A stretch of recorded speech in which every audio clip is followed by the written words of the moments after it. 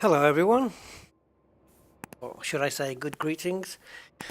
Rusty Dog here, welcome back to another live stream, third one of the weekend, and we're back in Elite Dangerous Odyssey, right where we left it, on the second ringed world that we discovered. Ringed landable atmospheric, that is. All the tools are running, Captain's Log, Market Connector, Elite Observatory Core, OBS, obviously, and Elite Dangerous. So I think that's pretty much it. Firefox for the chat. We're good to go.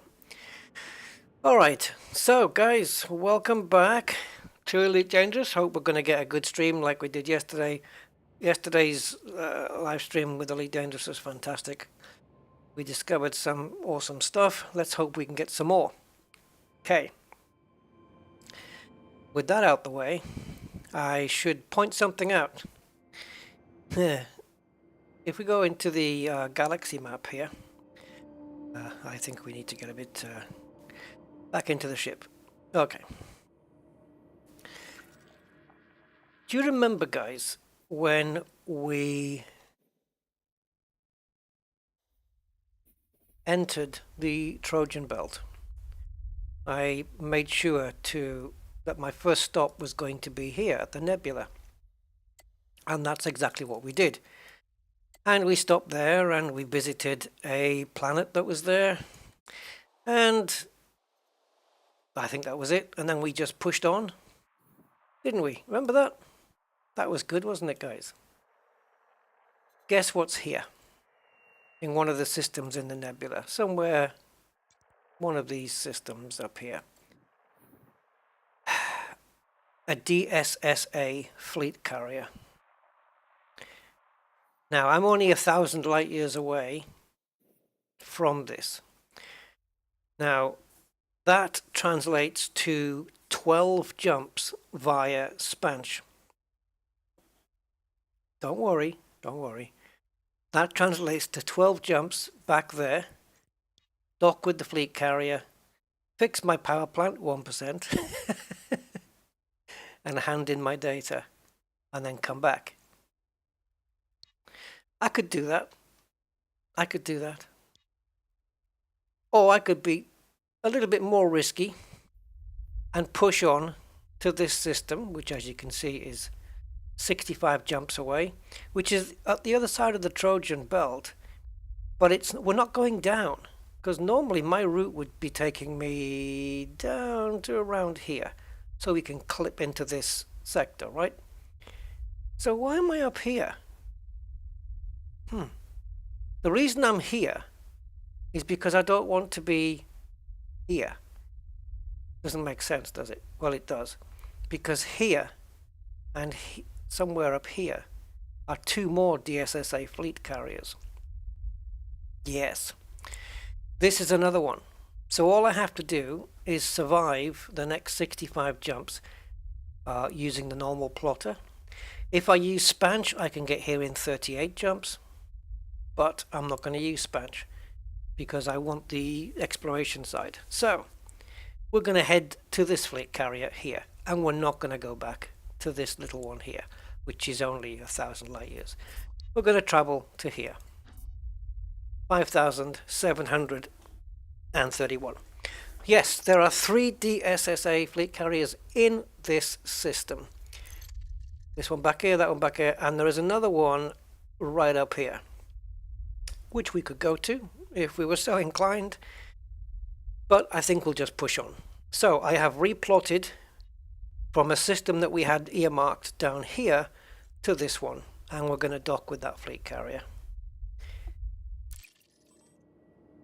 So I don't think we did the biological that was here, and I'm not going to either. We're just going to push on. I believe it's bacteria that was here. So this was the second ringed world that we discovered.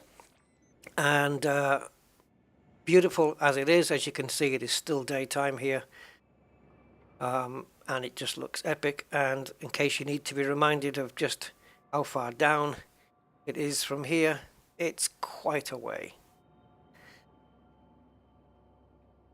Yeah, a little way, but it looks epic. So before we push on, let's have a look at the chat, see who's with us. If you want me to give you a shout out, just say hi in the chat and I'll say hi back. So let's kick it off with Andy K. I nearly said Angry K there because I just saw Angry pop in. Andy K. Hi Andy, thank you for being here, man, and for moderating. Appreciate it. Cosmic Drifter, welcome Cosmic. Laser Lobsters and Space Pizza. What's on a topping of space pizza? What would be on there? Thargoid bits. Welcome. Anyway, Commander Budman, one and only. Yes, you are, sir. And welcome to my stream. How are you? I hope you're all good, guys. I hope everyone's good today. Commander Steve Zodiac is with us. Hi, Steve. Simondo Psycho, hi guys. Yeah, you guys, all the same names cropping up. This is great, man. I love that you guys are always here with me every weekend. It's so cool. Yeah, thank you for joining me again. Simondo, welcome. Thomas Hughes TV, hi Thomas Hughes, welcome to the stream. Fatini, where have you been? I hope have you been watching my streams? Yesterday's stream was a kicker. It was a beauty. I mean, just look at the thumbnail on today's stream. Wow. I mean, we got some good stuff. Hopefully we'll get some more today. Yeah, welcome. Welcome, Patini. Nice to see you again. Hope you're doing okay. Jeff Hartley is with us. Hi, Jeff. Yes, welcome to you. Angry Citizen, another moderator. How you doing, sir? Hope all is good with you. And welcome. Gumbo Pot, my man, Gumbo Pot 72. How are you doing, sir? Halfway done in packing up that. Oh yeah, you're moving, aren't you? Wow. Yeah, it's a big upheaval, all of that. Eddie Ryan is with us. Hi, Eddie. Welcome to the stream, sir. Yeah, O-class stars are my favorite topping. Yeah, O-class stars. Yeah. And if someone takes a bite with the lights out, is that a black? Never mind. Black hole. No. Okay, so I have my cup of tea. I have an apple pie here, which looks like I'm never going to get to eat because I'm streaming. I'm ready. I'm ready, guys. So let's get back on board and leave this second of two atmospheric ringed worlds that we found.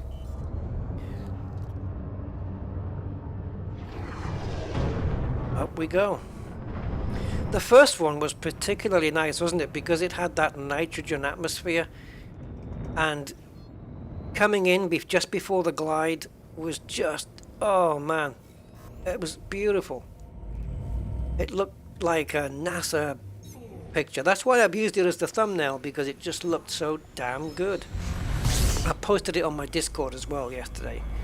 I've got so many screenshots. Do you know that in yesterday's stream I took 75 screenshots? 75, guys. That's how good it was. Holy crumbs. Fast Jack Gaming. Hi, Fast Jack. How are you? Thank you for joining us today. Oh, man. Look at this. Look at this. Where's the rings? Show me the rings. There they are. They're kind of brownish, but once you get underneath the atmosphere, they really do pop in like a much brighter color, just like it has right now. So yes, Elite Observatory Core is running. So if we get any more of these, ooh, oh my god! Rusty thanks you Anonymous for your kind donation of £5. Oh, thank you very much, man. Appreciate that. Appreciate the support there. Thank you, Anonymous. Thank you very much. And yeah, I did turn my volume back up from last night. I had to turn it down last night, guys. One of those fanfares went off at midnight, and yeah, it was too much. Anyway, look at that. That's one of those wide rings systems that we found as well. Yes, thank you, Anonymous. Appreciate it. That's all I can say. I love it. Thank you so much. Ian Townsend is with us. Oh, that was you, Jeff. How did he? I thought it was somebody who wanted to stay anonymous, so I'm trying to respect that. Thank you, Jeff. Appreciate it, sir. Thank you very much. Oh yeah, the geezer on last night's stream, Simondo. Oh man, I thought I was dead. I was so close to dying. I had 0% hull on my suit. Is it hull? It is to me. Yeah, I know. I was so close to just losing it. And I was only peeping. I was peeping into the little hole to see what it was like. And it just, second time, it just shot me up in the air. Yeah, it was such a good stream. I know it was a big one. It was twice the size that I thought it was going to be. I expected to do a 3-hour one, you know, and then another one today, but well, you guys, you know me. Doesn't quite work out that way always. But yeah, it was brilliant. Some of the sights were just amazing, and I have to say, it just goes to show how good Odyssey can look. You know, despite all of the flaws. I mean, every game's got its bugs and flaws and stuff, but can't remember the last time I had a pick your color, pick your ship error. That being like mauve sidewinder or green adder or black cutter or whatever the hell error. I've not had one of those for a while. So I suppose thankful for small mercies and all that. But yeah, great stuff. Now only 3 bodies here, so let's hop and get that one. Engineer 100. Hello, Engineer. Looking forward to some great views. I'll choose a decent name one day. I think you have a decent name. Engineer 100. It sounds like, I don't know, like a moniker that will be assigned to some kind of robot. Hello, I'm Engineer 100. This is R2D2. I don't know. Okay, so no call outs on this one, so that's just your standard system with nothing special. We will get told, oh guys, we need to be in desktop mode, don't we, for this? I mean, you guys don't really need to see the widget box, but I will have it up there. So bear with me. We're gonna stretch out the screen just a little. There we go. Okay, so if anything pops up in front, you guys will be able to see it now. I would put Captain's log up on the top of the screen as well, but the problem is with the notifications running. My heart's already palpitating. GumboPot72 for your kind donation of £10. To the left of that star and straight on till morning, watch out for the creepy flying kid in green. Yeah. Yes. Okay, I will watch out for that. Yes. Thank you, Gumbo. Awesome, man. Oh, look at that. I pressed the wrong button now. I was trying to move the ship around so I could see the message. System scan complete. Ah, you guys. Thank you so much, Gumbo. Legend, man. Oh.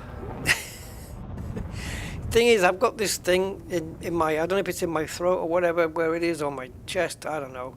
But I keep getting these like palpitation things, and that's happening, or it has been happening for the last 20 minutes. And I think it's stopped now. It has. Maybe that's what I needed, a little jump. I don't have the volume on as high as I did yesterday.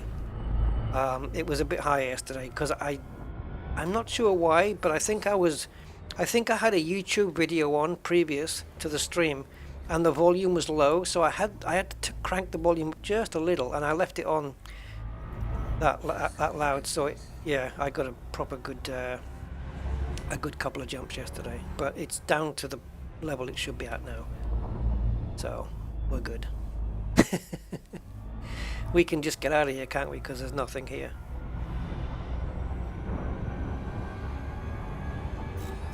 Right, this is me turning left, by the way, Gumbo. This is my left. I just did a left-hand turn, just like you say. Peter Pan freaked me out as a kid. Really? I don't think I ever watched it. What was Peter Pan in? Peter Pan? I don't know.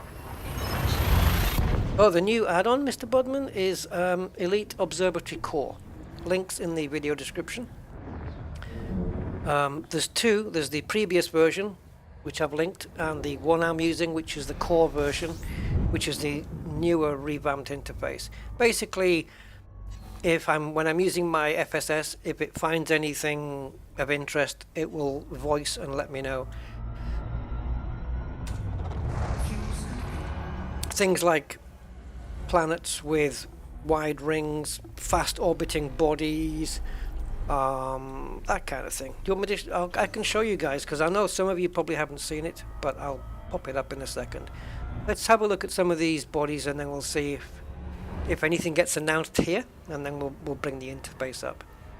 It's just basically a text-based interface, but it's just a very handy thing to have. I'm sure EDDI or something like that is just as capable, but it's a nice little tool to have, this one. Don't try and kid me that there's Earth-like worlds here, there isn't.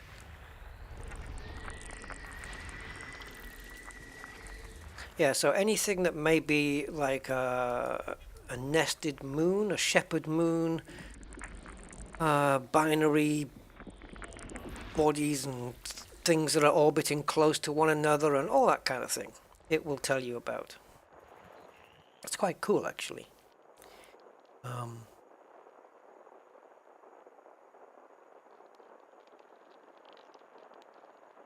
What are you doing, Cosmic?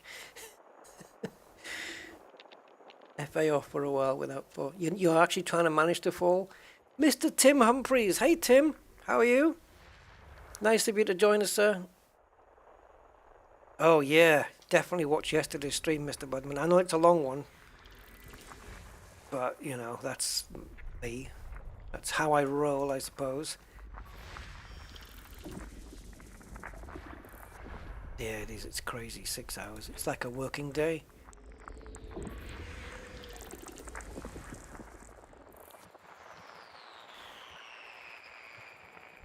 Now then, what do we have?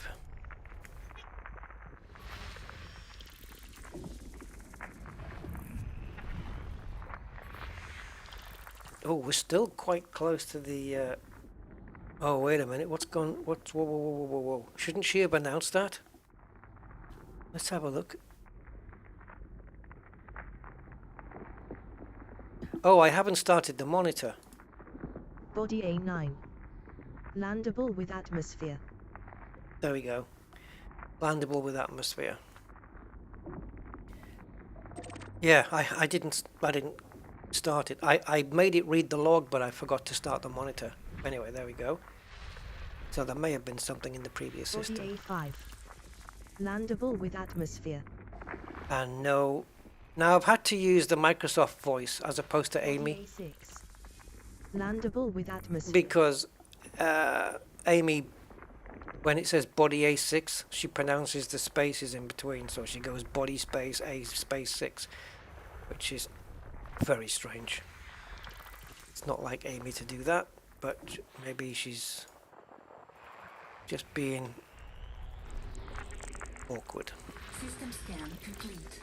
So, we got a couple of call-outs there, and if I show you what we've seen, if you look at the bottom of the screen, you'll see the last 4 entries, I think. No, 3 entries. The last 3 entries. We have 3 bodies, A9, A5, and A6, all landable with a thin neon atmosphere. And if we go to Botanist, this tells me my history of stuff that I've done. So I'll scroll down to the bottom. So we got these yesterday, and which was a good one that we got? Was it this one? I was looking for Tussock Capillum. We got that one. there was 5 bios on that planet, and we scanned 2 of them, and then we left. Core is basically settings and stuff like that. It's not a separate tab thing. And as I said, my only qualm with this program is every time I switch from botanist to explorer and back, I keep having to scroll back to the bottom again, which is a bit of an annoyance. But apart from that, I'm good with this. But here you can see this planet here has a close and fast orbit, and it gives you the information, the pertinent information, what it's talking about. In the last system we were in, we had 2 bodies with wide rings, which we went to one of them, and the one with the biggest ring, which was AB3. And then we have systems where, you know, you might find all premium boost materials, and then you might even get this one, all surface materials, which means any raw material that you can think of in Elite Dangerous, whether it be polonium, yttrium, nickel, cadmium, vanadium, germanium, ruthenium, all of it. Everything is available in this system, every single one. So you don't even have to leave that system to find any raw material. Very cool. So of course, as they're all there, it stands to reason that all premium boost materials are going to be there too. So yeah, Elite Observatory core, and very cool. And so let's just transition back. There you go, doing my transition sound effects again. Right, I've lost myself now. Where am I? Okay, we've done this, and we have some landables. I'm not sure whether they only had 1 bio though, all of these, so I'm assuming, well, I shouldn't assume bacteria because you just don't know. This is the, no, that's not the closest one. That is the closest one that has. Let's try this one. Let's have a quick look. That's what we're here for.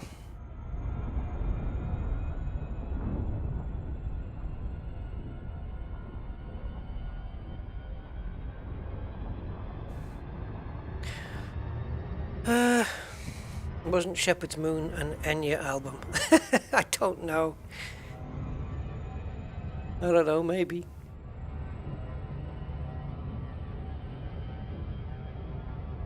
It is a bit of a time saver, Gumbo, and the good thing is that it helps you not miss something. You know, the tools like that, they help you not miss things, which is good.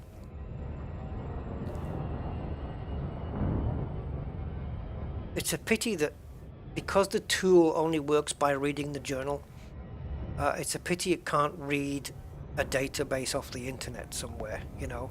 So, for example, if you got close to something, so if you were maybe within 10 jumps of a fleet carrier, it would say, you are within 10 jumps of a fleet carrier, or you are within 6 jumps of a notable stellar phenomenon, that kind of thing. But does that then get in the way of the point of exploring? If you're getting told what's around you for the next, you know, within 1,000 light year diameter, for example, wouldn't that kind of spoil the fun? Because if you miss something, well, you miss something. That's it. It's too bad.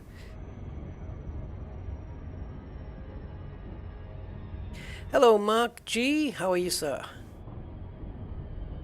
Cosmic says, does this observer thing see a pale moon rising? Probably not.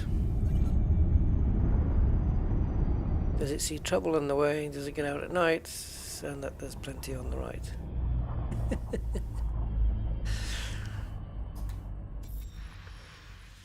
No.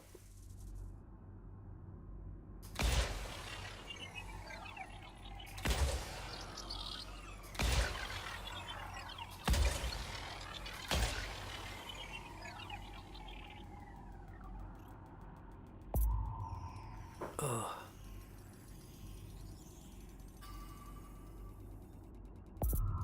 Bacteria, right? Is it?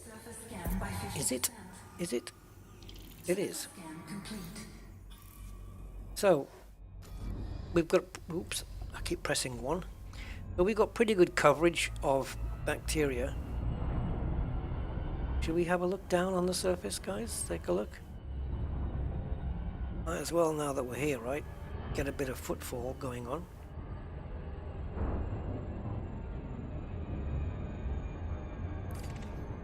Ah, so the bacteria doesn't grow on that bit hit there. Okay. Anywhere it likes to grow on the shiny bits, eh? Okay, well, let's refine our flight path. How about there? Yeah.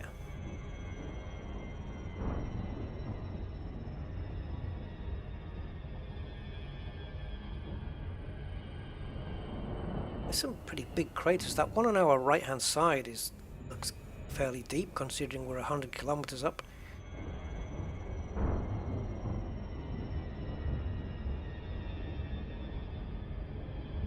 We still good there? We are. This is good because we've got different terrain left on our left and right now. We put it down here. Bang. Come on. There we go.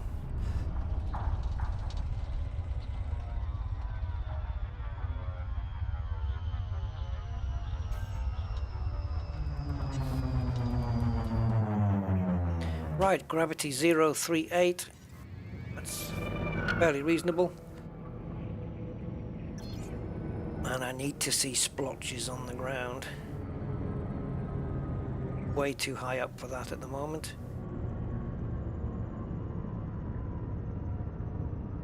Okay, is that one?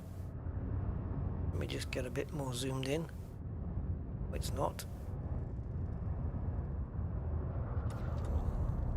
I'd like to see quite a few. That will encourage me then to land. We better get the shields up because I'm going to be skimming the surface.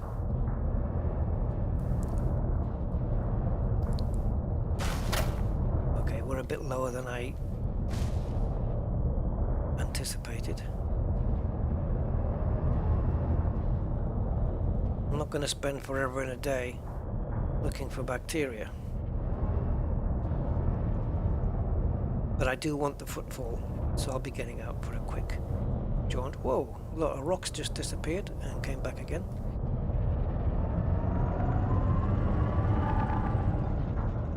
Well, the ground is changing as we move closer to it.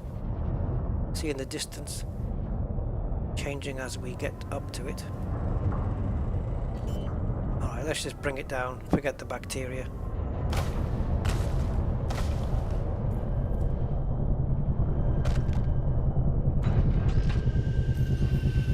We'll grab the footfall and we'll leave. Commander Max! Hey, Commander Max with a double X.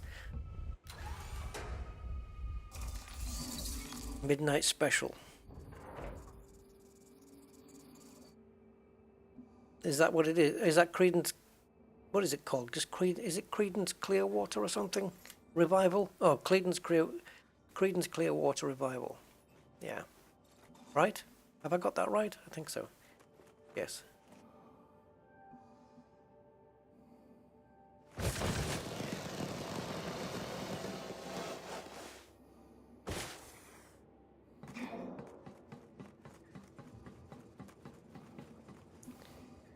So, what are we seeing? We do have an atmosphere. It's nothing like bright and airy, but it is definitely there on the horizon.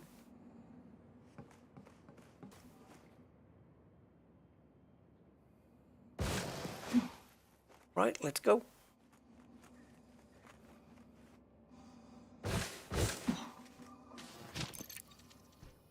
Let's jump to the next system because I suspect that the rest is going to be also bacteria. Probably not.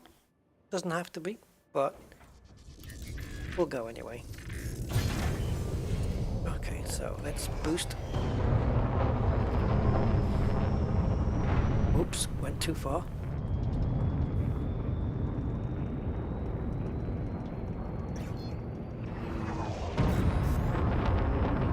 Off we go. 3, 2, 1, engage.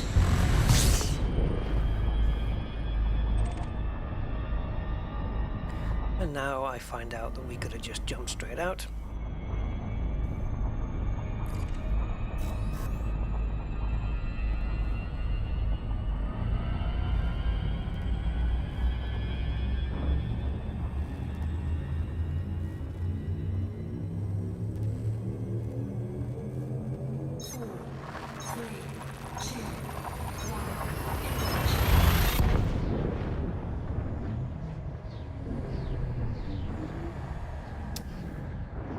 Another bright gold.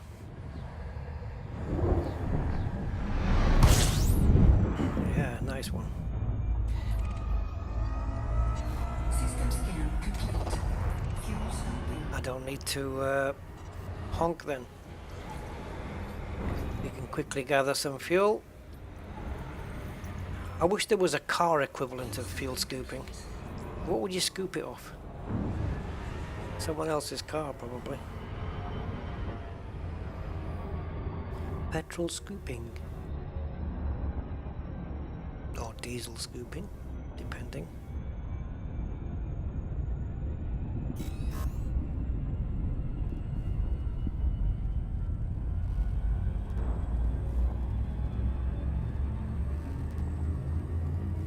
Would you then say that solar panels on top of a house roof, for example, are constantly fuel scooping? You could pretty much say that, right? Solar panels would be in a constant state of fuel scooping. Except when it's dark, maybe.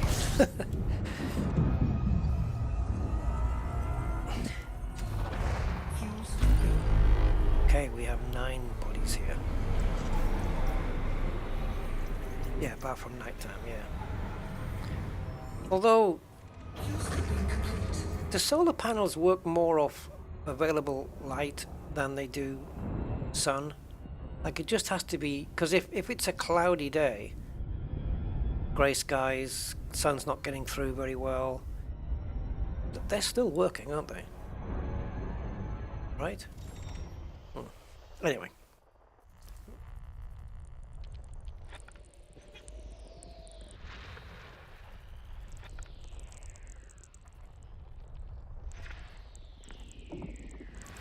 Body 3A. Whoa!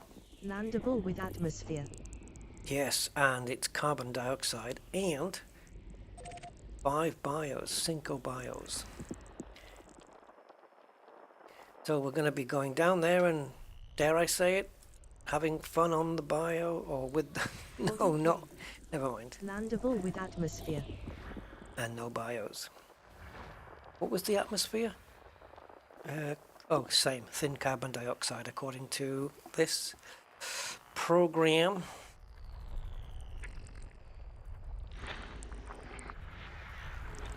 Having fun with the bios.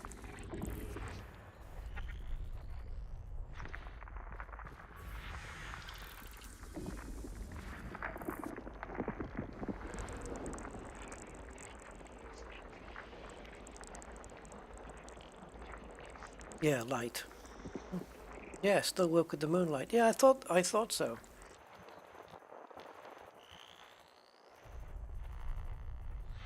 Solar, so good. Right, there we go. High metal. And we have 3 more. Body 2.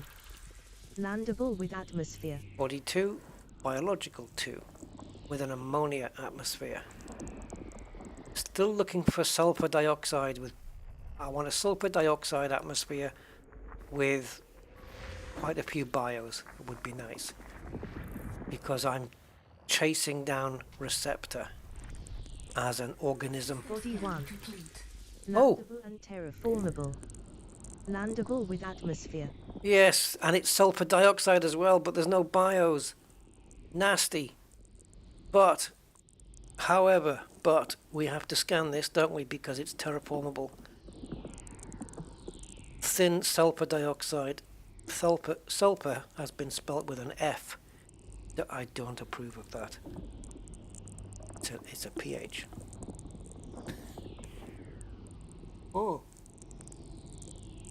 So we got to go here. Give it a quick probing. I don't know. There's nothing. There's no reason to land on it other than to get footfall. So this is our high metal content, which is terraformable. This body is a candidate for terraforming. And this will be our one with 5 bios. So I could, if I really wanted, to go to all these and just claim footfall on them. Even these two. But I probably would if I wasn't streaming. Because that's what exploration's about, isn't it? Sometimes you just want to be that completionist and just get footfall on everything in the system. Okay, let's go here.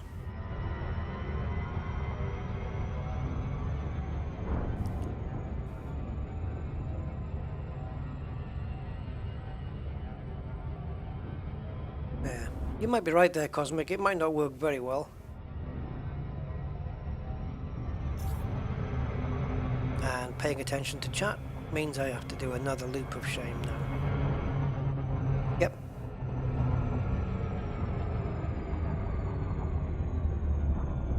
Or the hairpin turn of shame. The U-turn of humility. Call it what you will.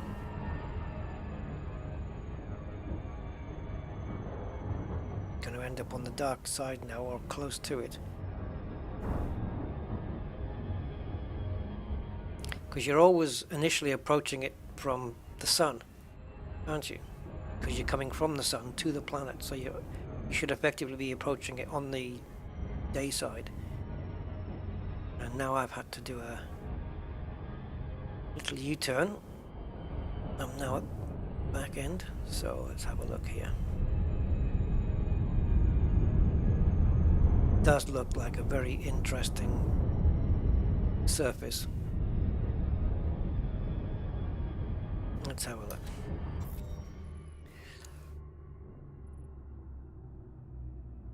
So we're going to map this just because it's terraformable and therefore it's a good few credits in the coffers. Mapping terraformables is always good for the money. Ibex the goat. Hey Ibex. 07. Surface scan by 50%. Surface scan complete. Oh. And we don't get the blue mapping. Anyone interested to go down here? This particular part here. Right there. This complication over there. What about all that lot? Let's have a look down. It's hard to judge the angle until you see it. Oh, that's okay, that's fine. We've got some mountainous regions over there, that patch. Are they mountainous? Well, sticky uppy bits. Let's just claim footfall and then we'll go and have a look at the one that's got the 5 bios. The one I haven't come across for a long time, and I think I've only found it back in the Alpha, the Odyssey Alpha, was the these tube ones. You know, there was one, it was like twice or 3 times my character's height. I love how all the detail just starts appearing. Whoa, whoa, whoa, whoa, whoa, whoa. Go back this way. Don't black out. I like canyons and holes in the ground. Right, gravity 0.4. Oh boy. Look at all that stuff to my right though. Imagine exploring in there, but down here. It's a pity they don't put stuff in holes and things.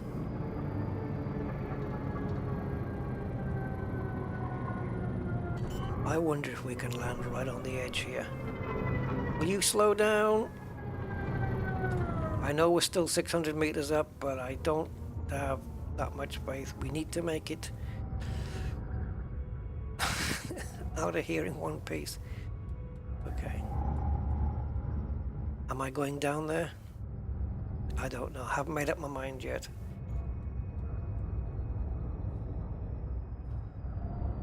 Oh, it would be cool if we could land up here. And do I go down on foot? Oh, huge, huge, huge landing window here. Do I go down in the SRV or do I go down on foot? Slide down on foot, really. Okay. So I'm facing front, so it should be this way. Oh, we did get close to the edge. This is a good place to yodel from, maybe.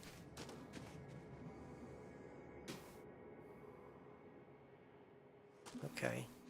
Let's have a quick walk down this edge. This is deeper than well, when you're on foot.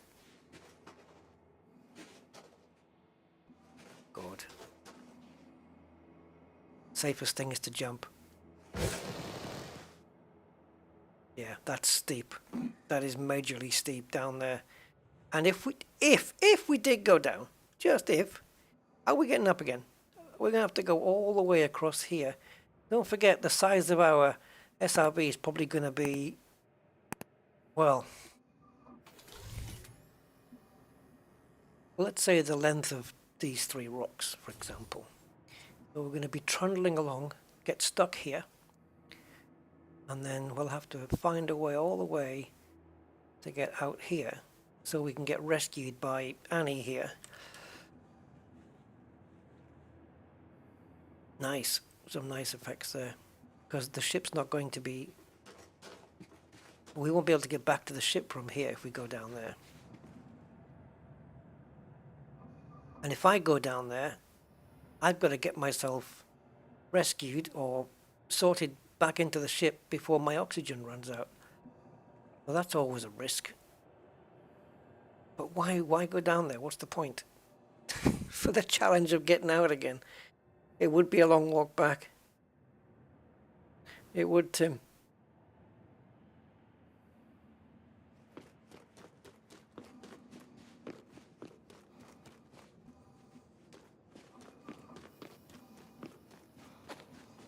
Let's have a look over here.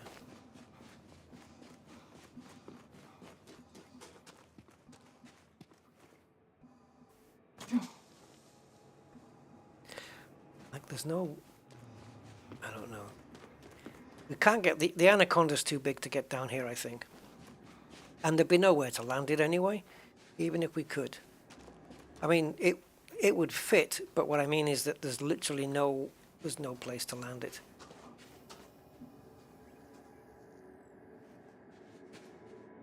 Oh, I'm so scared to go over the edge here, just in case we start sliding. See, now if there was caves at the bottom to explore, I'd be down there like a shot. Maybe something Frontier could think about putting in at some point.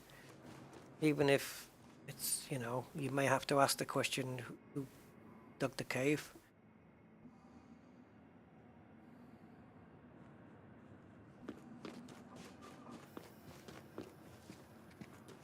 Okay.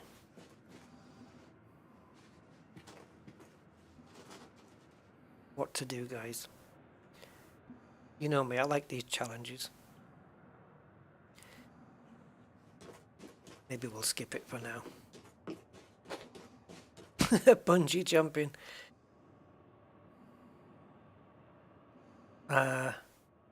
Yes, it's always done that, Deo. 977. Yeah. Where it lands. If it can't land, it'll hover. Yeah. It's done that since forever, I think. I've always known it to do that in Elite. Way back. Years and years. I found it out by accident once. It was my Python that did it. We were going through some very tough terrain for the SRV. I mean, it was just big lumps of terrain, and it was so bad that I couldn't even maneuver the SRV forward or back without, you know, it was just horrible. So I called the ship, and of course it was a Python, it couldn't land, no chance. So it just hovered and it opened its doors. And I got myself directly underneath, and the board ship light came on, and that was that. See, the Anaconda makes it look like it's not that steep at all. But then again, it's an Anaconda, so it's big. And compared to a person, well... And that was quite a hefty whack we took on the shields there.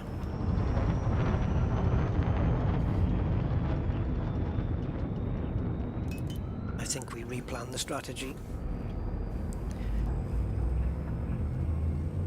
4, 3, 2, 1, engage. Yeah. I don't care what spin they put on it. If they can have caves in there or something, just mining. Or not caves, but a tool that we can have that can create caves. And then, how cool would it be if that was persistent? So you go to a planet, and there's suddenly a cave there, and you think, someone's been here before me because they've made this cave. And maybe, you know, there could be mining opportunities. I don't know. It's not... Yeah, the tool like you would get in No Man's Sky, the one that digs holes. I don't necessarily need the tool where it reverses it and it just fills it all in. I think that's a bit too far-fetched. But the one where it just pummels rock and makes, you know, makes caves and you can dig your way in. Or have an SRV with one of those mole things on it, you know? Those twisty mole things that can dig straight in.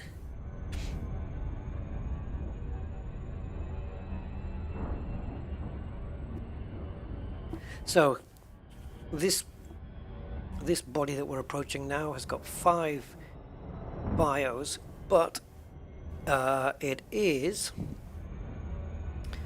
which one is it now? It's 3A, so it has a thin carbon dioxide atmosphere.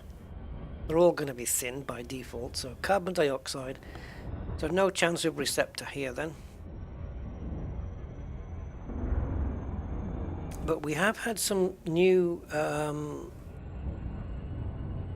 species, or not species, but different types of species of plant, which was good. I was after a particular one, and then it just so happened it was there in that same system for the first time. Time to do your lottery tickets. Yeah, I mean, flora and fauna, but I'm thinking about caves where once you bury inside you can start hand mining diamonds and opals and things like that. I don't know. I mean, it's not like they want to get too science fiction-y, right? I'm only doing 22 times the speed of light right now, so let's not get too far out of reality, eh? No, let's try and stick to believable stuff. They're alien worlds, we can explain it away with anything. Just like every science fiction movie ever.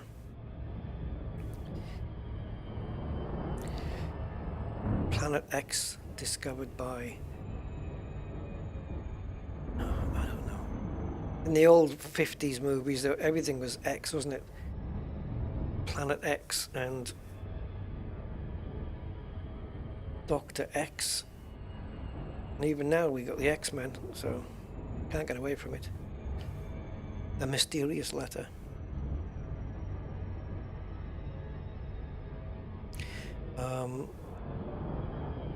Yeah, well, you know what I think about manually repairing power plants. I think that that's an essential thing that they should add.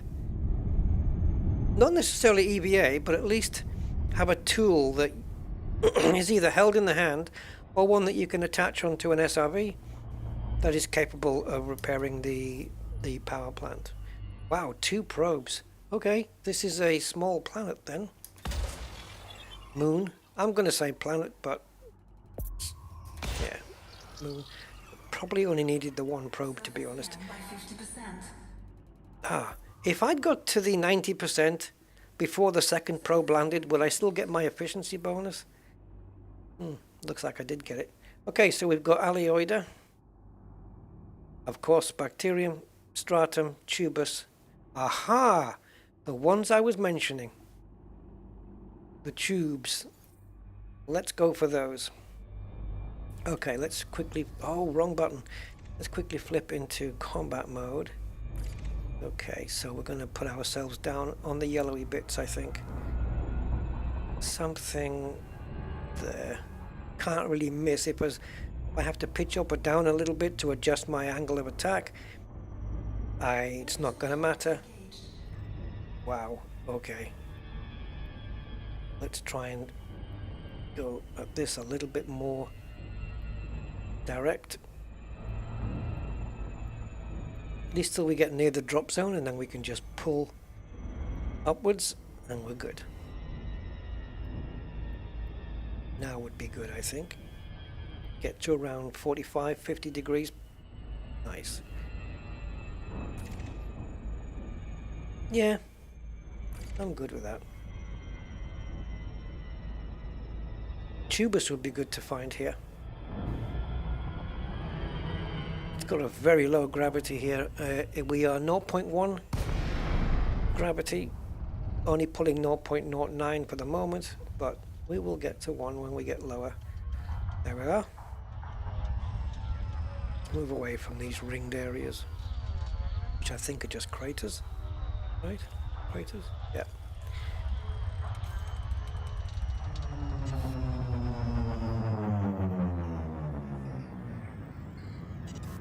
Did glide ever freak you guys out the first time you experienced it?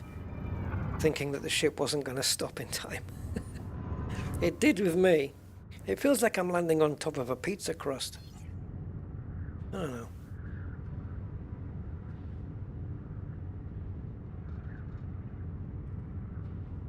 Okay, so shields are already at maximum, just in case.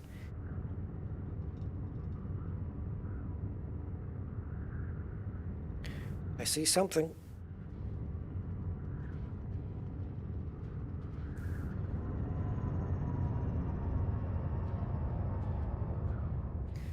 And quite a few. There's a couple of species already of different things. Stratum and I think that would be tubus, right? I don't know. Let's see if we can bring her down here. Okay, we're good.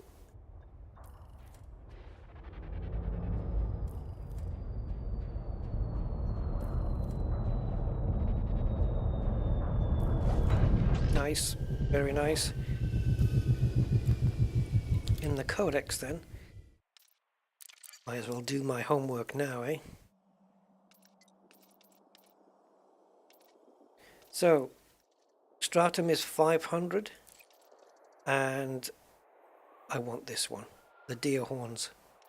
Receptor, this is the baby I'm after. That'd be so cool to find it. So, tubus, I think this is what we've discovered, that one. Tubus carvus, I think, is what's outside. I've not seen that one before, and I've never seen that one, as far as I know. Sororibus, Rosarium, and Carvus, which I think is outside. And this has got an 800 meter range, which means we will definitely be needing the little vehicle, the smart car. And once I pick the right menu, there we go. Still depleting on that fuel, 27% fuel left. I'm not going to fill up until my oxygen starts running out. Low gravity warning. Yeah, or maybe one, yeah, where you can change the sensor from being adapted to rocks to the bios, the plantages. Would be good, wouldn't it? Oh, now then. Wait a minute. Okay. This is different. I still think it's Carbus though. Just, I'll tell you one thing. It's not a shade of green this time. No, let's get the lights out.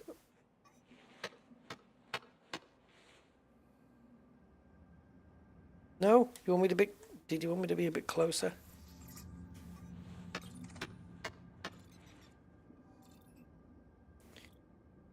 Why isn't it working? Come on, lights out. Okay, one more time. Thank you. I don't want you putting weird shades on the landscape here. I can do that with my light. Right, let's get the thing scanned. Yeah, it still is Carbus, surely. Tubus Carbus. Maroon. Okay. And it's 800 meters in between samples. Well, that looks like it might be a possible candidate. That's too close. So we can head... What is that? 287-ish? 287 degrees heading.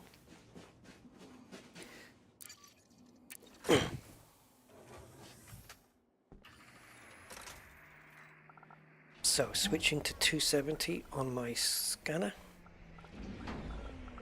287 wasn't it? There we go. And full acceleration.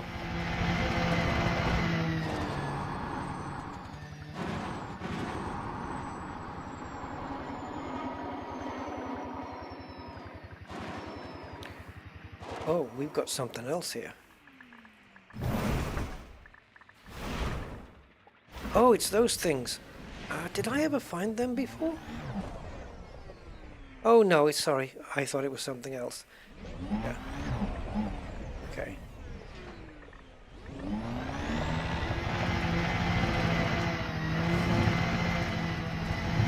So this will be scan number 2. Ah yes, I forgot. Let's do this. We've got a gift voucher. Spendable in any shop.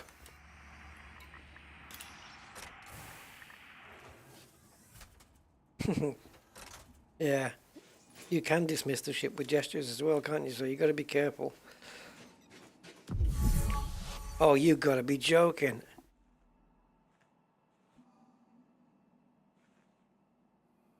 I don't know why the visor needs to cycle through all of its routines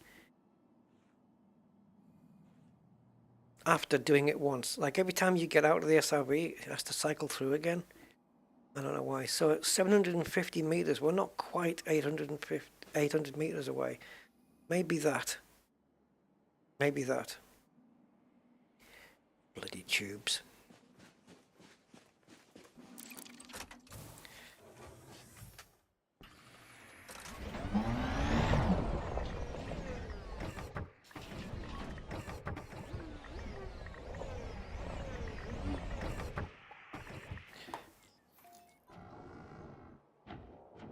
I think I'm out of range now.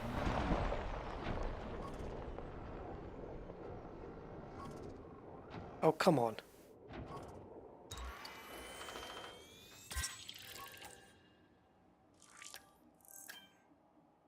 Tussock Propagito.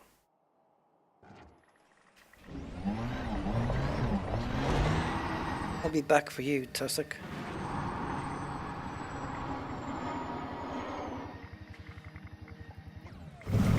Well, this is definitely scannable for the second sample, for sure. It's a pity it's not the third one, because the tussock is right there.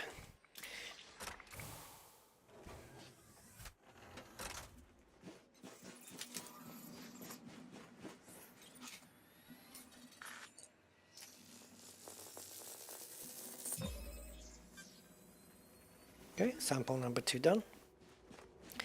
So now to do the next one, to prevent the ship going away, we could kind of triangulate it in a way and head back over that direction. That might be a good idea, actually. We've got stratum on our right as well.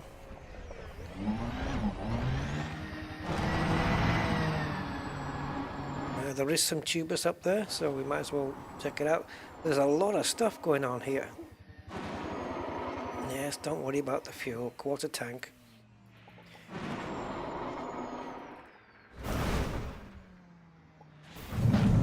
Oh, that was my fault. I pitched forward. I should have let it just drop naturally, but...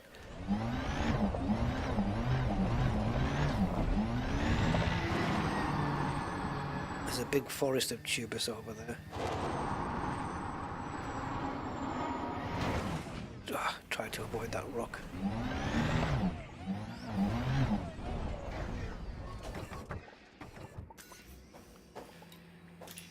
See, now my helmet visor's going to cycle again.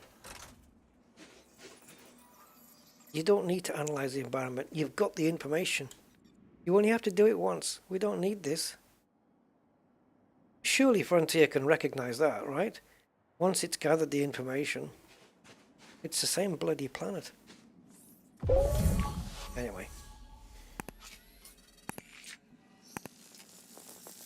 Hello, old pixel.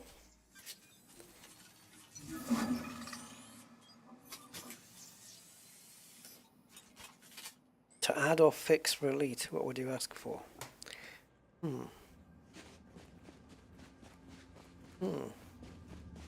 To add or fix.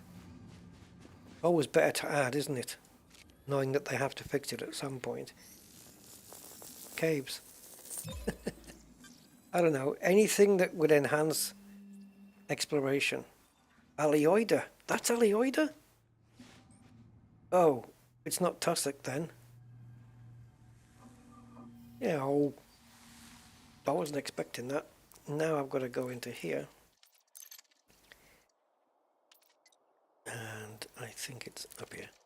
150 meters for Alioida. So, come on. Why won't it accept escape as being a back? Yeah.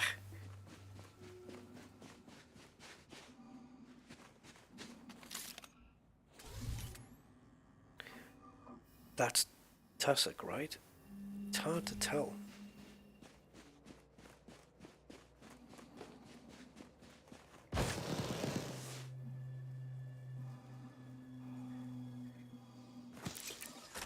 Okay, let's have a look.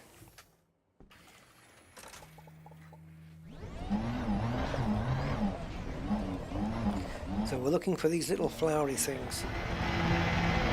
Oh, hold on.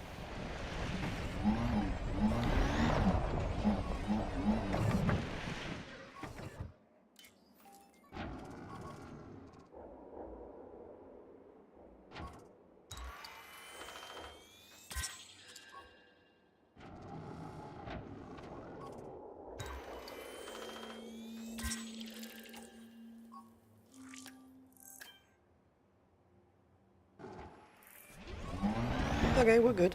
Next.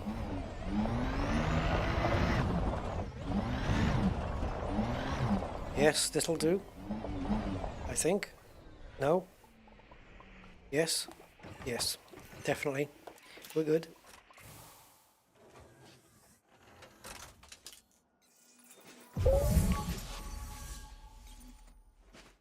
Anything that's not green, forget it.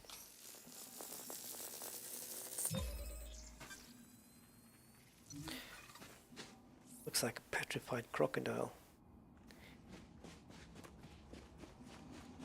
I might get away with this one, although this is Tussock. I think. Oh, I thought I spotted. No, I thought I spotted it in the background, but I didn't. Yeah.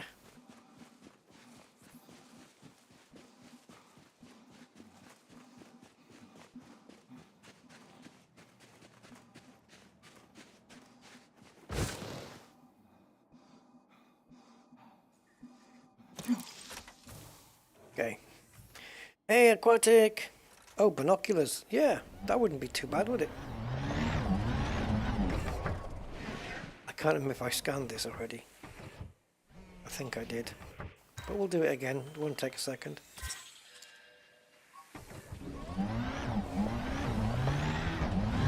Right, we need one more alioida.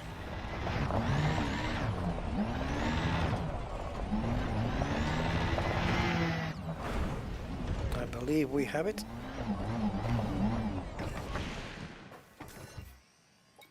Then we can do these space cucumbers.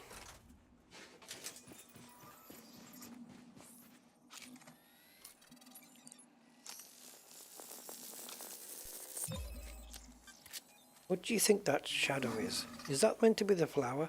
It is. The circle here, it's the flower. But there's no shadow of the stalk. Makes sense. And this is 500 meters, I believe.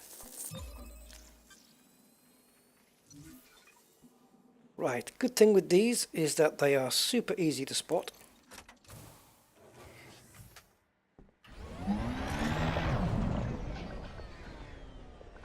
So if I head back towards the ship, which is 900 meters away, so I think we'll try over here and see if this one is 500.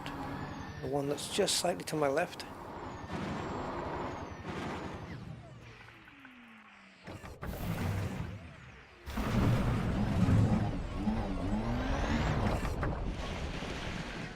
Okay, let's try this one.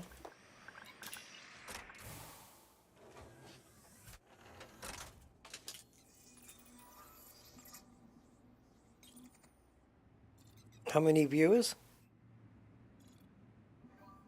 What, on the stream? 56 I have here. Is that what you mean? How many viewers? Yeah. 57 fine people.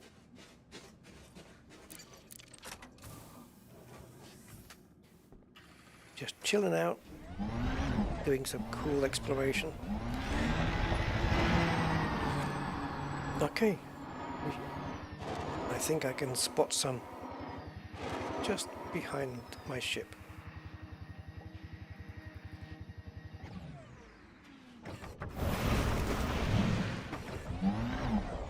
Okay, now this is what I want next. So if I plan the route to the stratum, which I think is that way. So 80 degrees, let's call it. So 260 to get back to where I am.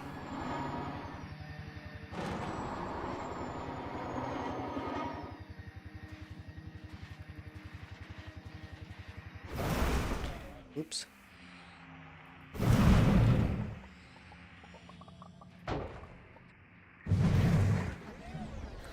You gotta roll with it. Isn't there a... Is that where I was heading? Oh my god. I'm not... Okay, it must have been this one. And we have tussock here too, so that's... Oh no. Do we? Oh, don't think so. Maybe. I'm not sure. What? I think this is the same as this. Ah, but that isn't. Awesome. So, stratum Palaeus. Done. So next up is you.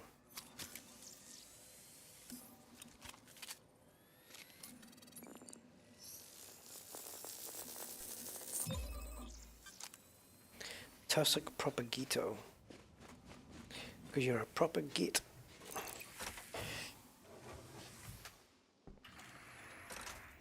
Oh, yeah. Don't forget to like.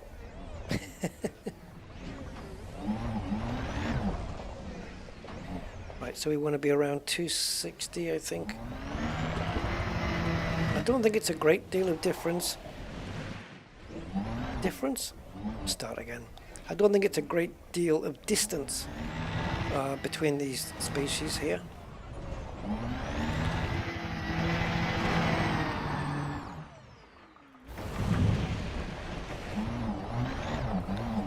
Oh yeah, sweetheart.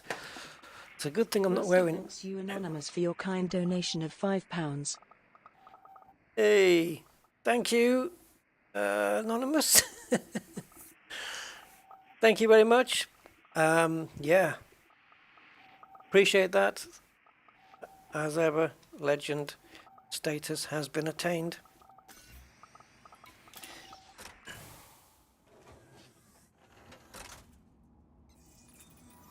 Was that Jeff again, or was it someone else? I don't know. Hey, Mick 07, welcome to the stream.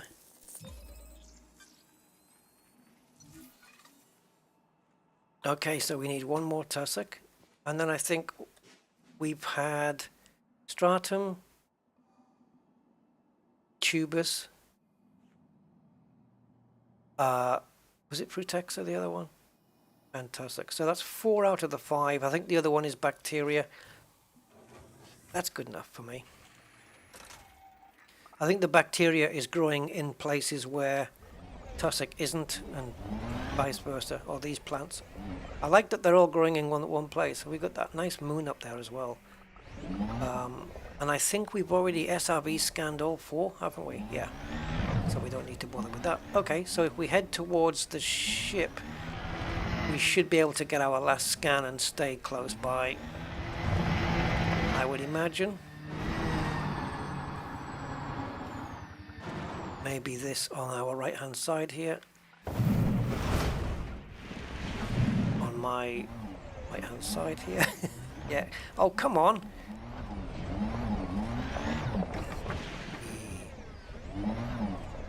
No, not quite. Oh, I'm hopeful that there is a bit of tussock close by.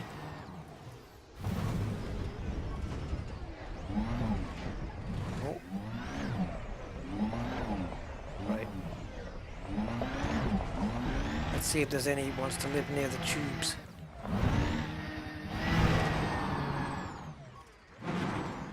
Aha. Is that any on my left, or is that... No. Yes, no, yes, yes, yes. Definitely yes. Ah, we should be good. What up, yo dog? Hey, what up, yo dog? Yes, they have stopped development on the console for Odyssey. And it is sad news, very much so. Yeah, it is a shame. It is a shame. But it hasn't done them any good to do that, so there must have been some good reasons for it. Because it would financially cost them as well to not do it.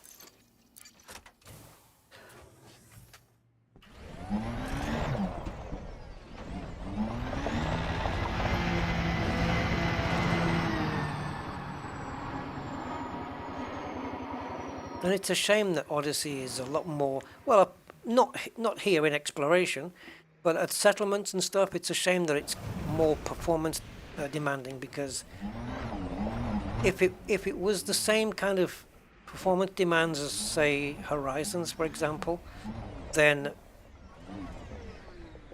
you wouldn't need such a budget for a PC to play Odyssey with, right? It wouldn't, the demands wouldn't be that much. You could get away with quite a lower spec machine and still enjoy Elite Dangerous. I mean, my laptop, I've got a laptop which is a good few years old. I can play Elite Dangerous on it, but I do have to turn down some of the settings. But I think it's got a GTX, I think it's a 780 or something on that laptop. It's old, it's got battle scars, it's got cracks in the case, and I've got a key missing on my keyboard on my laptop. It's a flipping nightmare. And it still works. Thankfully I've got a backup. In case it craps out altogether, I do have a backup one.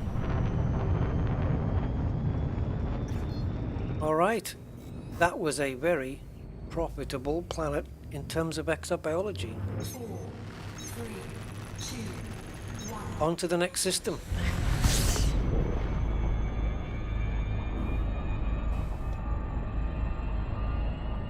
Oh, thank you, what up?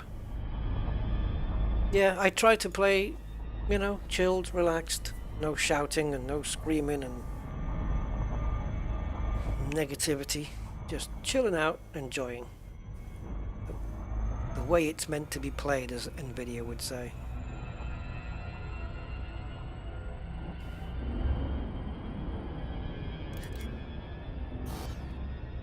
Yeah, we are obscured. It's, we're gonna have to venture off to the side a little.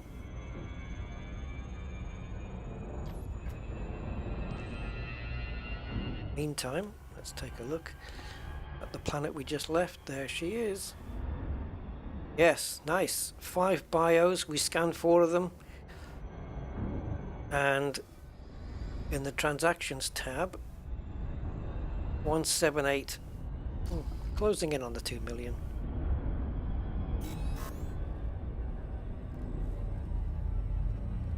Now, what awaits us in this system? Probably 1 star. 4, 3, 2, 1. Like in Mud Runner. Yeah. Yeah, that can be a bit stressful. Try and keep it as chilled as possible, but it ends up not working that way, and it certainly doesn't work that way when I'm sim racing, because I'm too much of a perfectionist in sim racing. It's like it does my head in, you know, I put too much pressure on myself to nail every braking point, every apex, everything, and you can't do it that way, but I keep doing it that way. Keep trying to, and I get frustrated.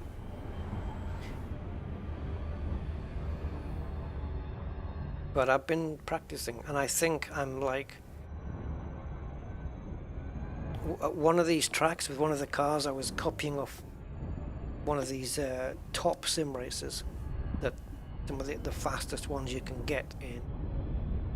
Yeah, I think, yeah, and I think I ended up being 3.5 seconds, I think, off his lap time.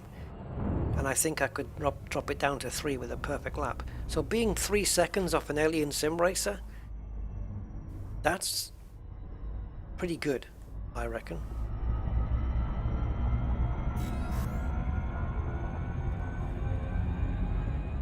Come on, hurry up. Can you get back here? Oh, Christ.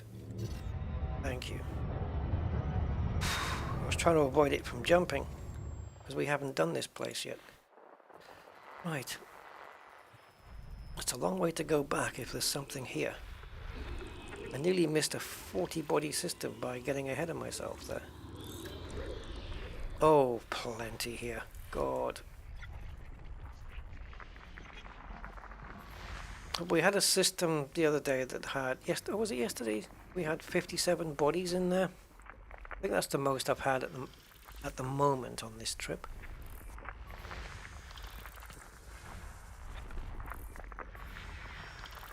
So we'll quickly wave our way through these.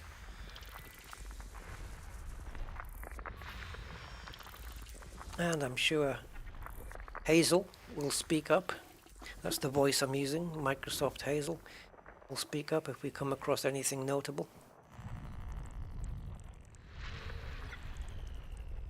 Ooh.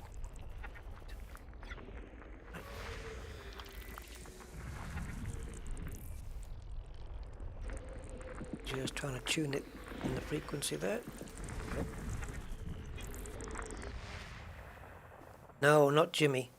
This guy's faster than Jimmy Broadbent.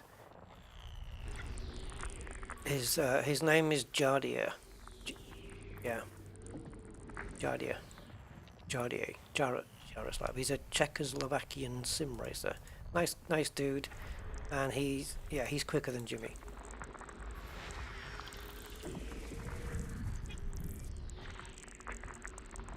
So you can imagine how fast he is, I guess.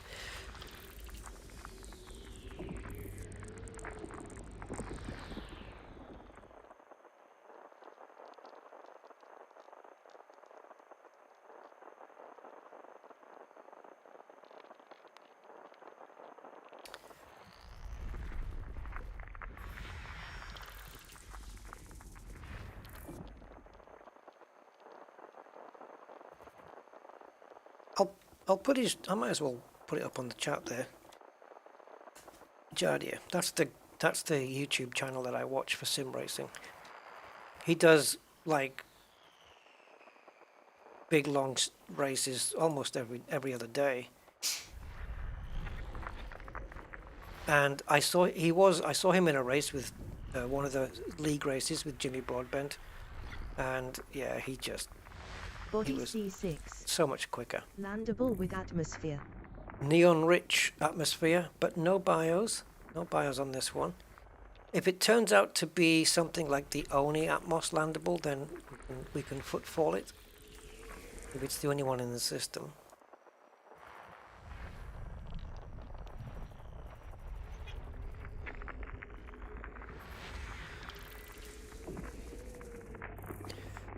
Yeah, Jardi is an ex-real racer as well. He used to do proper car racing.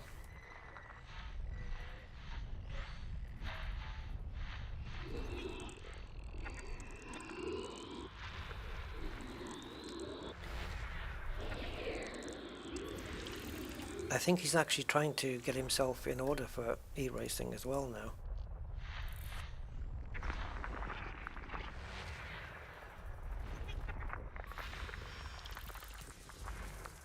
And he has a cool dog, so that's always a plus point. It's a white German Shepherd, I think.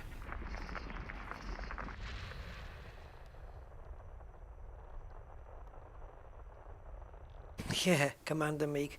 Well, no, I don't know. This is a leisurely trip. I mean, it's just that it is, like you say, we're far out. We're like 31. We're going to, once we go to the system that I'm heading to, we're going to be around 32, if not a bit more, 1,000 light years from Earth, so to speak, from Sol, yeah. We're over 31,000 already, and we are pushing a little bit further out with every jump we make. Slightly, because we're on that kind of angle where we're just pushing just up further away every time we go across. But we're no longer going, well, I suppose we are therefore going a little bit further east, but we're not pushing eastwards as such. We're kind of coming across now. South, if you want to call it anything. And then west to get back home. And west is... Nested moon. Nested moon. But the west will be a lot longer than the east was because it's on a larger diameter on the way back, if that makes sense. Body A1HA. Nested moon. There we go. All premium boost materials in system. All surface materials in system. There we go. So, you name any raw material and it's in this system. Now, it's possible to have all premium boost materials without all surfaces, without all raw materials on the surfaces, but not vice versa. Oh, this looks cool. Look at the rings on that one. A4. Interesting. May not have an atmosphere, but if it's landable, it might look cool. They don't necessarily have to have an atmosphere but the atmosphere does help to make it look, to give those visuals just that extra pop, so to speak. But without, you can still have some nice shots. Okay.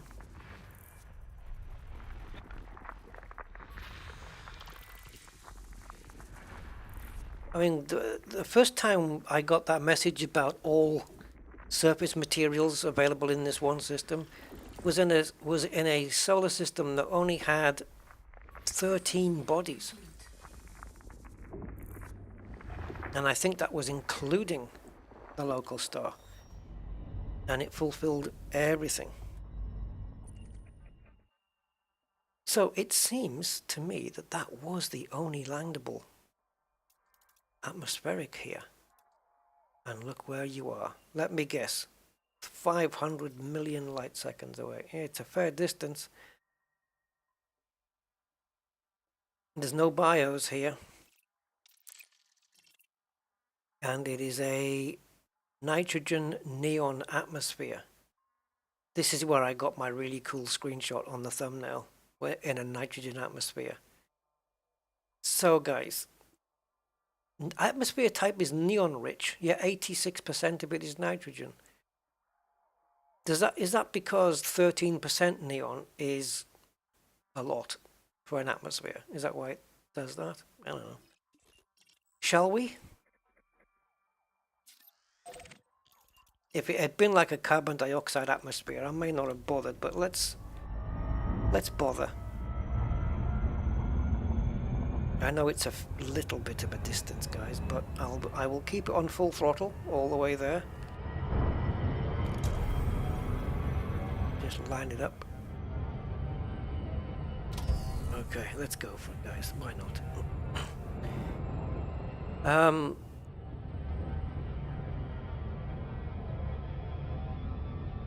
Oh, okay, Gumbo. Have a good day, man. Enjoy the rest of your packing. Which you won't. Unpacking is probably better.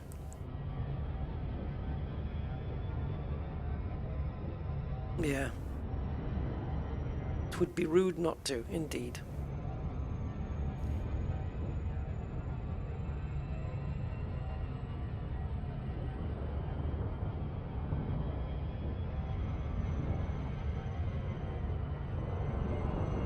Okay.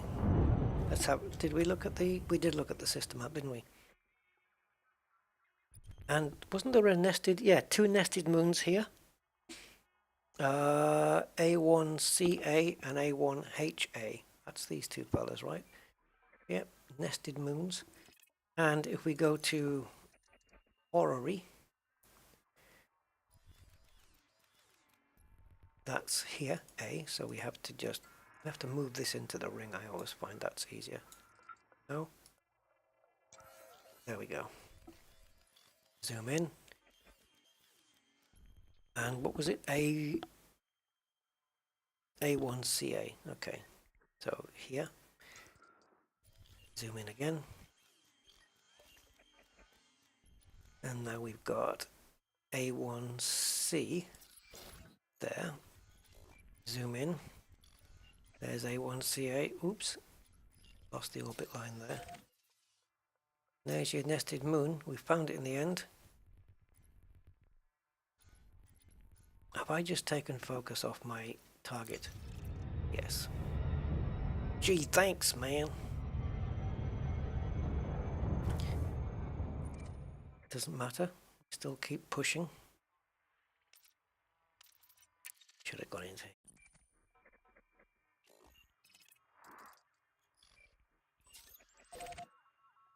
the single only landable atmosphere world in this system. And I'm gonna get there.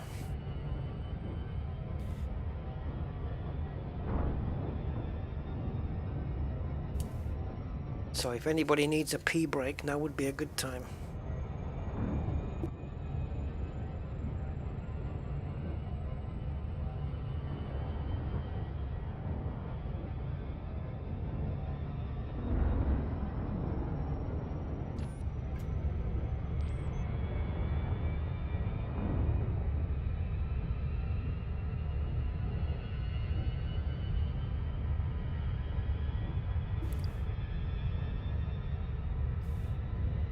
I wonder if we'll ever come across a place where one of the moons is so far away, it's actually further away than Hutton Orbital. So what have we got to beat there? Is it 1.2 light years or something? Or 0.2 light years, isn't it? Oh, 0.2. I've got a sticker on my laptop lid. No, is it? What is it? 0.21 or something? 0.22. Yes, 0.22 in order to get to Hutton orbital from the local star, right?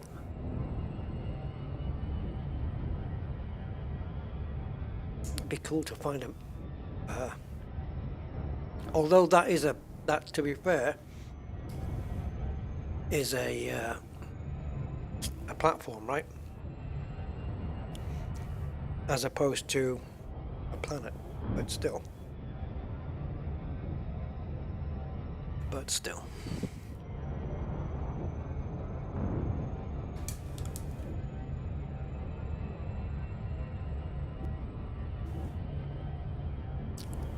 Not there yet, Simondo. Not quite. Almost.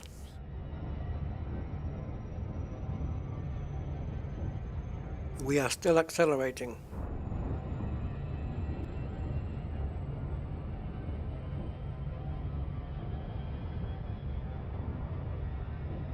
Hutton orbital is in Alpha Centauri, right?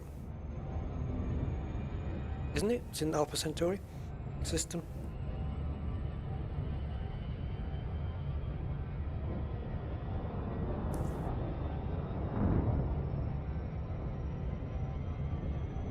Proxima is like next, the next one.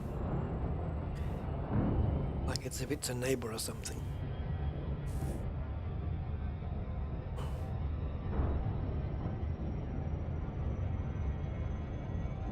Proximo tiempo, next time.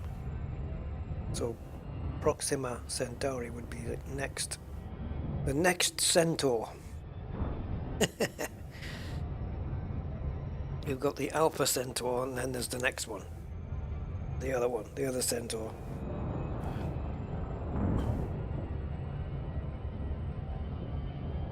While we're on this, we are 27,613 from Colonia. I'm going to see if I've got time to quickly pop into Captain's log and change. Now then, where do I go to do this? To change the distance from place. It's currently set to Colonia, but I'd like to have it set to Sol again.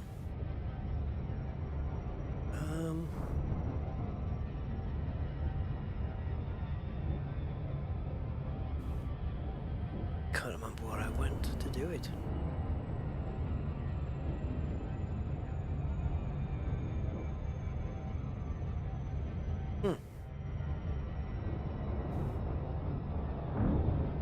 Doesn't appear to be in the config. Oh, where's Jonah when you need him?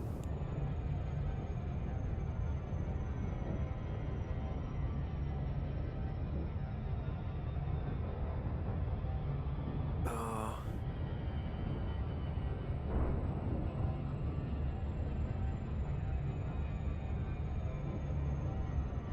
I'm looking through all of the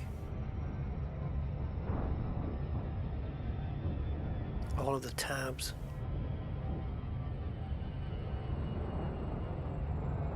I can't remember what he said to do. Oh, wait a minute.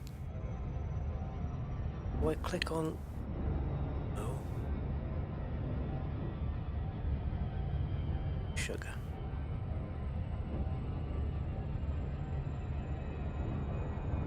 I think there's something on the main interface as opposed to going into the configuration. Oh well. Hey, Jokerman!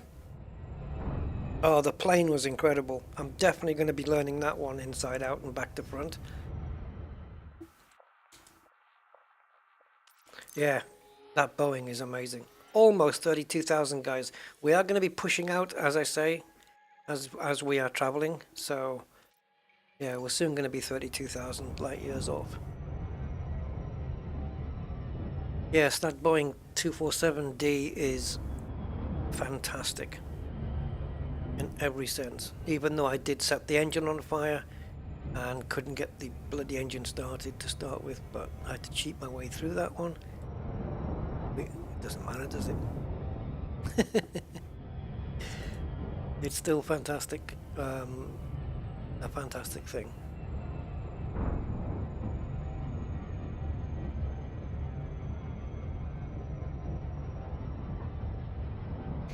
Yeah, Commander Razor, yes, the price was crazy. I think it's like, it's $20 or 17 euros or 14 pounds and some change,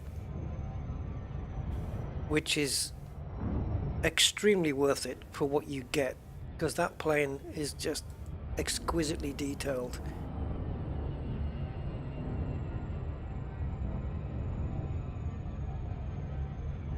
I really want to learn the navigation system via Morse code, you know, so you're heading towards, say, a beacon, and you can hear the A Morse code. You're either going to hear the letter A or the letter N in Morse code. And then as you're heading towards it, you'll hear a continuous beep when the A and the N overlay, because A is a dash and a dot and N is a dot and a dash, or vice versa. So of course when you overlay both of them, it sounds like a continuous tone. Then you know you're on the path. And if you start hearing the A more predominantly, you know you're too far left and you have to navigate further to the right. If you hear the N too much, then you have to navigate back to the left again. And you know, as long as you're hearing that continuous tone, then you're good to go. But then it's, how do you know the distance before you get to the beacon? Now you could plot it in little nav map where it would tell you, but then isn't that kind of defeating the object? Maybe as soon as you lose the continuous tone, I don't know. I think once the continuous tone stops, you have to turn the aircraft to another heading, but then how do you find out that heading in the first place? Charts, maybe? Old charts? I don't know.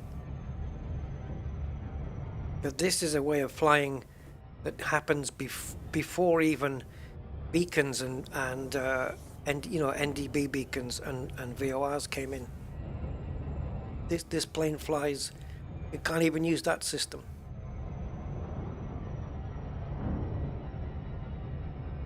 Which is quite something.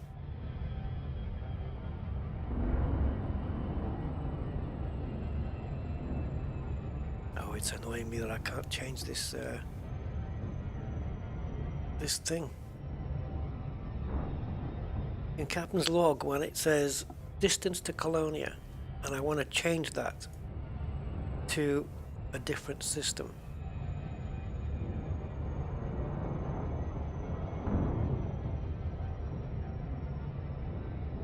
The last time I had the developer here in the chat, and he told me how to do it. Now I've forgotten.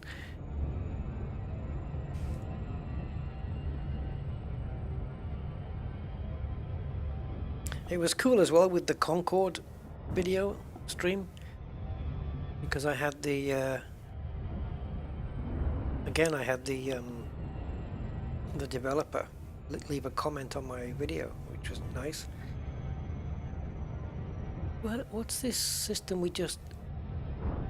Quemi CKI 2510A1. Huh. Hold on. Am I missing something out here? A1. Come on. Ah, okay. It's you. Right, sorry. I was just looking at Captain's log there, and it mentioned that it was 3.4G, but it's not a landable planet, so don't count. Alright, we're definitely closing down on this. Basically just coming here to have a look at the atmosphere and get a footfall.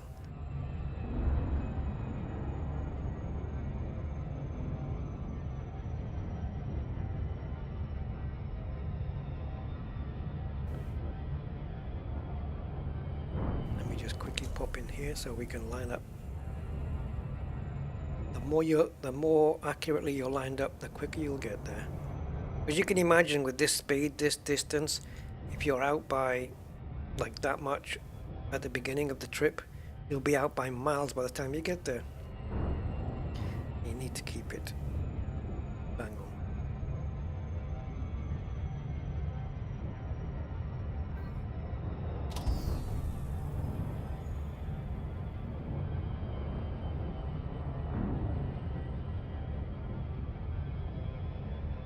Well, the multiplayer, what you're talking about with the tower guys, you're talking probably about VATSIM, where they have real live people, players, becoming ATC. The problem is I don't know how to talk that language, so I can't participate there. But no, I tend to play with live traffic, live weather, and I don't do multiplayer. I don't particularly want to see a load of planes with labels on them telling me who the pilot is. Yeah. You can probably turn them off, I suspect, but... So even all the way out here, guys, this planet's receiving some light. That's cool. And what if we can land on the other side of the brightness, so we can have the nebula in view as well?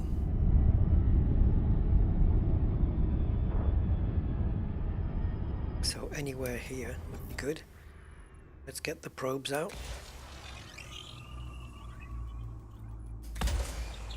I think that first one's going to hit in the right place.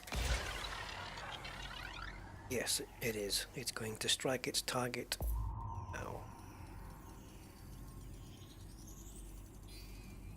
So no biologicals here that we know of, and Surface scan by 50%. that's fine. Surface scan complete.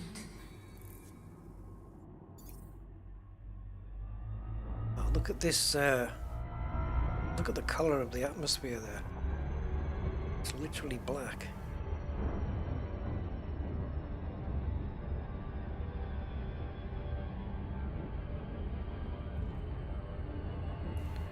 Wow, okay.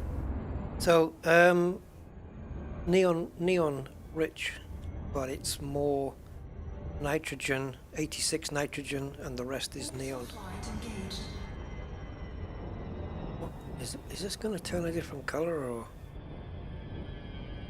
what?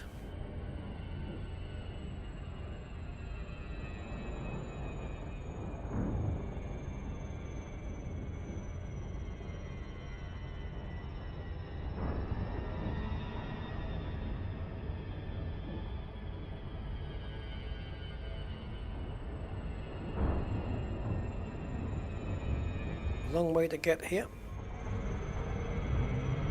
So I'm hoping it looks fairly decent.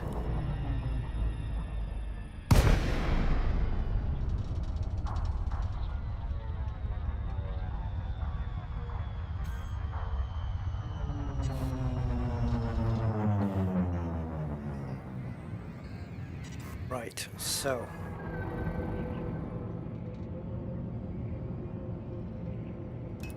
shields up and 0.3 gravity.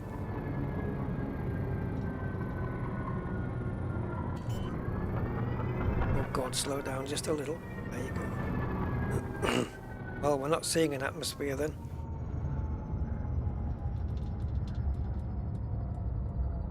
Oh, sort of. There is some coloration there. Just on the horizon, but not very much.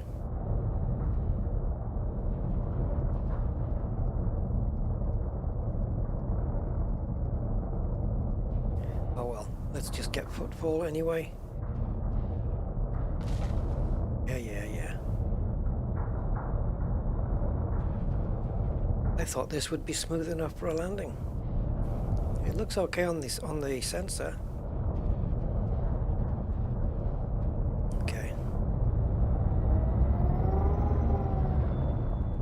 Let's try over here. surely here.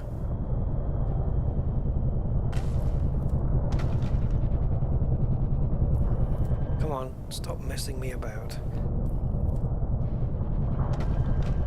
Yeah, alignment might be okay, but spacing isn't, is it? Try again.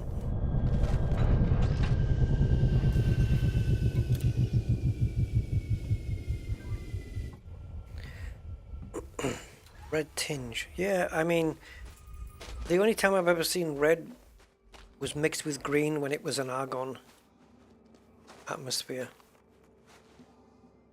Yeah, it's just bluish really, isn't it?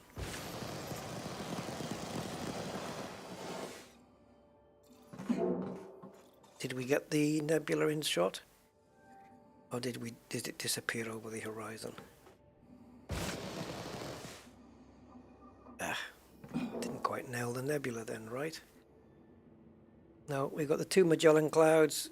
We got the sun. This is the kind of color we're looking at then. That, I suppose you could class that as a reddish tinge.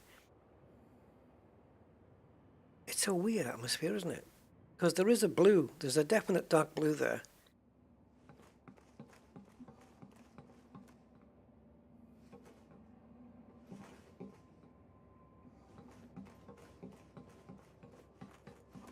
I wonder if I'm still buried inside my ship, like I was last time. Have you seen the secret compartments? Oh no, he's positioned correctly. Got secret compartments on this ship, guys. See if I can find them. They're secret. I think they're over here. First time I found I had them, it was a bit scary. Is it here?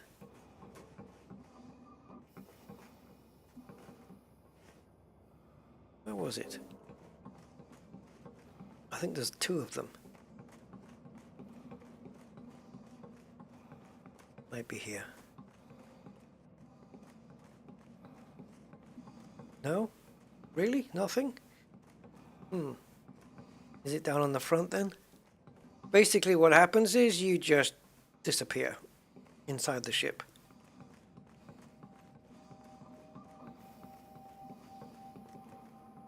Is it these? Yeah, here we go. This is where I can just keep away from Thargoids in here. Now nobody knows where I am. Yeah, it's the weapon slots, isn't it? Of course it is.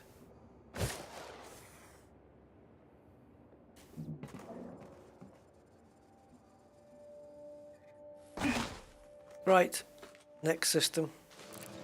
Let's go. The weapon bays, indeed.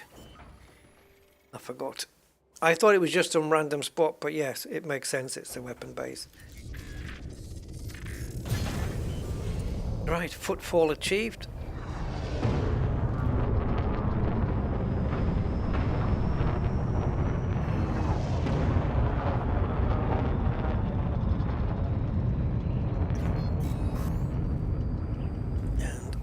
I'll be able to get it in time. No.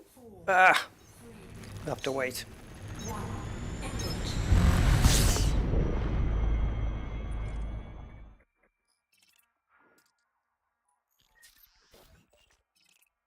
Nice. So let's plot the next one, and I think we can do it straight away. Yes, indeedy. So yeah, as I said, as we're moving across the Trojan Belt, we are getting slightly further out as well. So it won't be too long before we're 32,000 away. Yeah. Oh, my other vehicle is a BMW or something.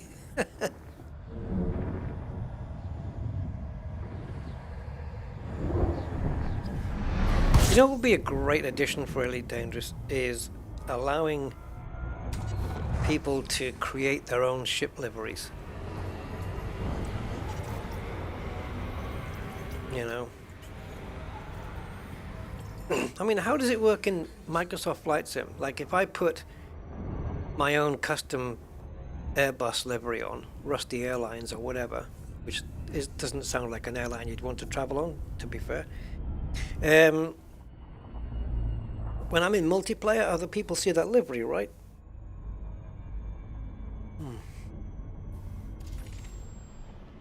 Anyway. It'd be great if we could do our own liveries on ships. They release the templates, and even if it's only me seeing it, it look good when you're streaming it or, you know, putting it on a video. Body A6. Landable with atmosphere. Thin neon. 100% neon, that one, but no bios. Body A5. Landable with atmosphere. Again, neon. 1 bio, 2 geos.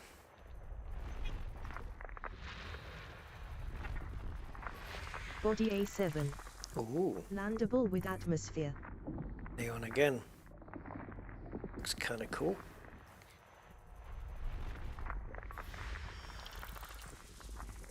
As does that one.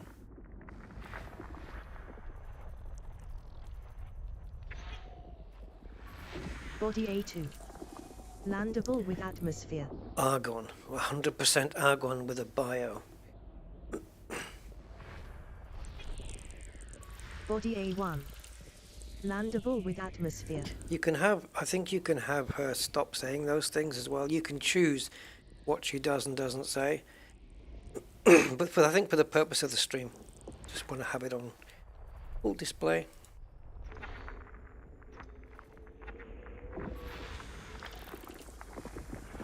Argon Rich. Or Rich Argon. His friends know him.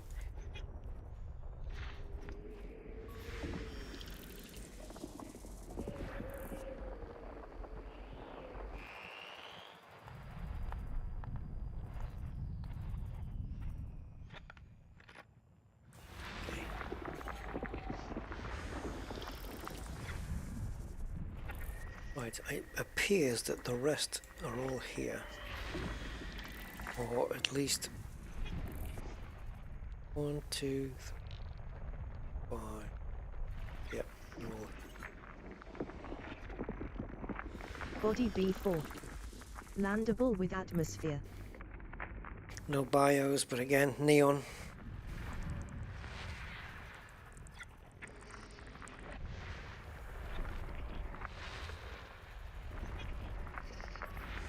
Seems a trend, doesn't it, that you get a planet with a certain atmosphere type and then they've all got it. Is that kind of how science works? There's an abundance of neon or argon or something. Yeah. Now, I thought we had them all on that one, but clearly we didn't. We have some more here. And one more. Icy body. Well, no, that's better. System scan complete. Okay. One careful owner. Yes.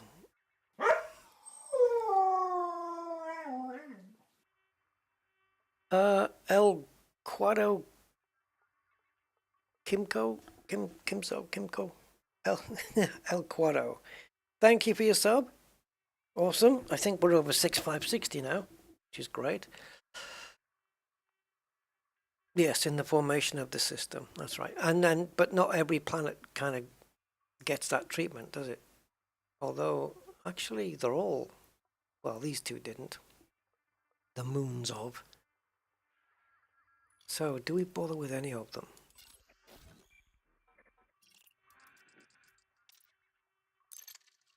One bio. One of them had 1 bio, 2 geos, but that's not going to make too much of a difference to me. How close is this then?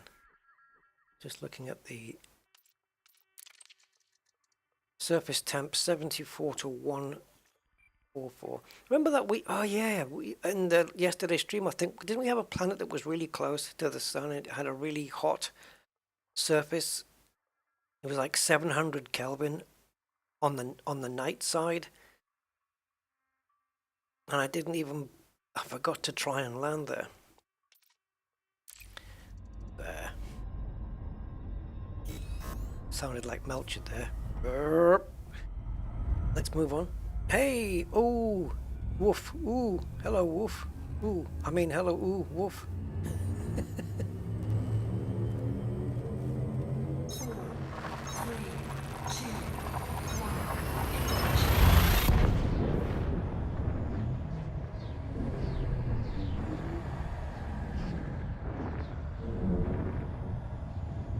Or how about a sticker on the back that says, if you can read this, thanks for the interdiction, mate.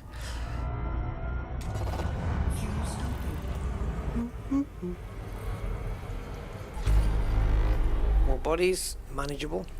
2 of them. Let's have a look, see what we have at the moment as we zoom away. Okay, so 2 stars and 2 other bodies which are not stars. Have a gas giant. There, ringed, and this little fella, all by himself and all on his own. System scan complete. So now I want to know, is AB2 landable?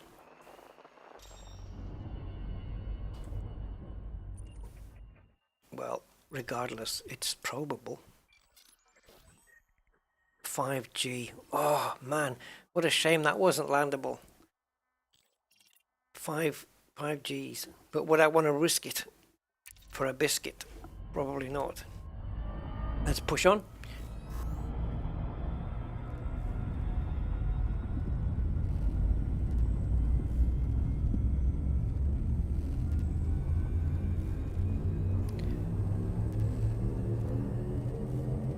I still have those 3 other limpets on board, don't I? Yeah. I'm just wondering why I'm rarely getting jumps now that are into the 76 range. I'm gonna have to have a look at my jump range. I'll do a full scoop and fill up the tank, and then we'll take a look at the jump range. 6 bodies here.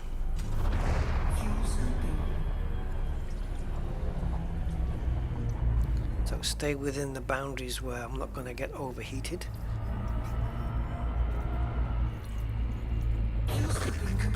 Okay, that'll do.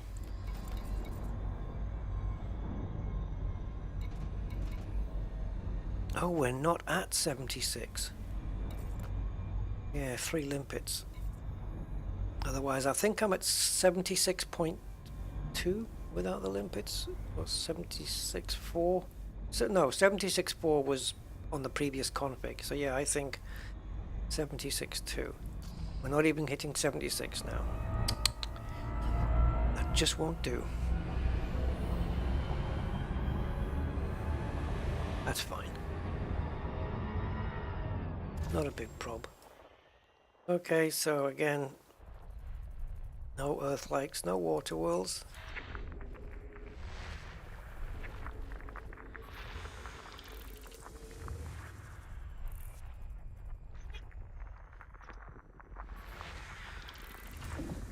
Bodies.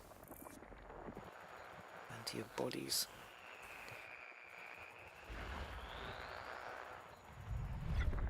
Oof. We're still very close. 43. Landable with atmosphere. Atmosphere type is argon. And a little bit of nitrogen. And 4 bios. So again, no chance of receptors there. But never mind.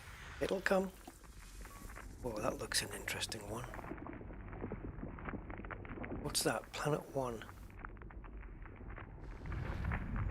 I like the look of that one. I don't think I've seen that one. Yeah, I don't think I've seen that one before. But then again, I'm relying on my own memory, which is pants at the best of times. Oh. Okay. So let's maneuver away. fact, what we can do is kill 5 birds with 6 stones. That one is landable. Cool. Okay, I want to have a look at this. I don't know, I just found it interesting. So we'll go a bit up close. And on the way there, we'll be able to unveil the last body.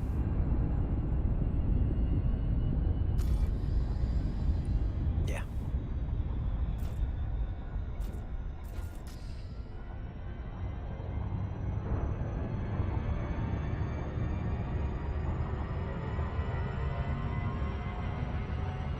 So as we get to the super cruise speed, I'm just going to nail this last one, which is right there. System scan complete. Now we can press on. So this is what the true system map would look like.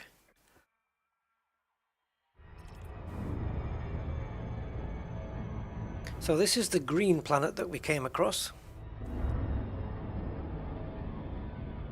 See what it looks like closer up.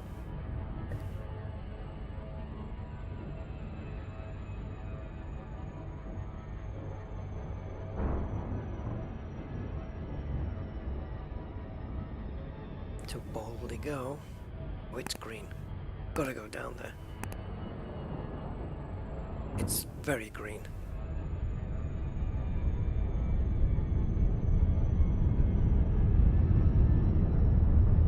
Some interesting variation there, I think. Let's see. Yeah, I didn't want to do that. That wasn't my intention. Didn't mean to fire a probe. Great, and now I've got that the probe. Oh, you swine. Go. I just wanted a screenshot of it, that's all. Right, back into this mode, and I guess we have some coverage.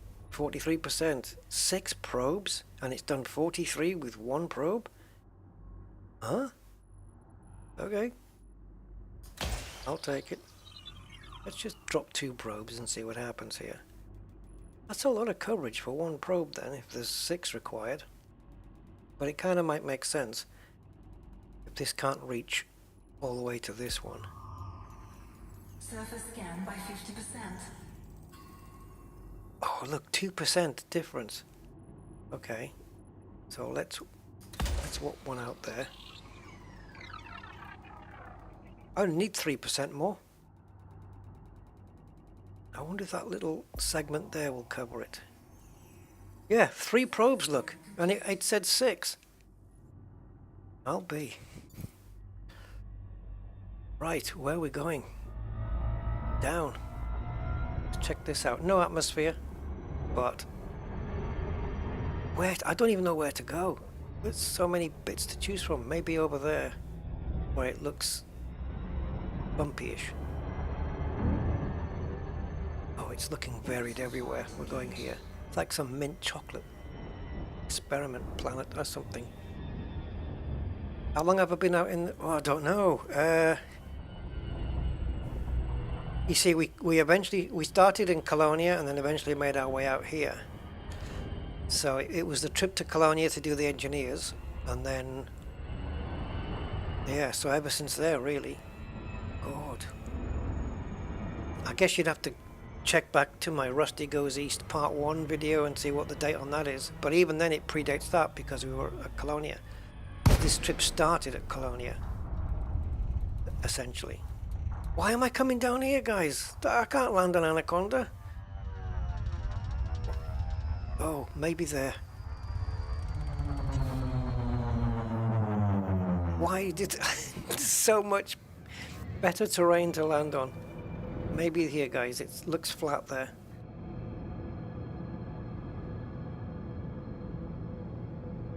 Wow, this is extremely green.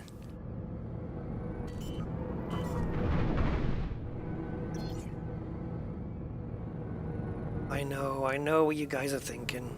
SRV down in the canyon. I know. Yes, I'm probably gonna do it. I'm going to get myself bloody killed, and then I'm going to lose. Is it actually true? Is it really true that if I die on foot, I lose not only my genomics data, but I lose all of my cartographics as well? Really? That is really harsh. Considering that I believe that the cartographics should be stored on board the ship, which is why you lose it when you get killed. See, here's the thing then. If your ship blows up, it should leave a data core, like a black box, a data core in the system you blew up in.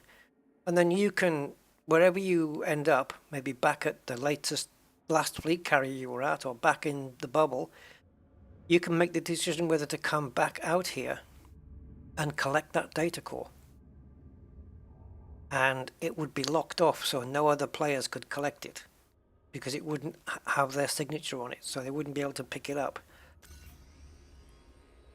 And if that means you can come back out here, yes, it's 32,000 light years, but if you want your data that you've picked up, then you have to make that journey. Ship integrity, I don't think it's going to be too bad, because I've been fixing it at the fleet carrier, so it's probably maybe around 60-70% maybe. Low gravity warning. Oh, Mark, you are a genius, sir. Alt-D. Okay. Probably need to bring that up first. Alt-D. Oh, yes, sir. Set target destination. Now,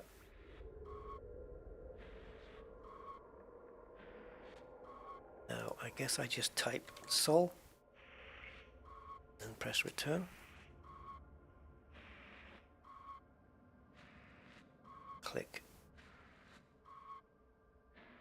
Go, sol. 000000, that's the one. Set destination. Awesome, mate. Thank you, Mark. Awesome. So, according to then Captain's log, we are 32,031 light years. And my head just went funny, guys. That's normally a sign of get the hell off the screen. Let's see how it goes. I may have to finish early, guys. Which way's the thing?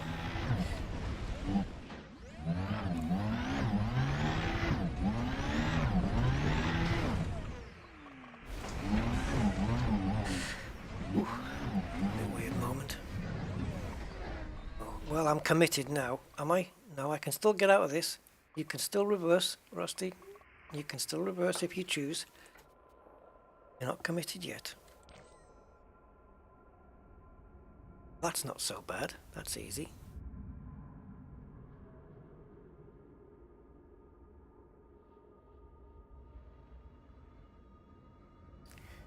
You asked for it.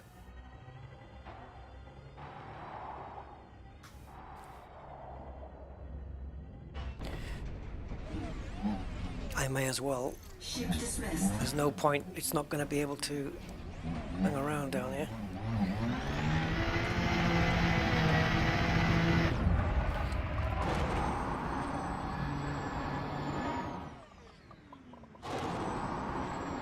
Where's the... Oh, is that it? Is that it to my right? Well, you might not want to go over here. No! This isn't the plan.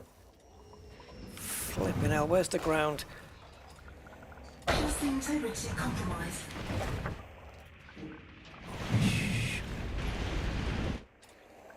I didn't want to come down this particular bit. Stay on the front wheels. Stay on the front wheels, whatever happens.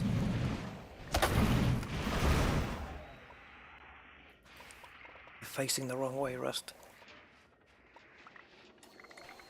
Course integrity compromised. Please stop.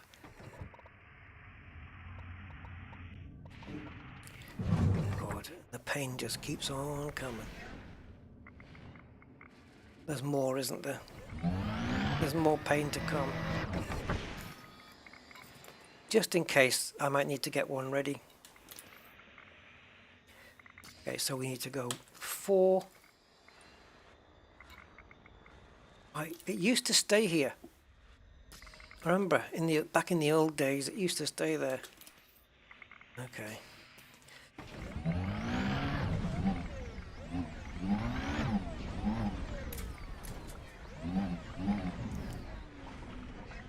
No, Rusty. No, don't.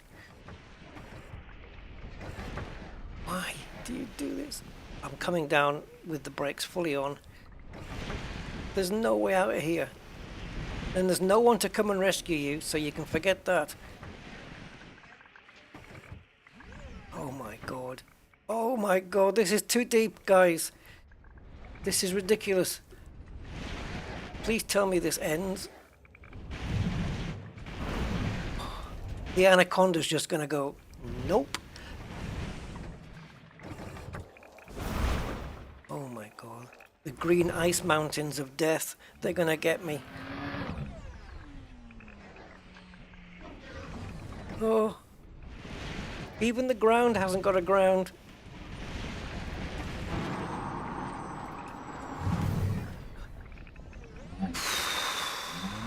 There's enough space to land a Conda here, right? Guys, isn't there? Lighting looks awesome. We're actually on an incline right now. Bloody Nora.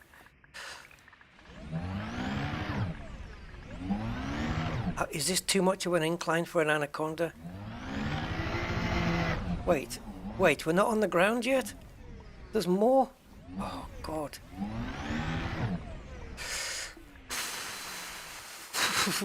Thank you, Ibex. We've got to do this exploration. It has to be done. Yeah, so you don't even need an atmosphere to have some cool planets. I might be tempted. Jesus, I might be tempted. I'm on full brakes here and I can't stop.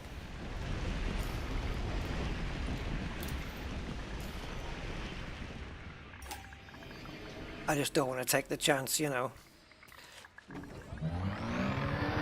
We're not at the bottom yet, are we? Are we?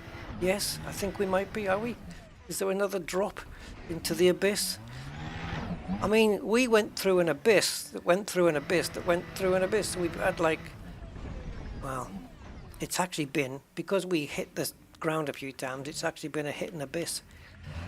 Never mind. Right, on we go. Everything looks flat and level, but it isn't. We're in between, oh god, 2 valleys.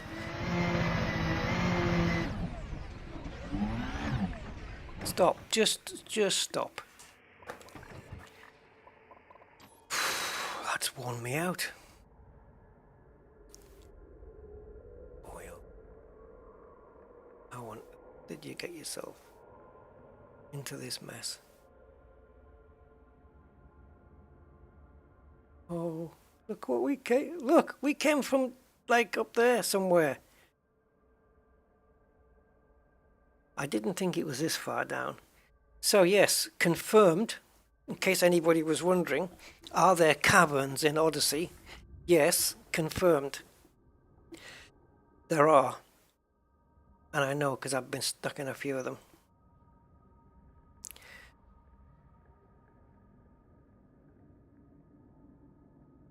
Ridiculous.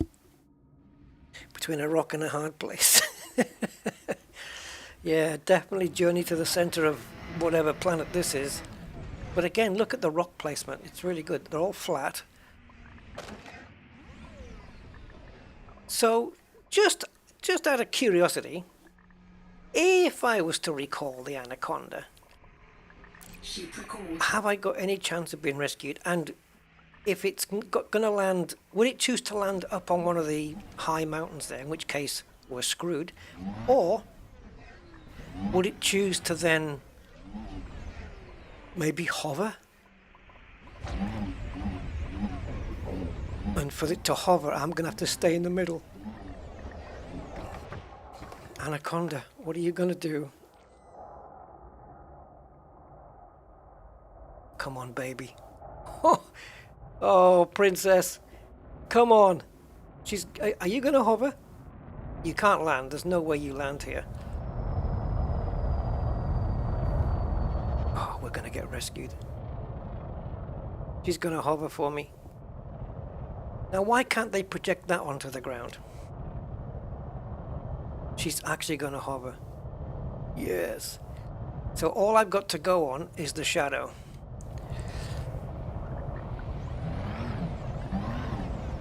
Which is massive from here. The shadow's huge. I can't make out which is front, left, back. Okay. Just be patient, Anna.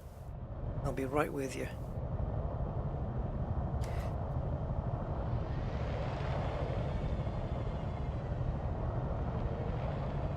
You can have your lights on. Now, it's going to be somewhere there, maybe. Let's go forward and back a little.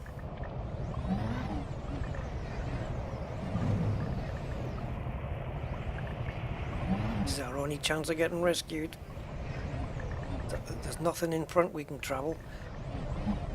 Okay, I think we're too far out now, are we? I don't know. Alright, let's try the old look-up technique. Okay. Oh, it is forward.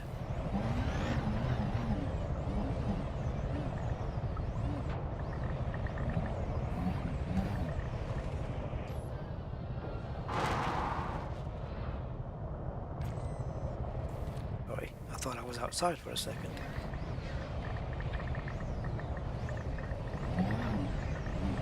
I wish they'd project onto the ground.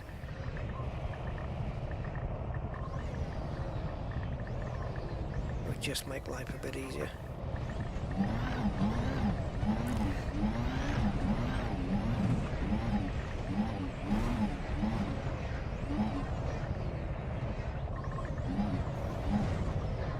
Right, so lining up with the Conda then is done.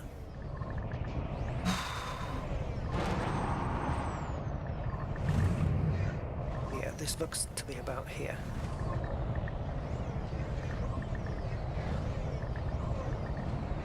Oh, how small is this boarding window?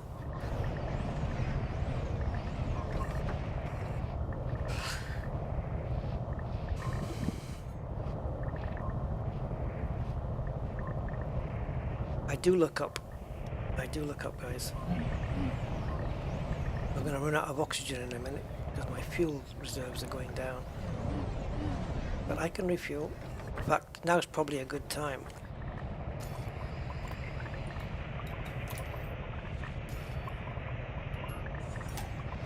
Fuel replenished.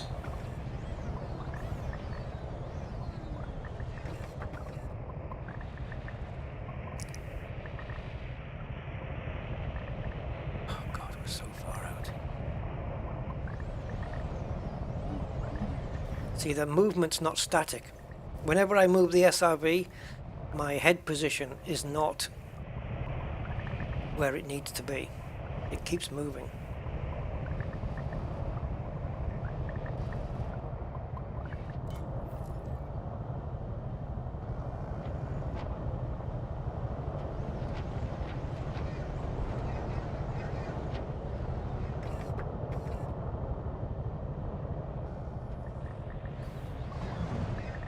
It's not necessary that we need to be under the shadow, because the ship is slightly tilted to one side.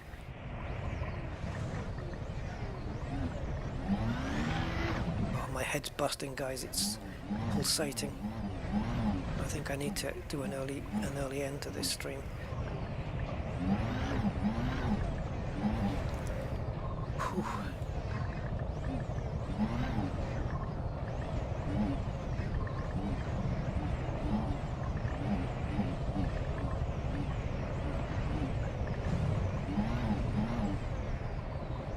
Ship dismissed.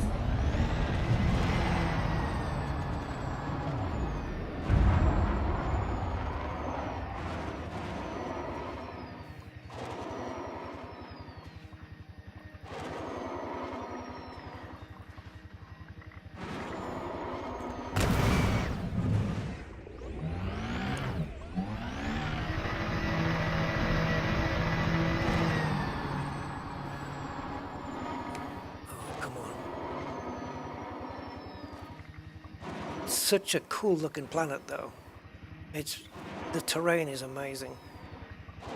Even though it's quite,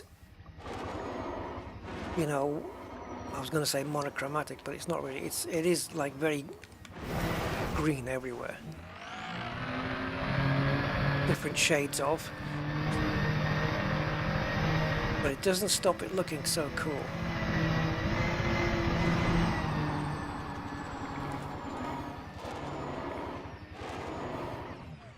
See if I can find a smooth place there in front of me. It makes my maneuvering easier if the Anaconda was able to hover there. Providing it's able to hover there. Right, what's over this place?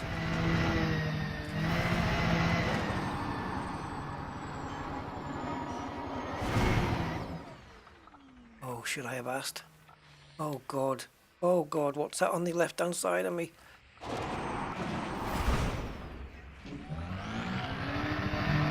Wait a minute. Just step outside.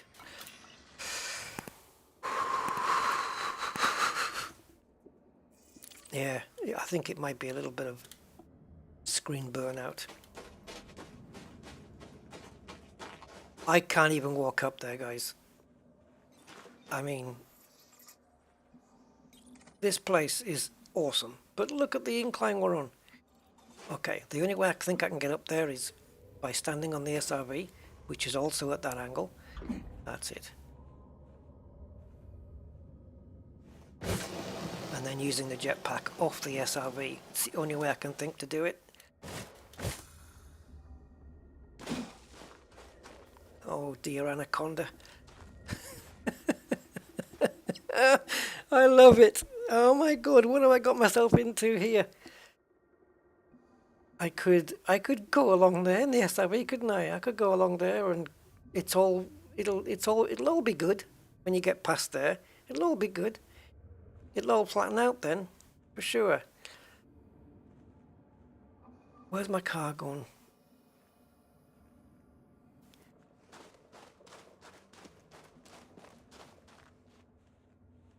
Christ. Okay. I don't know why I haven't taken any screenshots of this place because it's just epically amazing. So I'm going to now.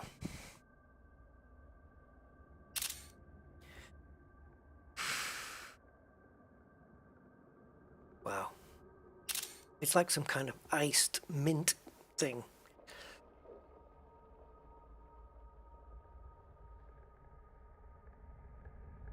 Let's get some speed going on the camera. This is the fastest pace we have on the camera. Pity we can't send a drone out over there to have a look and, you know, have a little picture-in-picture of what the drone is seeing. What the hell have I got myself into here? You crazy nutcase. I only wanted to go down that little ledge and just have a potter around and then... But no. I don't think the SRV will get up here. Because it's not only the fact that it's bumpy, let's just say that as an understatement, but it's up steep inclines as well. Maybe here, guys. Maybe here. Just right here. Okay.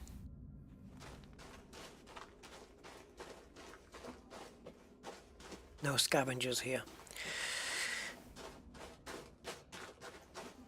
Nah, a planetary map wouldn't really do anything.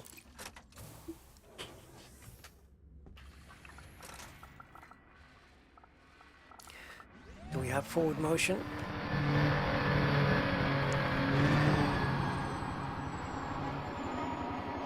Oh, we're going the wrong way. Boosters, you're not supposed to do that. You're supposed to boost me in the direction that where the body's taking me in. Handbrake. Okay.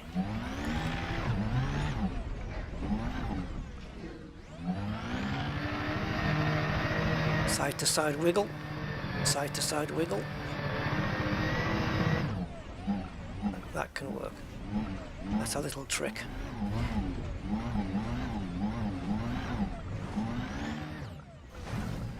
Ship record. Alright, Annie, you can't land, so there's no chance the Anaconda lands anywhere in visible range. No chance. So she's just going to have to rescue me.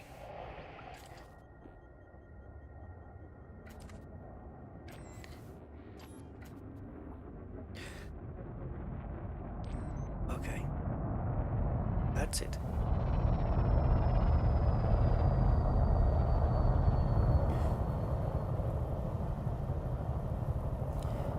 Lord. Lordy, lordy. Okay.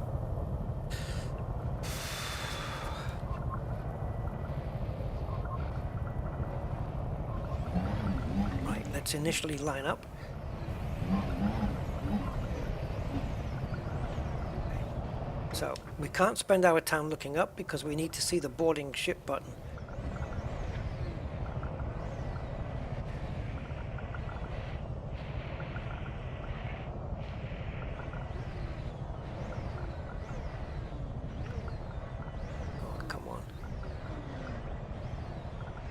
Out of land.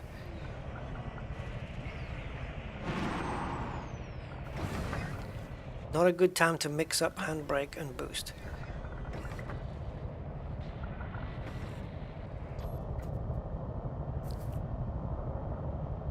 Right. Back in. Lights on.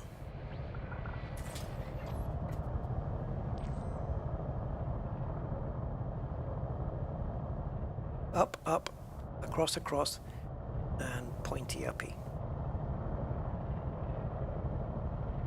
Okay, SRB control.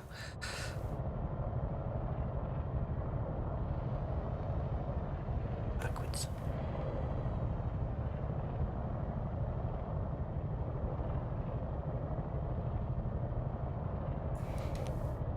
Frontier really need to get this thing projected onto the ground. Even if it's just a light, you know, a light that shines onto the ground from whatever distance.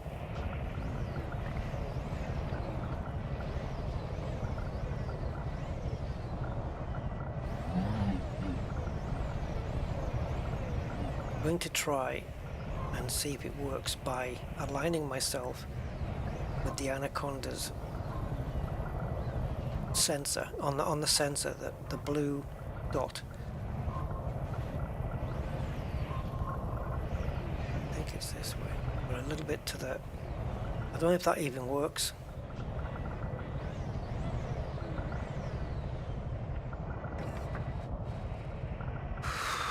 Come on. Okay. Next thing then is to get a side view. How far out are we this way? Okay. A bit more forward, and maybe a left turn. So, a bit more forward, maybe a left turn. Over here then.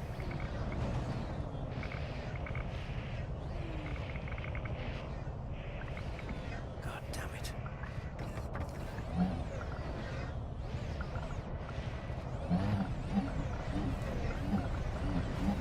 It's gotta be around here.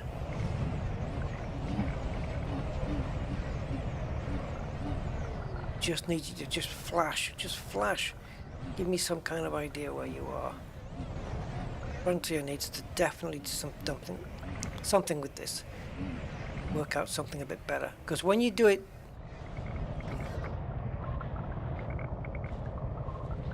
Yeah. What if I just get out now? Do I now get the man projection?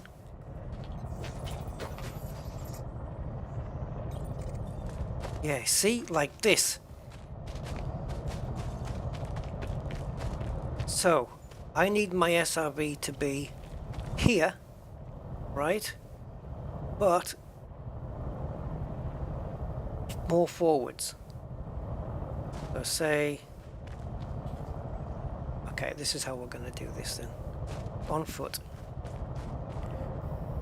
Until I'm underneath it. be just about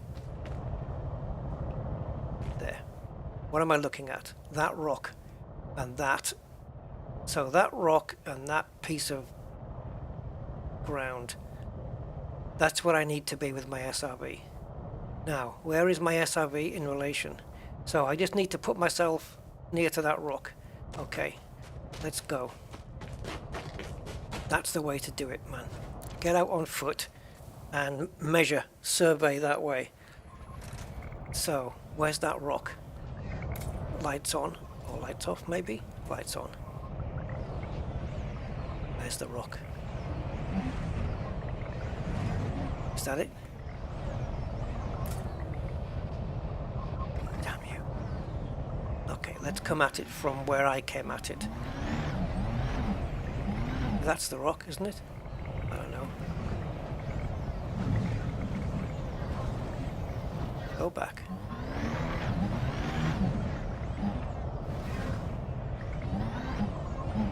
Okay. God, why can't we mark stuff? Put a plasma rifle on it or something. There was a rock and a piece of land that stuck up. Was it this? Okay. Re-navigate. Do it again.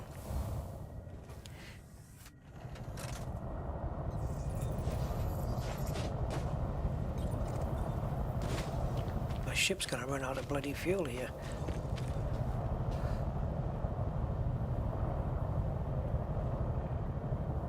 Okay, I'm way off.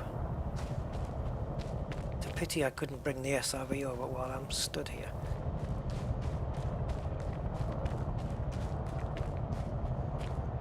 Okay, now the way we do this is,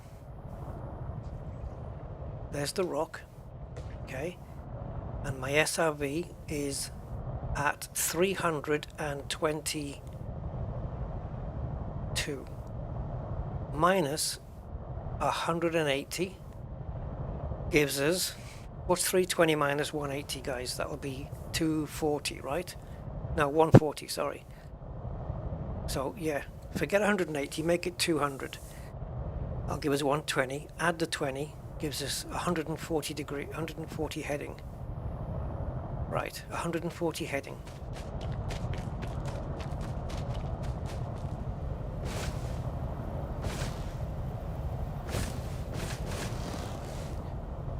Now, as soon as you get in, that's going to disappear. So where that is, you need to be heading at 140 to there. So I think this way in. Now, 140. Go. There's that rock. There it is. That's the rock. Okay. There we go. Boom! And that's how you do it. You do it on foot. And then work out a heading if you have to. Get in. It is done. Right, let's go deeper. Thank you, Annie, for waiting. I know you wouldn't have run out of fuel on me, though. I keep you well maintained. That's the trick. Get out, because you get a blue projection. You stand inside there. You walk forward looking up, because it's easy to do it on foot. You get your position, and then look around you for visuals, like, oh, that rock with that shape, something that you can use as a visual marker. Point towards your SRV, take 180 degrees off the heading, because you have to come back that way, and Bob's your auntie. Ah.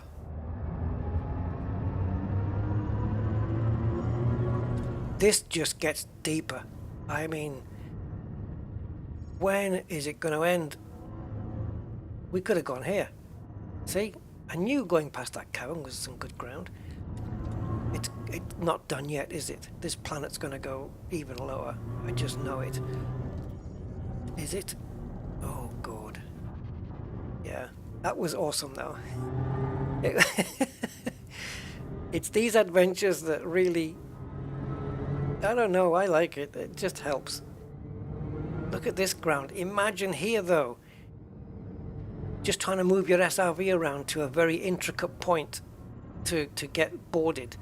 No chance in this kind of, look at it, and it's everywhere. But yeah, good old me had to go all by where the canyon, the caverns were. So yes, does Elite have them in Odyssey? You bet your bottom dollar it does. Oh, I'll just land on the top here and have a look down. Oh yeah. Let's get out of this minty green hellhole. Yes. 4,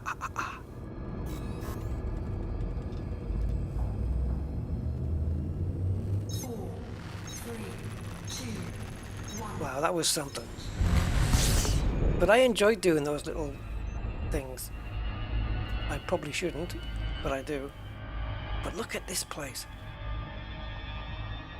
They were, man, they were so deep though.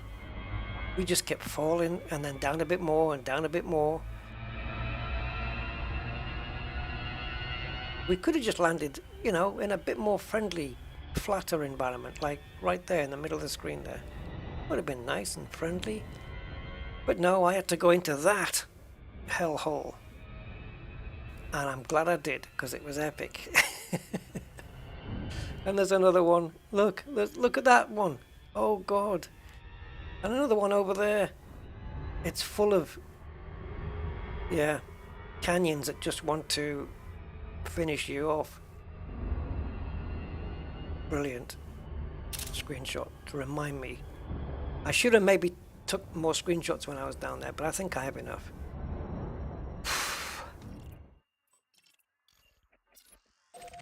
Right, wasn't there something here? Yeah, just 4 bios. Man.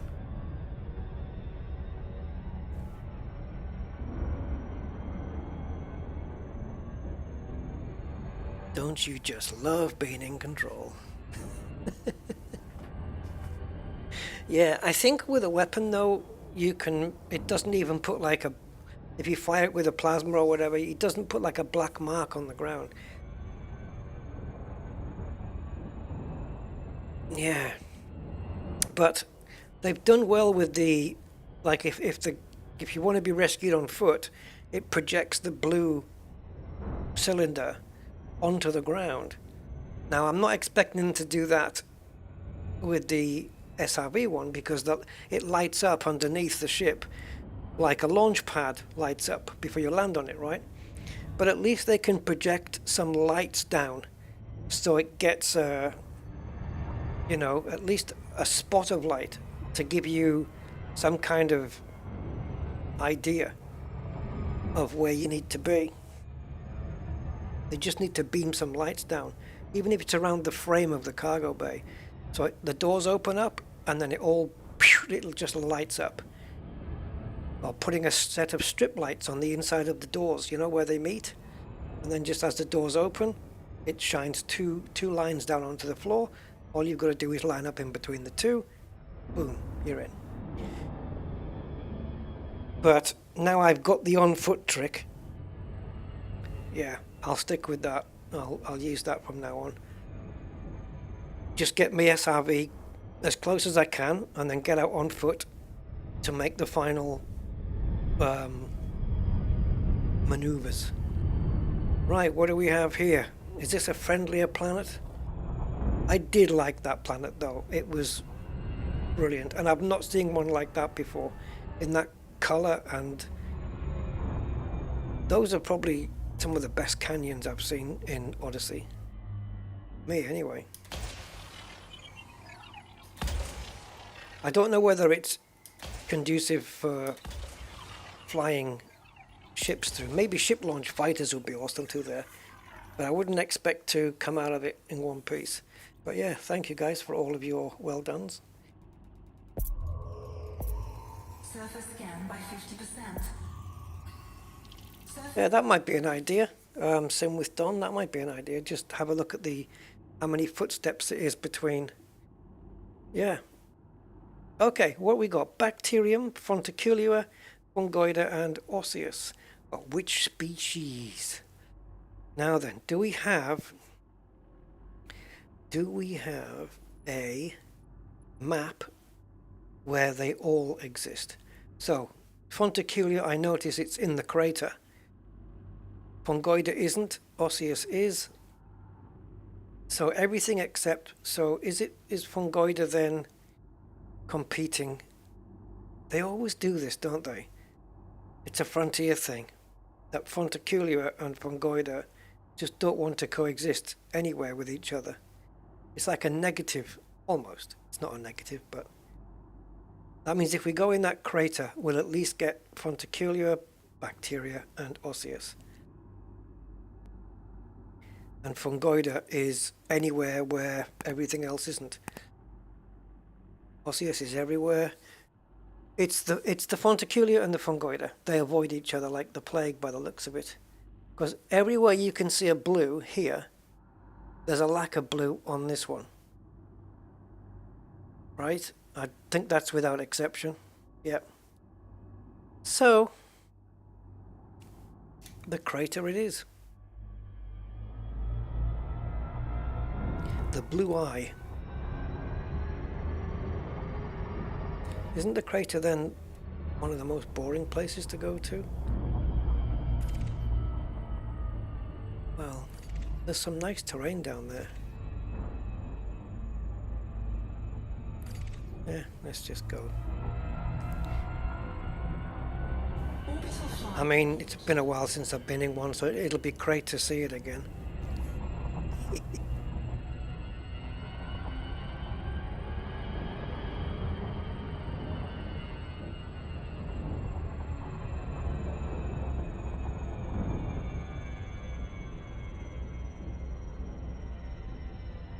It'll be, yeah, I don't know, Sim. I think it'll be way too small. I think it'll be too small.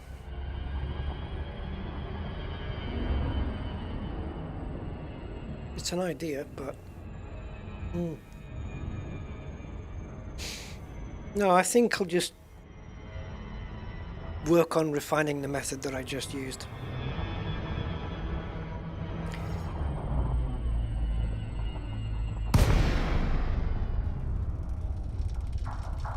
.26G here then, and yep.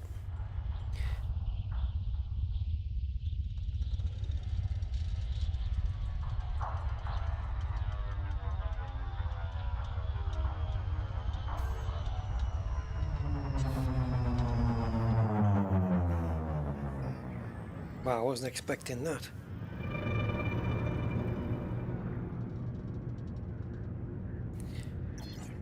Yeah, it's great to see you again. Oh, look at the sky there.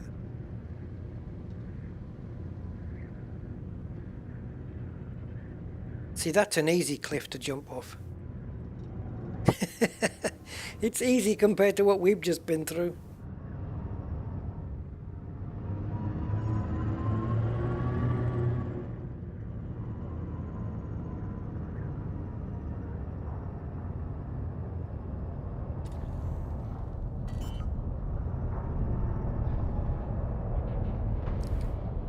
Looks decidedly like Fronticulua.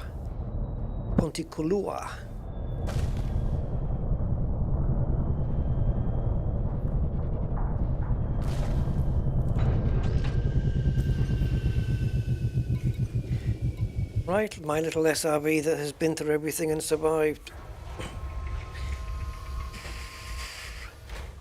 Yeah. Anything that they can do to improve exploration and planetary stuff would be a plus. Especially now they've got fleet carriers which induce some cool exploration, you know, because you can go far out and yeah.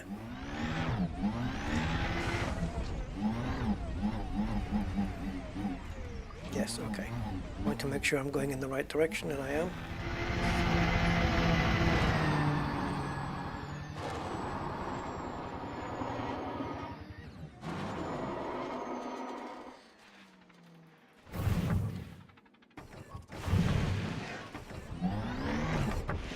Campestris then, by the looks of it.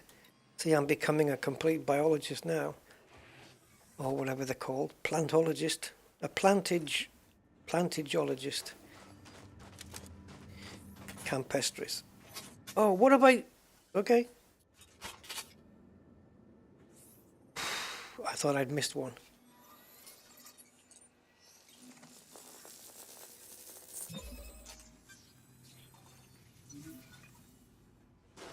Amethyst. Ah, you know.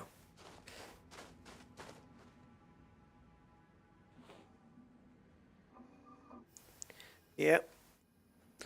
Argon atmosphere gives you that reddish greenish stuff. Botanist, yeah. Botanist. I guess it is botany, isn't it, in a way? The Book of Alien Botany by Rusty the Crazy Dog.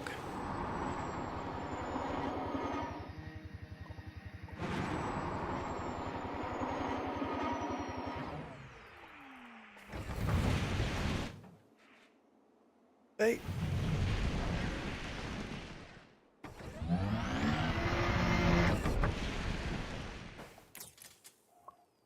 Driving the extra 10 meters because I'm so lazy.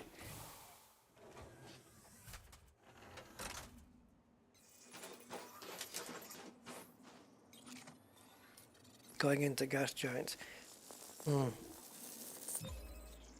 But are they going to do stuff like that though? I love that lighting around the edge of the crater. That looks really good. Nice, isn't it? Let's have a look at this from a different perspective.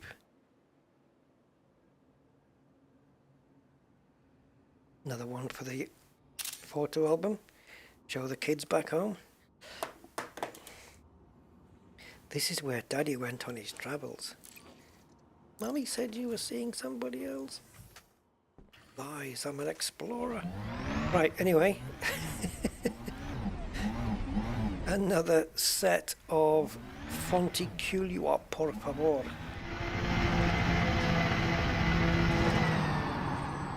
I see some on my right, so maybe head over there. Ooh, on my left, on my behind, in front.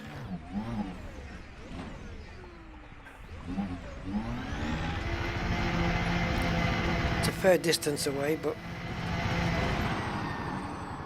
Oh, there's one right there.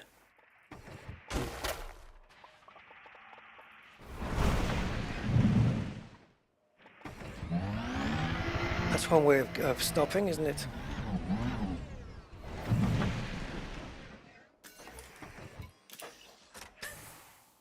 Using the roof of the SRV as brakes. Psycho. Rusty the Psycho. Oh no, it's not thingyable.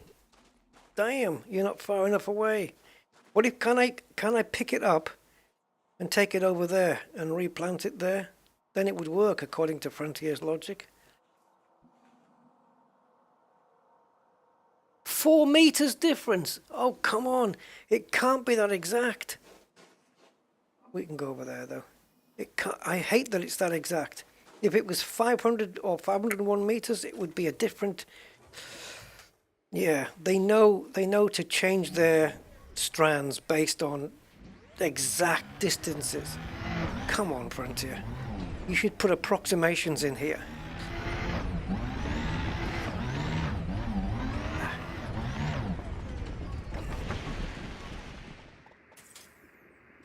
That's the light switch. Yeah, it tells you in the codex. Oh, and I've accidentally gone to the codex.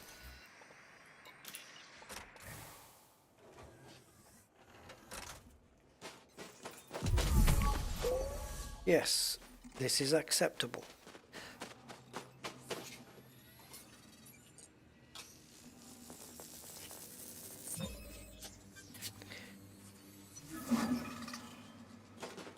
Well, I'm not seeing bacteria or whatever the other thing was, so I guess we'll just have to leave that.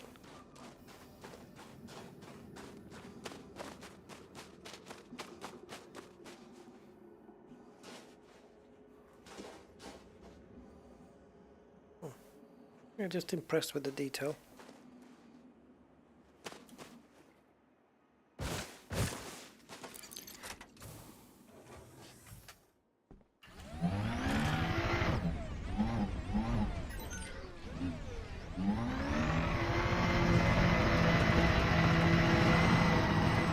No, he's supposed to kind of take off before you get to the rocks.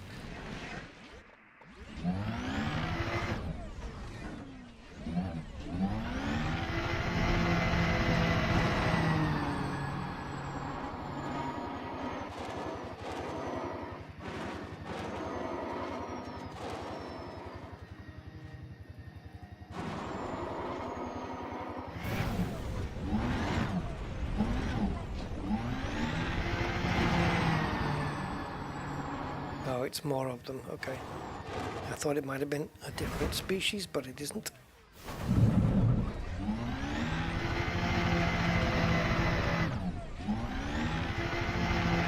You know, when you scan these things and it says no new traits found, I don't suppose it matters that if it's a different, you know, there's 1 of 3, 2 of 3, 3 of 3. It's not going to matter, is it? No new traits found. No. Okay.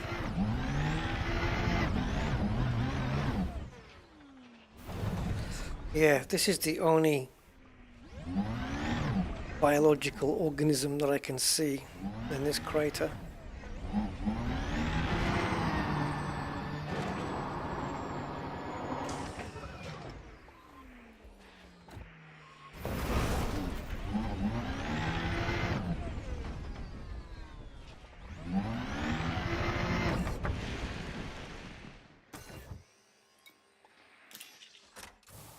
Okay. Mr. Goatman, hey! How are you? Nice of you to drop in, sir.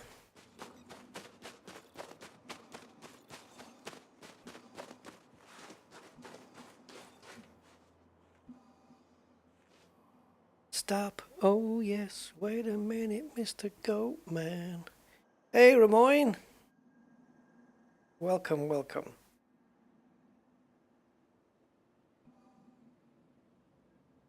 One, two, three. How do I even measure this? How do I measure my footsteps? They're too quick.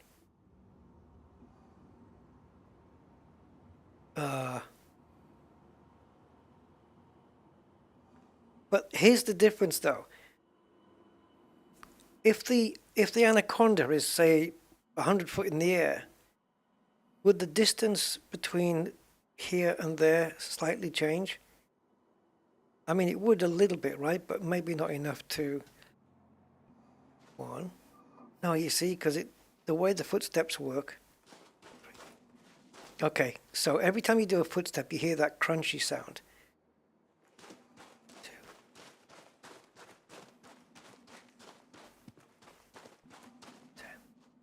Is that 10 crunchy sounds? I'm going to close my eyes and do 10 crunchy sounds. See if I end up in the blue.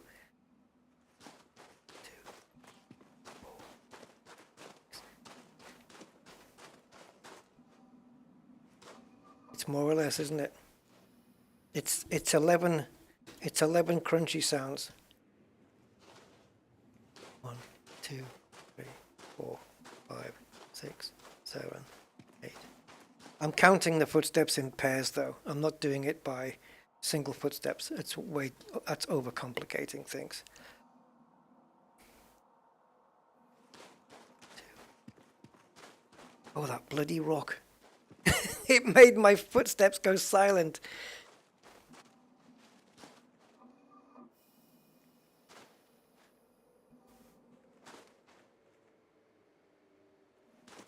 2, 3, 4, 5, 6, 7, 8, 9. Yeah. I'm going to call that 10. So 10 blips. 10.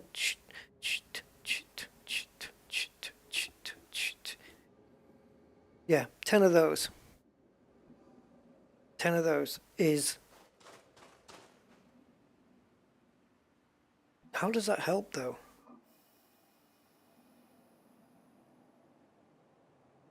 Oh yeah, of course. So I do 10 footsteps, right? And then once I'm underneath, assuming the anaconda is like 100 foot in the air, then I take a note of my surroundings and go, okay, closest thing, I need to be about half an SRV's length in front of that rock. Boom, done. And in perfect line with it as well. Or any visual, 2 rocks there, be slightly to the right and back. Anything that would serve as a visual. Or obviously, the ground you're going to be on is because you need to be rescued. The ground isn't going to be like this. It's going to be unfriendly and bumpy and shitty and rocky and crappy, which means there's probably going to be a lot of visual markers than there are here. I mean, here we just got a couple of rocks, but like in the terrain we were in, there's probably going to be loads of different things to, you know, like, oh, this mound where it goes up, where the ground goes upwards in a little mound, or that rock, or, you know, in line with that line with that rock coming in that way. Anything. Just use absolutely anything you can for a marker. So I know that being at 10 here puts me half an SRV length in front of that rock. I think it will probably work out to be maybe 10, 11 footsteps by the time, with the ship floating above you, it might be stretched out just a little. So that means, see if I can get in here. So all I need to do to line up is see that rock that I measured up, assuming I can't see the orange lights. And I know I need to be half an SRV length in front of that, and bang, we're done. You just do it on foot. Oh, I think I've moved. Did I move backwards? Or forwards? There we go. I slightly moved. Yeah. So that method would definitely work. No, I think if you drop something from your backpack, it's probably going to, especially if it's in the dark, it's going to be too small to see, and I'm not really... Yeah, no, I'll just do it by footsteps and sound. So from the blue to the orange markers, 10 crunchy footstep sounds. Yeah, that's it. Okay, we got footfall. Let's get out of here.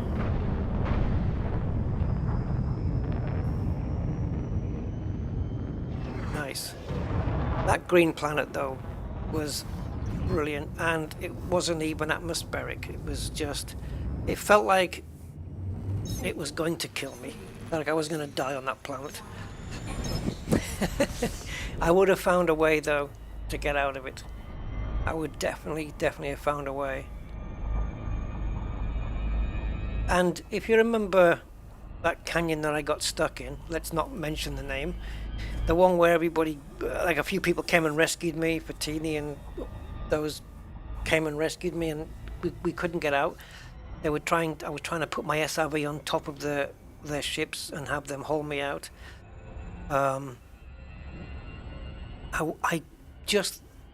I ended up blowing up the SRV, didn't I? And then going back to the fleet carrier. And I just wondered whether I actually would have got out of there at all. Because I couldn't, because the canyon was like narrowing on both ends. So I couldn't go forwards, I couldn't go back. Obviously the side walls were way too high to be trying to get out of. So I always wonder whether I actually could have done it somehow. Because I think even my ship was too big to hover. I don't know what the height limit is for the ship to hover to rescue you. I know it can go pretty high up, but it's not super high, is it? I don't know.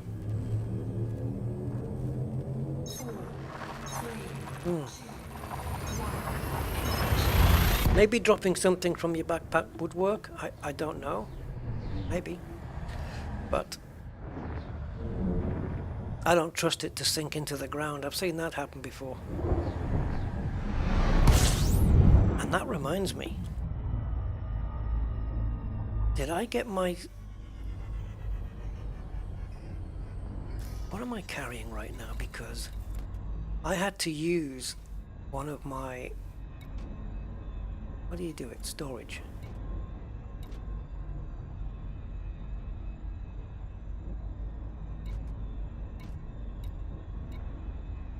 Okay. I've got no med kits left, right, after this one? I've got one in my backpack and that's it. Is that right? That's all I have?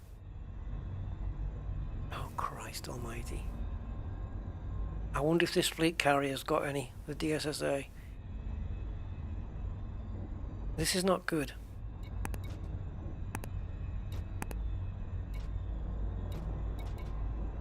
I normally have a decent supply of these. I've got one med kit. 2 energy cells, but 1 med kit, and I've already had to use one of them. 2 bloody e-breaches. Like I'm gonna need that.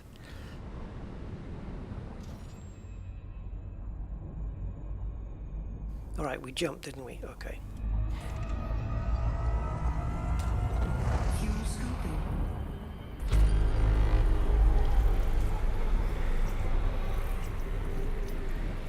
Over an hour driving to get out of a canyon. You know, it's amazing how quick that 1 hour can pass. Bramley, the difference between Elite Observatory and Elite Observatory Core. Right, I believe that Elite Observatory Core is a rewritten version. Like, you know, it's rewritten to look nicer and look better. They both function the same in what they tell you. But I believe that Elite Observatory Core is just when the guy said, oh, let's start this and do it again from scratch and make it look nicer and better. And it may have more features as well. I had a look at both. They both, informatively, they're both the same, but Elite Observatory Core looks better. No more playing with geezers then. Yeah, that's true. Yes, I have to be very careful. Hello. Are we in the zone? It's a water world. We have a water world, guys. Now my question is, has anyone been here before? No. Okay. Right, let's go discovering planets and... yeah, it's on an orbit line. We need to get further out. We're way too close.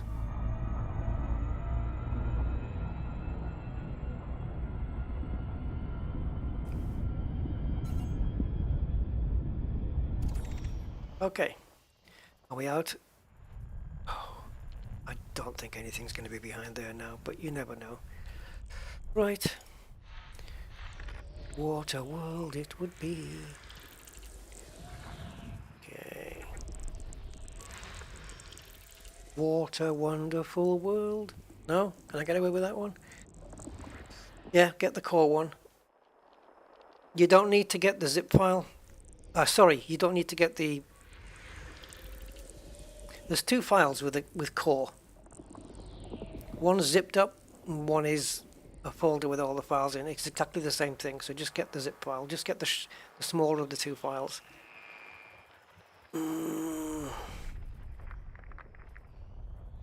But with the Elite Observatory, you need to get both files, because the zip file contains an exe update. Not to forget that Elite Observatory gets stored for some reason in app data local, but this one, Observatory Core, which is better, gets stored in your program files on your wherever your program files is. I assume on the C drive.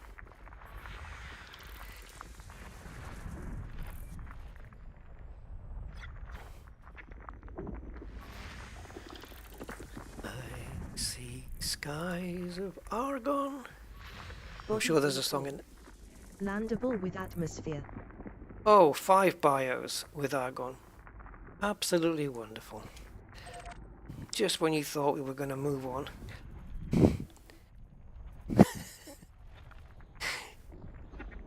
Just when I thought I was out, they pulled me back in.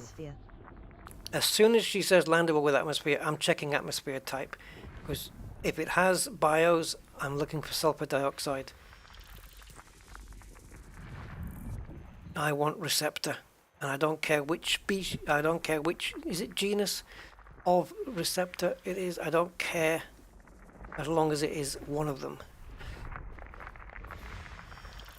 I don't even know if there's ever been any discovered here before. I'll have to have a quick look now. Whoa, whoa, whoa, whoa, whoa, whoa. Terraformable. Water world. Big money! I don't think I even needed to bookmark it. It's kind of plainly visible. System scan complete. System scan complete. Okay, so we have oh, I'll have to go into botanist section. Okay, it doesn't tell me until I probe the planet, of course. Alright. So let's codex first then.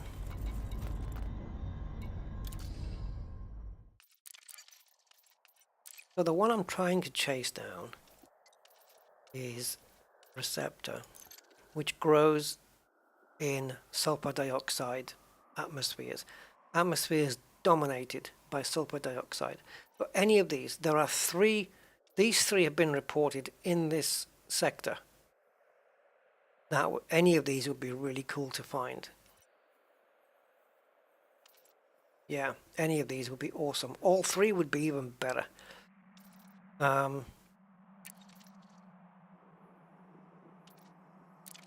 Yeah, and of course, in case you were wondering about the meterage, yeah, if you go to tubers, cineous tubers, as opposed to U-tubers, so you got your distance here.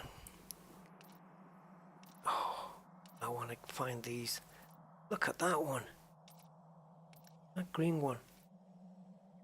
Cineous tubers. Was that even here in the previous system? Sector, sorry. See, there's different ones here. Like this Frutexa, this particular one here, which is Phlomasis. It wasn't reported in the previous system. Doesn't mean it's not there, it just means that nobody's found one. I have found Frutexa metallicum here in this system. So anywhere you see blue is where I found something in this sector. Sorry, I keep saying system. So Fonticulua, I've found Campestris and Lapida before. This one was the one that we found on the ringed atmospheric. And I've not seen this particular Fumarola either. Look at these. Wow. Wait a minute, go back to Fumarola.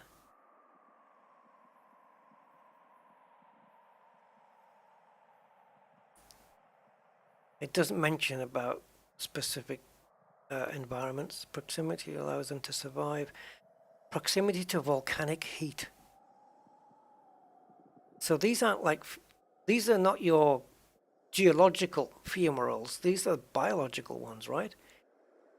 But they still have that smoky thing or the steamy vent thing coming out of them. Proximity to volcanic heat allows them to survive in environments where the ambient temperature is naturally too cold for them. So they sit next to the fire, in other words. They frequently incorporate minerals from the fumarole's ejecta, meaning they can appear inorganic at first glance and may sport exotic colors. See, people have found these in systems. I don't know if there's going to be anything close by. We can try this one.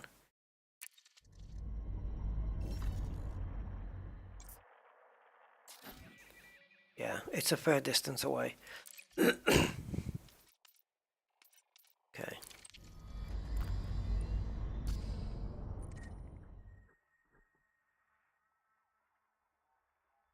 What do you mean no biological living on geological? If you mean a planet, yeah, in the previous system we had a planet that had geos and bios on the same planet. So the water world is here then, and then we're going to come down and check out whichever one has got the... Oh, don't be too far away. No, it's fine. So we'll go to the water world and probe it.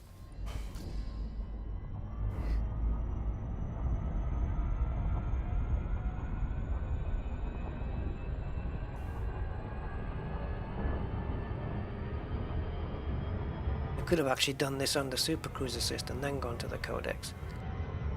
Time saving.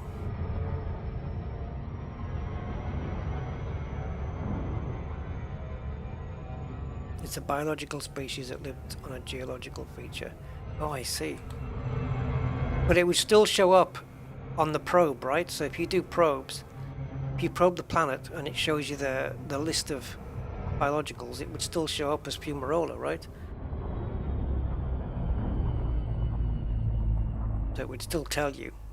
I mean, you don't go to Geos and have it say fumaroles and then just hope you find one on there, right? It would come up as a bio. So that's, yeah, Fumarola nitrous. That sounds like some kind of cereal. Or a bar, cereal bar. Fumarola nitrous for all your nutritious needs. I just found the big fluffy tussock capillum. Yeah, cool. It's nice, isn't it? Like a basket of flowers. That one was on my hit list, and then I happened to mention it again, and it happened to be in that system. I think we found tussock, and I said, oh, "What's the odds of it being, that capillum one?" And it was.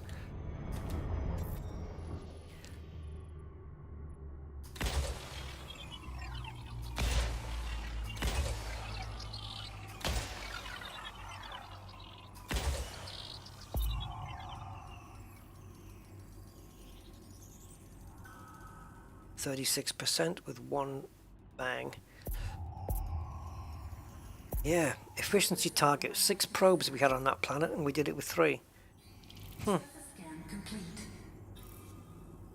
Okay, we got that. Now, back into the sys map then, because I don't know which one of the two has got all the bios. I think 4? That was. 4's got 5. 5's got 2. And we'll just have a look at this one. So, no throttle until the dot on the compass turns solid. And now into the blue. Don't want to be heading away too much. Properly lined up. Good.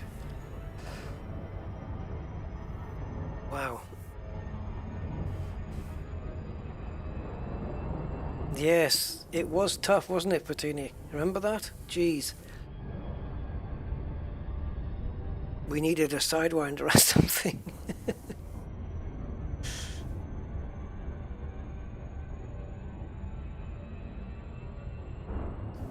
I'm not sure we'll ever see landing on Earth-like worlds, ever, in Elite.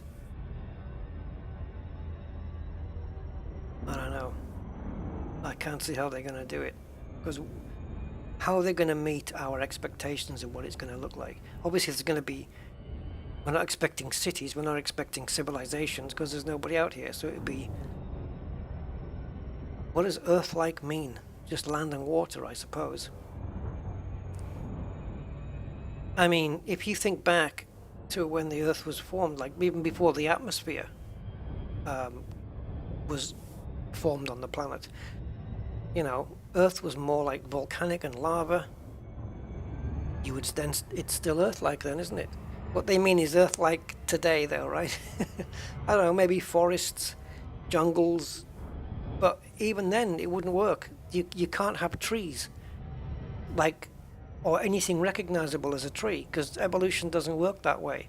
You wouldn't have another planet with oak trees and stuff like that, or anything that looks like it. It just wouldn't happen. The odds are just next to impossible. It would have to be full of fauna and flora that it was would be basically unrecognizable to Earth, like what we're seeing with these bios here. Just because something completely different. There's no way it's going to evolve the same way Earth has. Not a chance.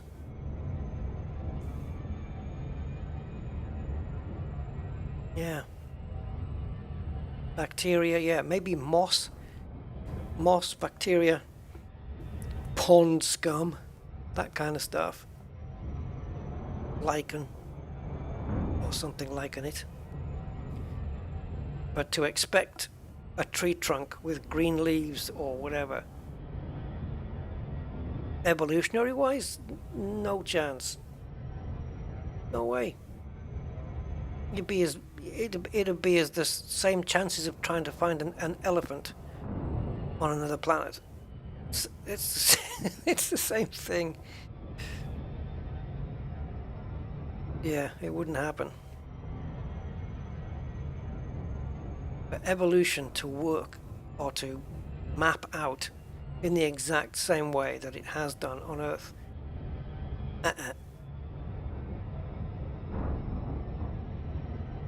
Way too many variables over way too many years. I mean, you know, if Earth rebooted and evolution took hold again, you can be sure it would be different the next time round. Probably humans wouldn't even exist. It would follow a completely different pattern again. Even here.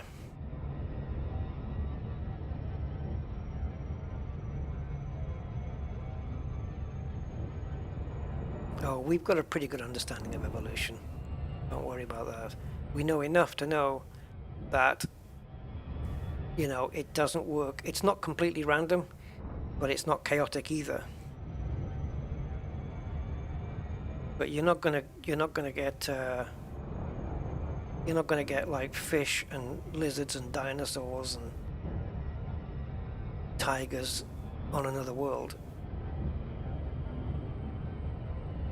What do you mean if we can't find? You mean if we can find, right?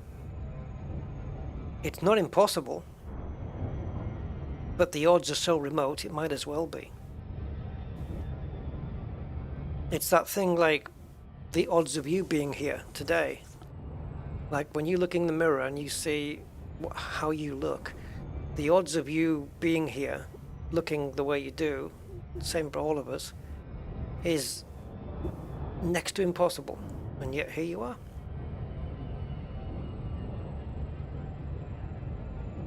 That's the cool thing about it all. Yep, 99% of species all gone. True enough.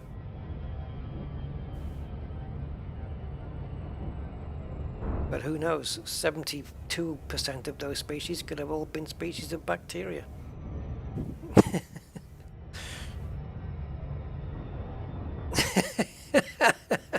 Yeah, but not quite the same.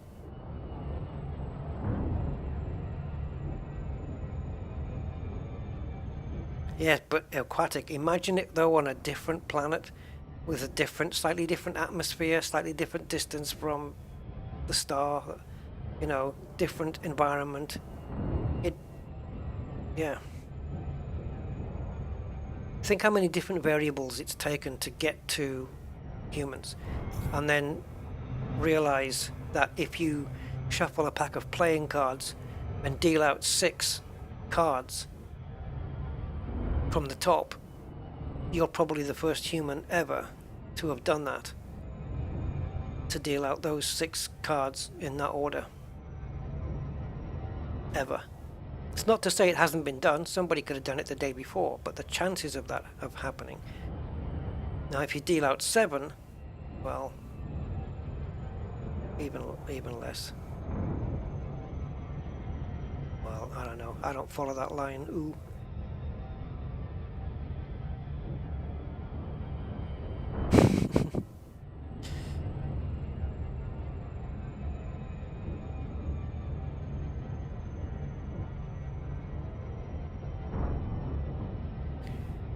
Anyway.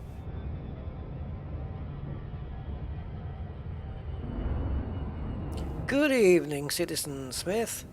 Thank you for turning me on to Elite Observatory. I've been using it today as well on this stream. Yeah. Thanks for letting me know it exists.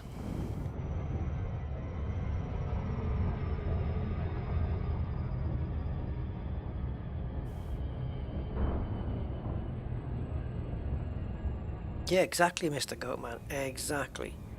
Or, if I can get a little bit too graphic, if a different sperm had got to the egg instead of the one that did, you'd look different as well. And how many millions of those are there? And now take that back 2, 3, 4 generations. On how many different billions of combinations of sperm there would have been in going back just a couple of generations. It's ridiculous. This is why the odds of you being here looking the way you do is just, it's so mind-bogglingly close to impossible that it might as well be impossible even though it isn't. If you know what I mean. Because the odds are just staggeringly just too big to even compute. You know? I mean, what's the odds? What is it? Without getting into too much graphic detail, but how many millions are there of those little tadpole things? So, what are you, a 1 in 2 million chance? And then, if your parents had never met, there's that. And if each of your parents' had never met, and decided, oh, let's have a kid or whatever, you know. Yeah, I'm not gonna let that one go, Goat Man. That's a bit too much. Like I said, without getting graphic. Yeah, ED Discovery I've got. Citizen Smith, yeah, I've been using that one for a while. Yeah, twins. Oh, God. A whole different thing. You know what I mean.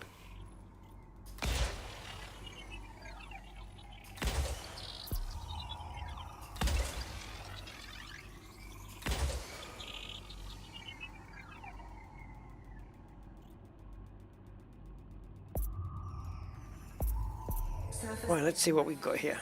Surface scan complete. Yeah, same stuff. So, let's at least get the footfall. I'm not particularly bothered about so I'm just going to land in some random area.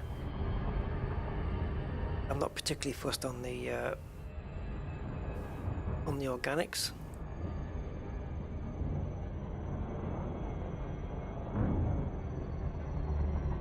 Orbital flight engaged. Don't worry, Fatini, I won't.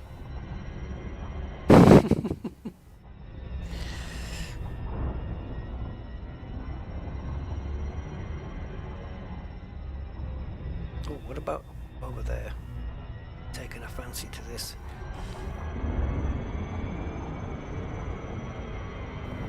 It's in a crater. Doesn't matter. We'll get down there later.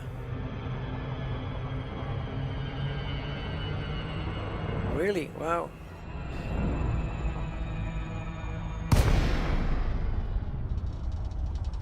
Must be something in the water, Mr. Goatman.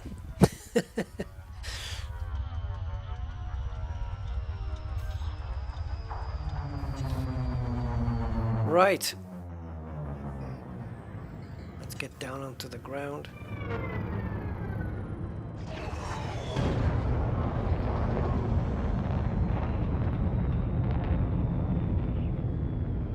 Cool subjects, man. Wildlife biology. Nice.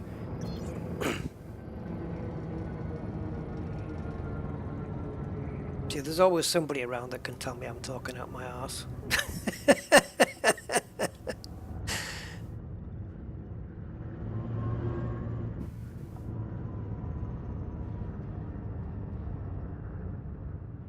Oh, hello. The famous Fontaculio again. You never have to stray too far.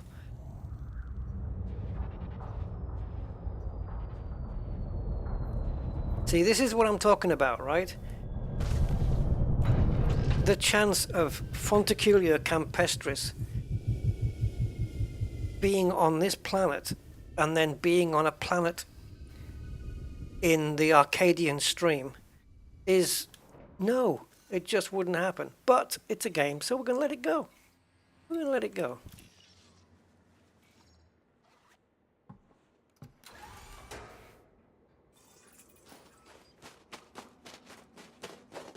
The most accurate way you could do it is the way No Man's Sky does it, I think, where it's all the life forms and the plants, at least, are procedural.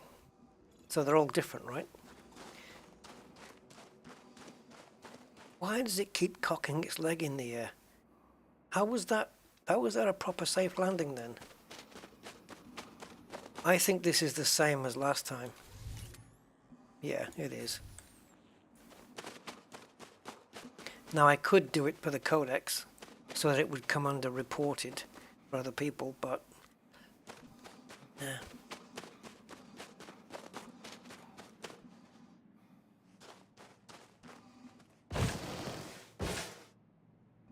Oh, you swine.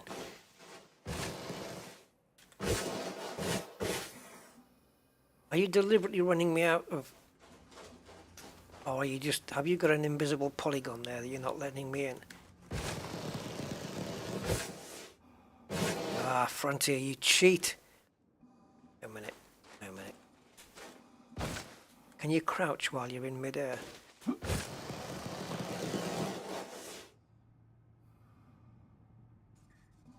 God.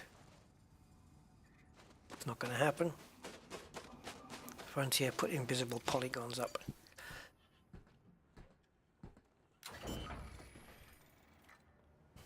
A see-through spacesuit.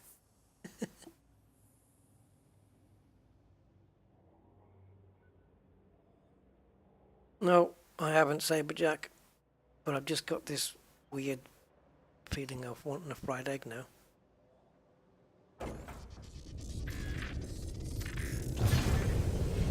African plains. A little bit, yeah, African plains. If you had an airline that was Air Africa, would that count as African plains?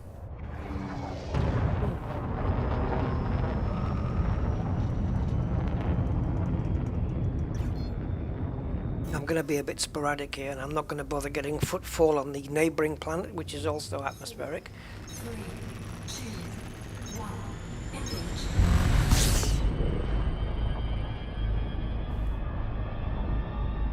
I don't know if Captain's log is updating. What system are we in here? Oh yeah, HPI 25-1. It's just that the distance to Sol has been the same since the last time we jumped, which is kind of strange. See what happens on the next one. I'm contaminating all the planets. Yes, putting my my bacteria down.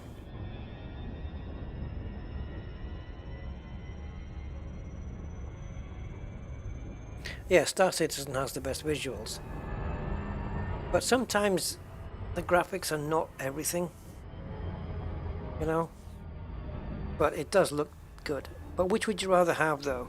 You know, super cool gameplay with No Man's Sky's graphics, or Star Citizen's graphics with not a lot of gameplay because it's buggy and unfinished. And I'm not saying Star Citizen doesn't have a lot of gameplay, but if it didn't.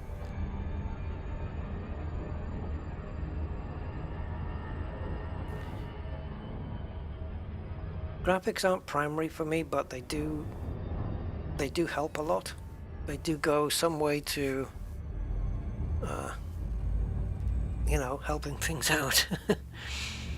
But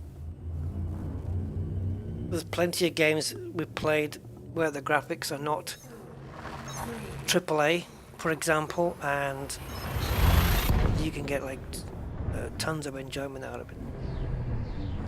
Yeah, the style of NMS is a little bit psychedelic in a way. Purple skies, blue skies, green skies, everything's just it's too colourful. But it is a fictional universe, I suppose, right? They added a river. Oh, cool. System scan complete. I'll have to maybe get back and have a look at Star Citizen and No Man's Sky. Oh my god. I haven't played No Man's Sky for a while, and there's been some big updates since. There's been like at least 2 or 3 named updates, you know, like Horizons or Odyssey. They've had 3 named updates since I last played.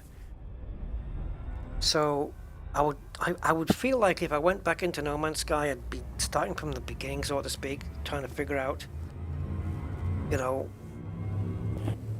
what do I do? Where do I go? And what where's the new stuff? Where do I go for the new stuff? And No Man's Sky has been on quite a journey, because it got slated when it came out, probably rightfully so, because it was, compared to what they'd hyped, it wasn't even anywhere close to the mark of what they'd hyped. And I think they've learned a lesson about hyping games now. But they stepped up. They stepped up and they swung it around and they brought it back, and now it's just really, really good.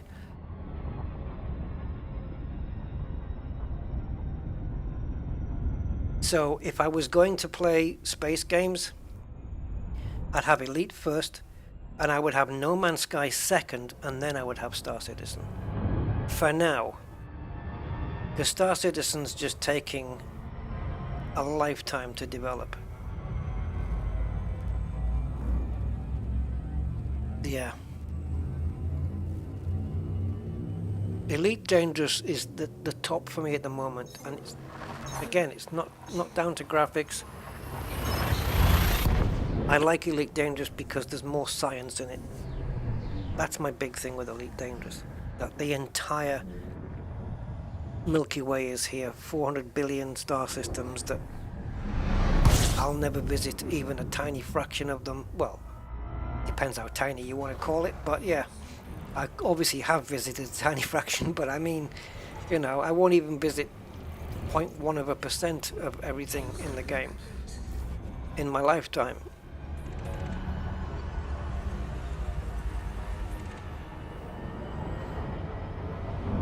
So yeah. Did she say system scan complete? Let me just double check this. Yeah, I think she did. Oh no. Oh geez. I thought I heard her say that. Okay. How far am I? Okay, it is far enough away. Let's go. Let's see what we got. So if you guys could have one space game to play, to fly and play, what would you pick? Oh well, let me ask you a different way. Is there anyone who wouldn't pick Elite Dangerous as their number one? Because it would definitely be my number one, because there's no way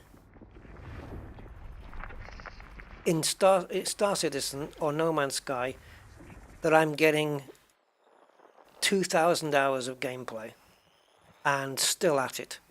There's no way. There's not enough there. Maybe No Man's Sky. Body 2AA. Nested moon. Maybe No Man's Sky would be the only other choice or way to do that,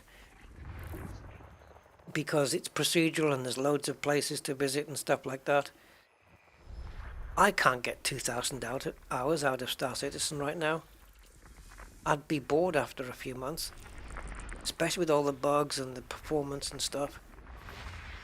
But Star Wars Rebel Assault, okay, yeah, why not? Yeah. For me though, Elite Dangerous Body is 2F. Landable with atmosphere. one biological and it's sulfur dioxide.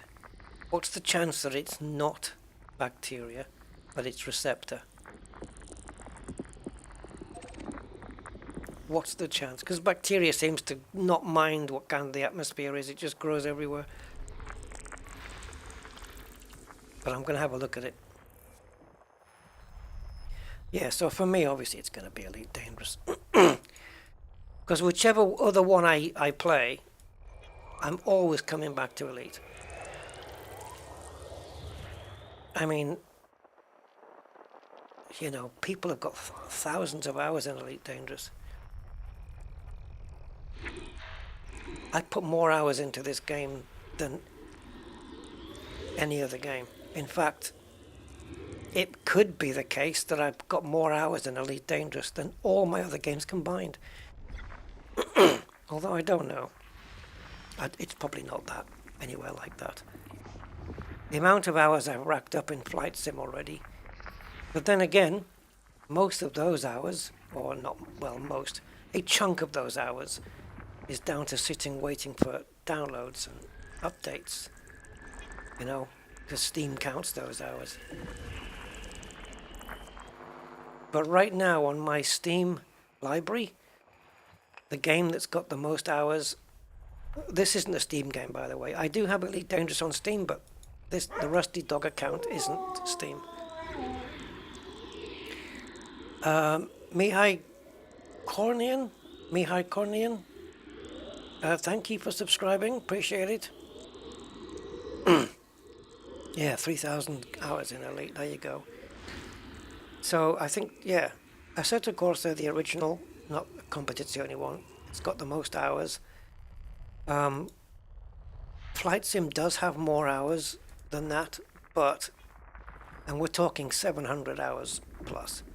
But Flight Sim, like I say, there's been a lot of those hours waiting for downloads, leaving the game running overnight while the download's complete, that kind of thing. So I think for now at least, Assetto Corsa would still be technically the lead one in that I've got 700 hours in that as well. Elite Dangerous is, I think, 2,000 plus hours for me on this already. I'm not quite sure what it is, to be honest. Let's have a quick look. Where do I go? Why am I going in Hollow Me?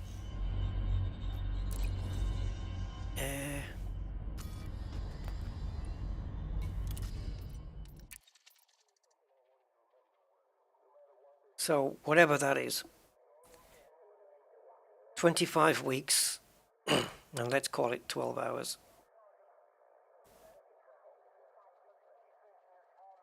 Yeah, 25 weeks and 12 hours, whatever that is in hours.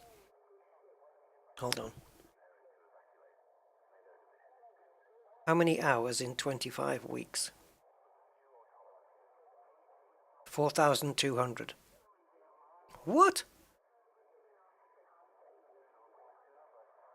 4,200 hours, according to Google. 25 weeks equals 4,200. Yeah, 4,211 hours. Jesus, I thought I was at 2,000. Uh-oh. Well, okay.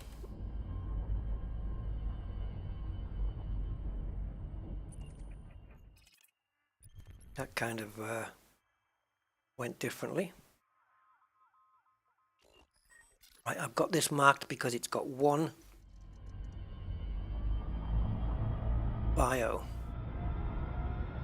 with the correct atmosphere that I need for receptor.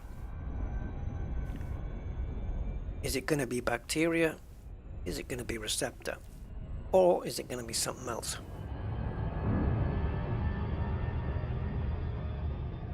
What's your latest, Andy? Because I know you've got more than I have.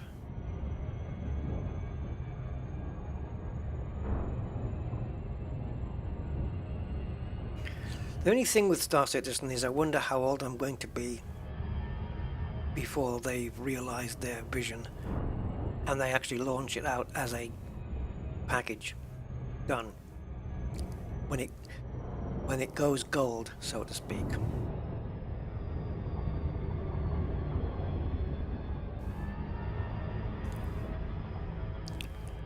Getting worried here, guys, because okay, let's just keep pushing. I had 3 stars in front of me and they just disappeared. And there's no way that the planet would be big enough to cover them up, so where did they go? Okay, good. 9,135. Jeez, you guys. Patini at 5,200. Well, I'm only 1,000 hours behind you, and that's the equivalent of what? 8 live streams?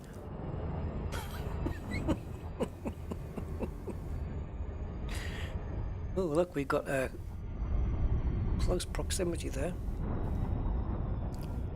Right, what's the odds, guys? What's the odds? Well, how many species of plantage can't grow in a sulfur dioxide? Gotta find that out.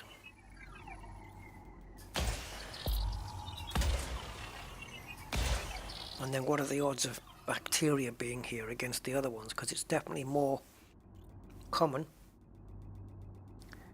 Well, let's see. Surface scan by 50%. Oh, crumbs. I was about to say, what a great way it would be to get that on the stream. I can't believe it.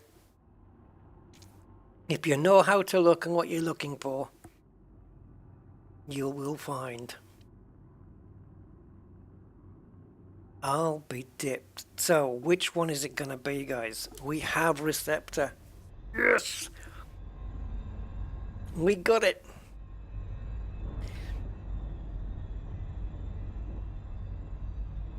You might be right there. Is it Mihai? Yeah. You're probably quite right. Yay! Here's, guys. Let's have a look. So we've got 3 choices of receptor now. Gonna have a look at them, and also distance. I'm not leaving this planet without this done. 150 meters, nice. This is cool. I like the look of those.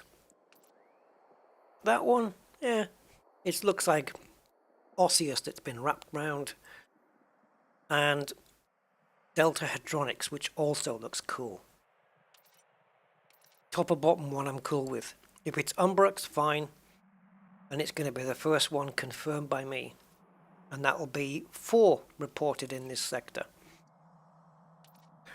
Well, actually, no, not 4, because there's more, isn't there? There's under the reported, there's lists of...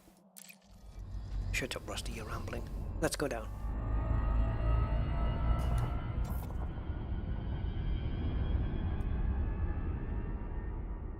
Guys, it barely grows anywhere. There's a little dot there of blue, and there's a blue there. Well, you don't get a lot of it, do you? These are the times you wish you brought a smaller ship. Actually, but by the time we get down there, it's going to be a big heap of space. Let's land in the most chunkiest part. No, they don't give you a lot. Let's try and get in that valley there.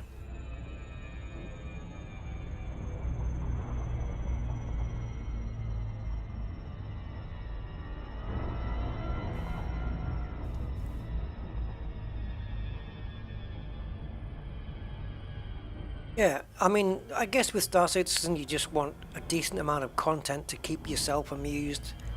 Like you would with any game, right?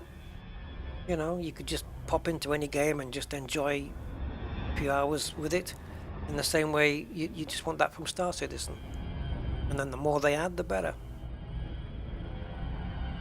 I mean, let's face it, Elite's been a work in progress for 10 years, hasn't it? Oh, sorry, that was the plan for 10 years. It's been a work in progress for coming up to 7.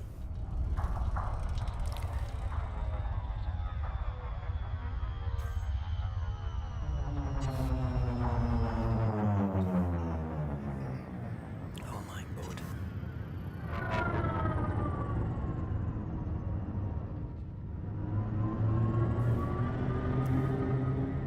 This is typical landscape for Rusty to go and do his silly stuff, but maybe have to just not do that here.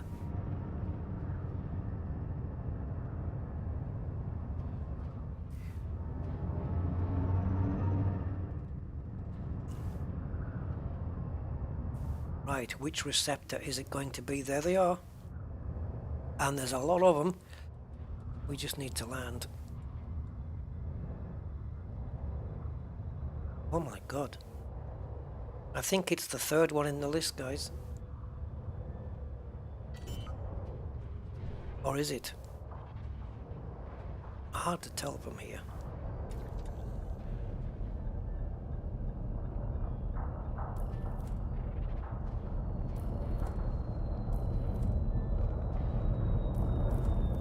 I can definitely tell you the next base game I'm going to be getting. I mentioned it already once. It's called Deliver Us Mars. From the people who brought you Deliver Us the Moon. That was a thoroughly enjoyable game. Okay. There's so much receptor around that we can just... It's 150 meters as well. Oh, it's the boring one. Well, I say boring. It's the middle one. It actually looks kind of cool. So this is the middle one of the 3. All right. I should bring the car out, shouldn't I, to take a sample, a scan. A scan, I mean. There's something inside, look. You're not going to bite, are you? It's protecting. It's got a cage around it to protect it then.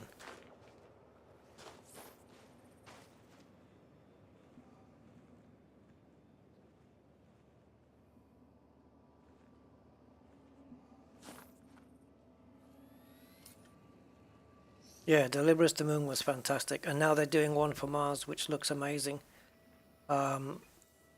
If you look on Steam, the screenshots just look fantastic.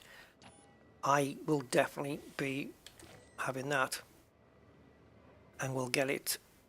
We'll do another playthrough, start to finish, like we did with the first one, because it was just so good, so good. Yeah. Same developers are making it as well. I know it's releasing this year, but I'm not sure when, but I hope soon.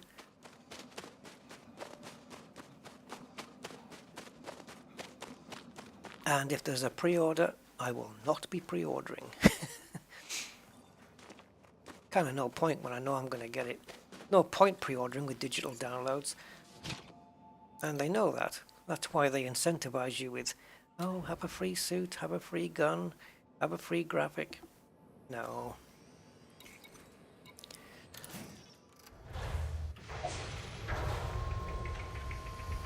Yeah, Deliver Us the Moon is fantastic to play, honestly. You will not be disappointed. Low gravity warning. I wouldn't mind playing through it again. Definitely I would play through that again. 100% sure. Yes, sir.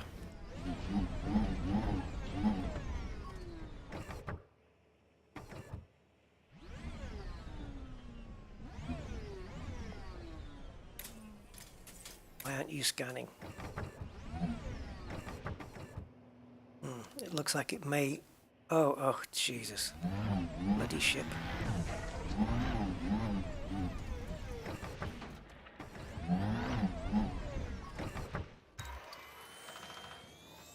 So the turret won't deploy, but neither can you get the scan going, because you're too close to the ship. I've never seen that before.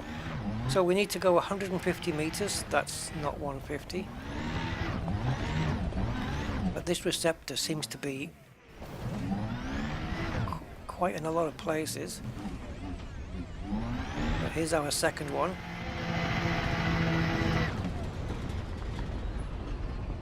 All by its lonesome. I did stream it, Stephen. Yeah, I did the whole thing. If you look on my channel and just I don't know, go to my channel search and just type in deliver, and I guess it might come under there. Or moon. Try moon. Yeah, I did the whole game in a few separate streams. Is it cracked at the bottom? Umbrux red. Looks like it's got a crack there at the bottom. You see that? It's there.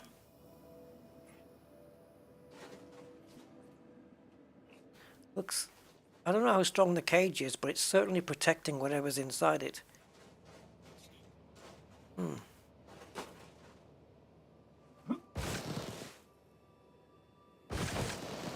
See, I don't think this guy's 150, but we'll have a look.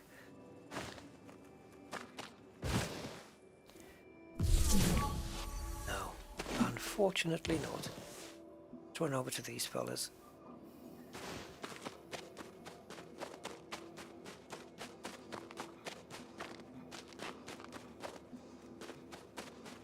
Yeah, check it out, Stephen. You'll probably end up buying it. Can I shoot or break the cage? I would say no, because I've never come across one bio that you can interact with in that way.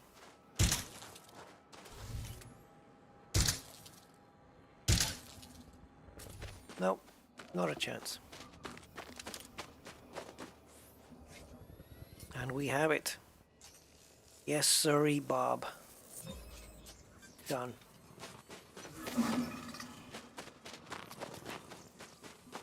It's very moonish here, but we've got a nice sun and that, which looks very cool, nice and close. Did I get any screenshots? Yeah, I did. So I want to get one of... Where are you? There.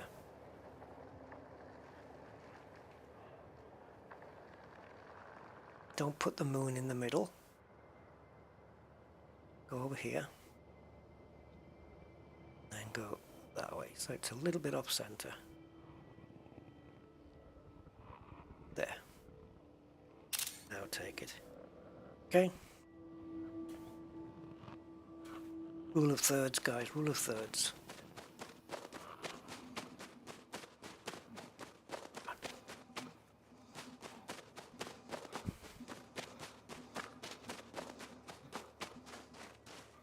Callisto, spiritual successor to Dead Space. Dead Space is something we still have to stream. Yep. Me and Angry, co-op, Dead Space. The original Dead Space. Haven't forgotten. I know it was requested and I haven't forgotten. Sometimes real life gets in the way of things.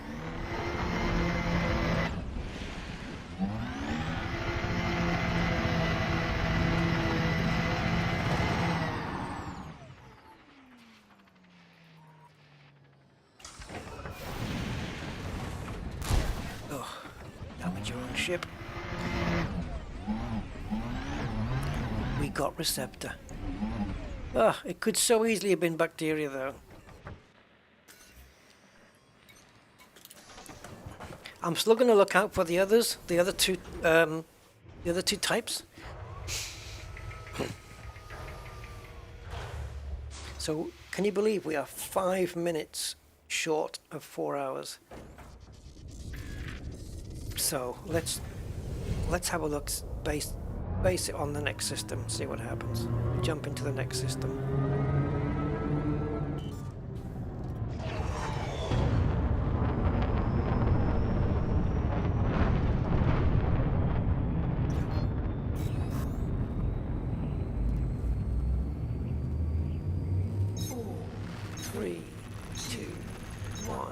Disengage.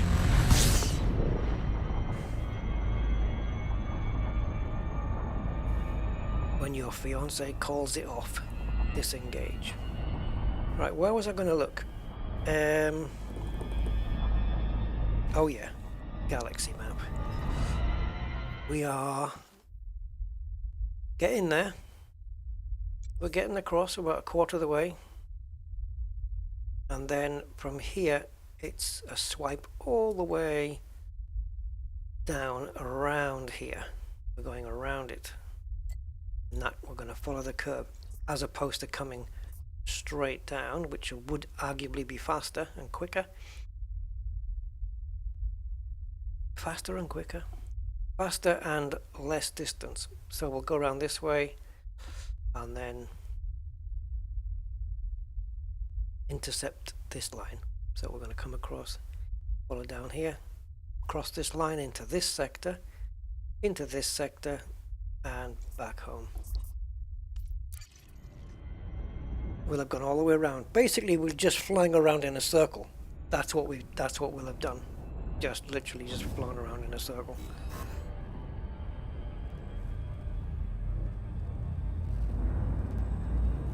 Yeah, I've heard there's going to be a remake of Dead Space, but is it a brand new game that's based? Is it from the developers of Dead Space or? Yeah, Callisto Protocol. I will check it out.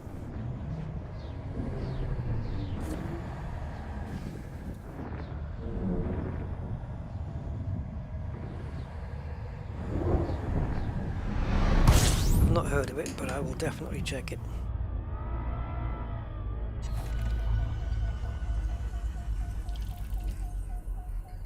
Oh, a remake. Hey, Kevin. Thank you. Yes. Exploration is good. Exploration is very good with Odyssey. Wouldn't it be something though to... Here's a trip you could do, guys. Now, I'm not suggesting to do it for an exploration trip of this distance, 32,000 light years. Like, yeah. But so let's say you plan an exploration trip, something like 5,000 light years maximum distance away from the bubble.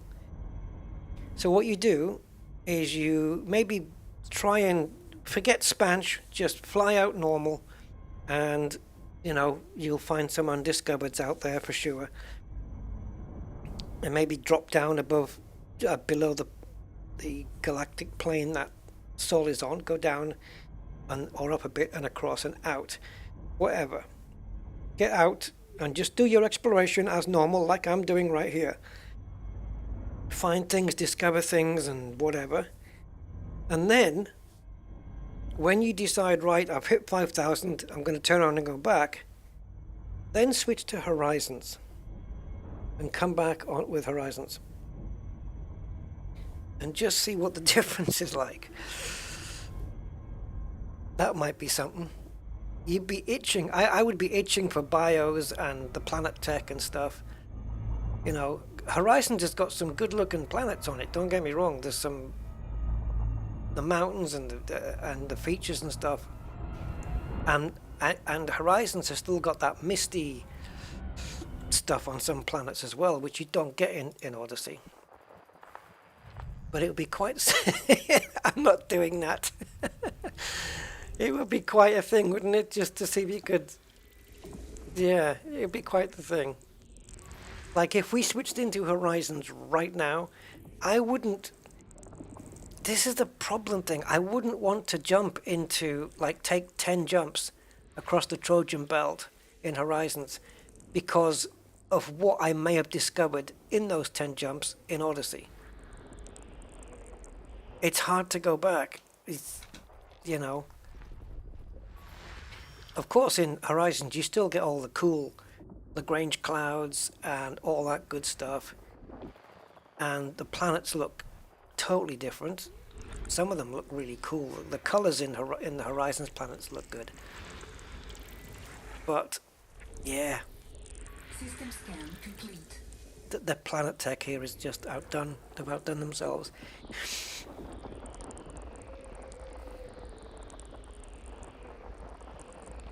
I wonder if it's got like improved graphics, Ramon, so that, you know, for the, because computers will have improved since, I don't know,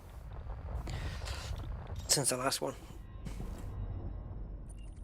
Is it the original that they're remaking, Dead Space? They were all good games, those Dead Space games. All of them. All of them. I've played them. I've played all three, and they're fantastic. Now, what's this? 48.9? You know what that means? This has to be a Neutron. To give us a jump this small, it is indeed a Neutron. Been a while since we found one of these fellas. Oh, all three in one. Wow, okay. That's gonna be... Okay, that'll be worth getting, I expect. Yeah, there's been some good space games out there. The only ones I haven't played much of, or hardly any of, is the Star Wars ones. Like the Battlefronts and stuff like that.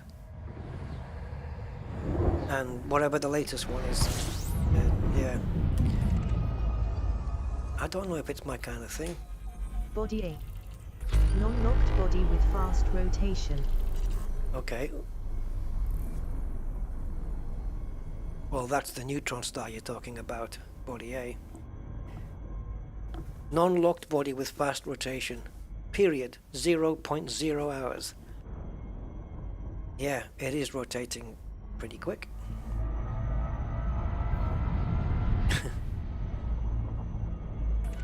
Let's do a D-scan, see if there's anything else here. Warning, free shift drive operating. 14. Out we come. Now, question is, yes, it's a first discovery. Okay.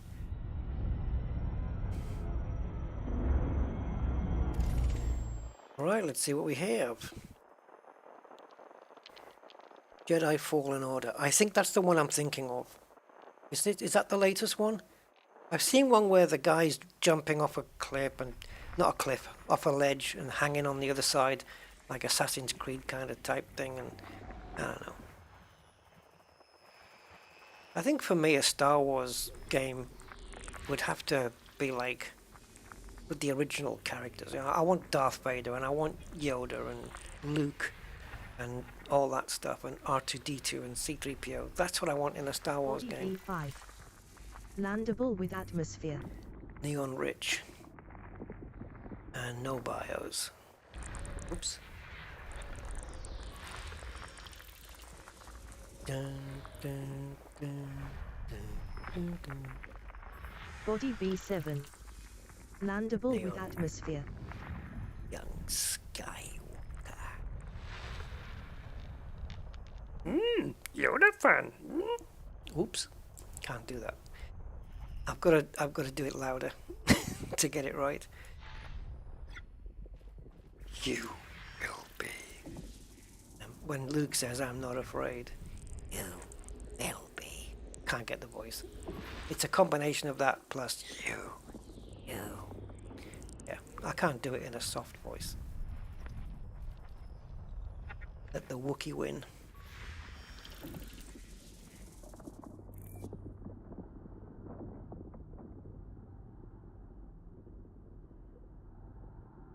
What's that voice telling you you can land? Oh no, that's a landable. It's telling me that it's landable, atmospheric. Yeah, it's Elite Observatory Core. Link in the video description. There's two links, but you probably want to get the core version. Landable with atmosphere. Landable with atmosphere, argon rich, and no bios. But the planet looks interesting. I bet we've missed out some really super cool planets as well that we just didn't land on. Whether they have atmosphere or not, I'll bet you we've missed out some beauties. And we'll just never know. Unless we follow the same route again. And we could to a point, because this is my first time up here. So all I'd have to do is convert the galactic map to visited stars and take out the non-visited, and then just follow the blue dots, the breadcrumbs. Yeah, the guy who played Holly, Norman, what's his face?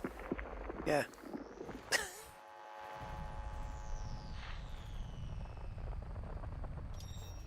Let's have a look what we got here. Okay, so we've got 3 landable atmoses, a good fair distance away, and none of them have got bios, so I think as tempting as that is, we've got 3 ice worlds with atmospheres, but we're gonna disappear. And now we have a nice big jump.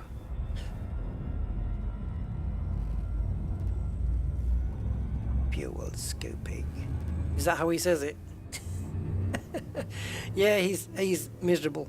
Norman Lovett, isn't it? Something like that. Yeah, he's miserable. Fuel scoping.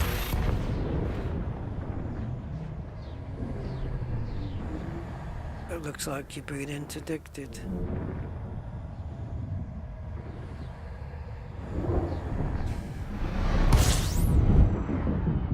What would be good is if you were in a conflict zone, and then when the battle is finally over and you're on the winning side,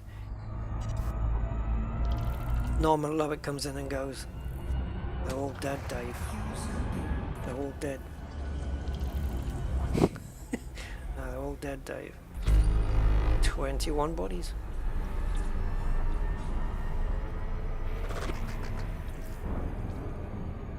I'll tell you one of the best voices. I'm not a huge fan of HCS, but one of the best voices they got was William Shatner.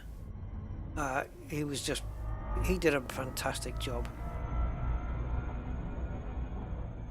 Midnight, isn't it? Or was that Tom Baker? Midnight? I can't remember. But yeah, the William Shatner voice was... Shatner did a great job on it. Especially with those little quirks he's got, the little things he says. That was a good one. Good catch.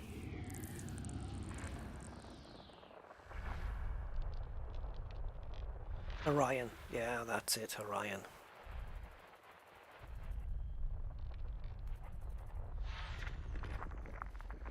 Named after some old Ford motor car.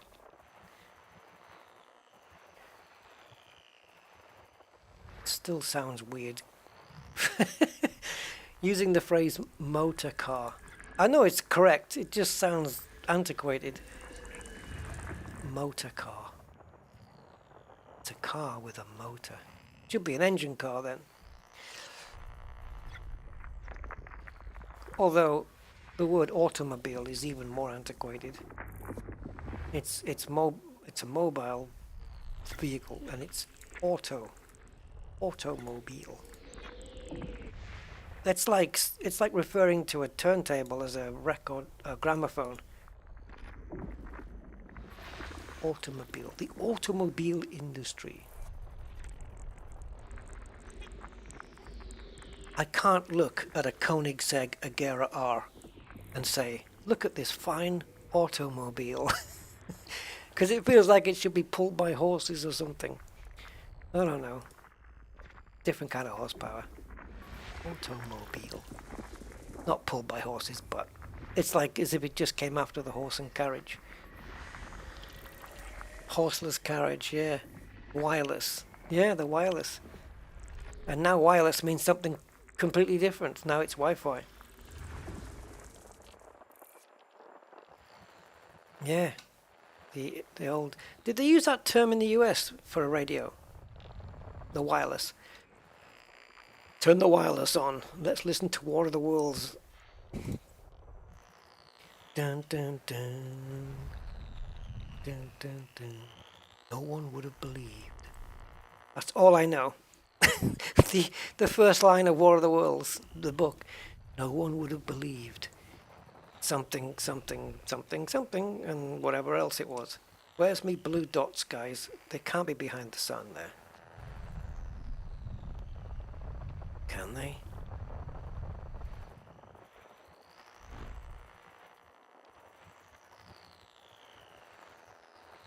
Oh, I'm gonna have to move just in case. I can't see the rest.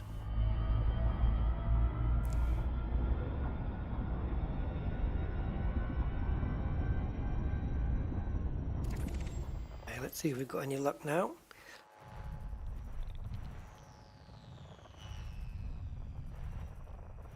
Yeah.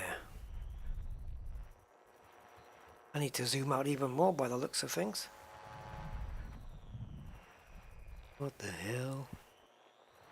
My kingdom for a nav beacon. Wait a minute. You're telling me there's 8 more bodies to find? They must all be inside one thing. I can't still be behind this.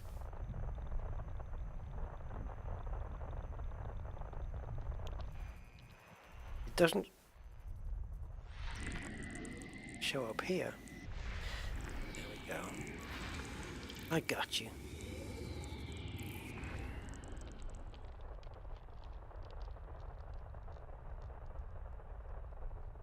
A Vogon voice, yeah.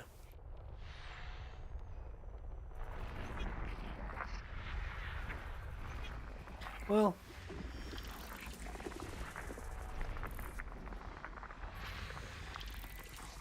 people have been crazy enough to ask for a Rusty Dog voice pack.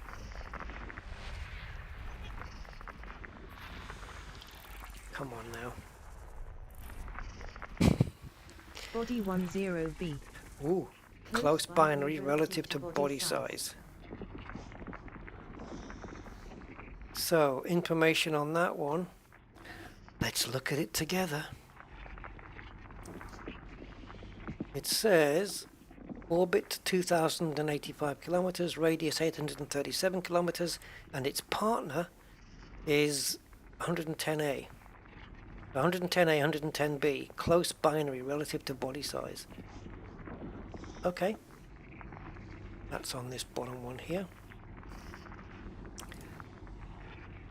We'll check that out. Let's mark it, because there's nothing else marked in this system, so let's mark that. And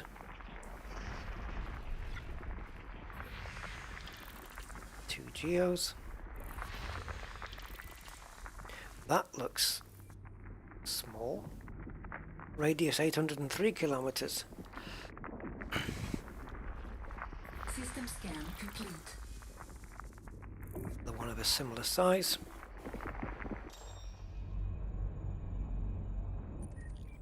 Oh, Marvin. Yeah. Don't talk to me about interdiction. Oops, did I just undo that? So these two... Okay, so the binary ones... Is this what this means then, when they're linked like this? Does that mean that they're... I mean, how is this working? So, okay, let's go Ori so I can visualize this. So we're here. And we're looking at 10, 100, yeah, 10 A and B together. Let's have a look. Zoom this in here. Oh, they are close. Jeez, you're not kidding.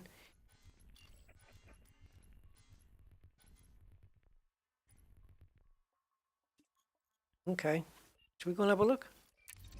That's what space is for, checking it out.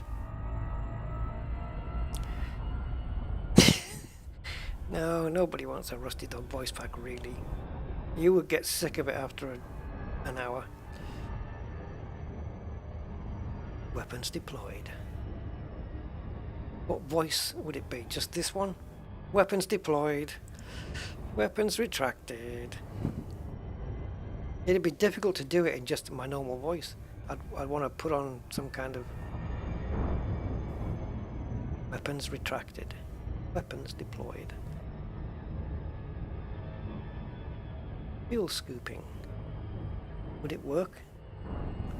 It's easy to make one. I've done tutorials on the thing. What's it called again? Yeah. What's the program called that does it? I've even forgot. Yeah, Sugar Nuts. Voice Attack. Yeah. I've done some Voice Attack tutorials. They proved to be quite popular, actually. I got quite a lot of views on those. Mr. T, yeah. Who retract? Yeah, I ain't gonna fly. Mr. T won't fly with you though. Ain't gonna fly, sucker. Oh, pity the fool. You put your weapons out. You know, weapons deployed. Pity the fool coming after you.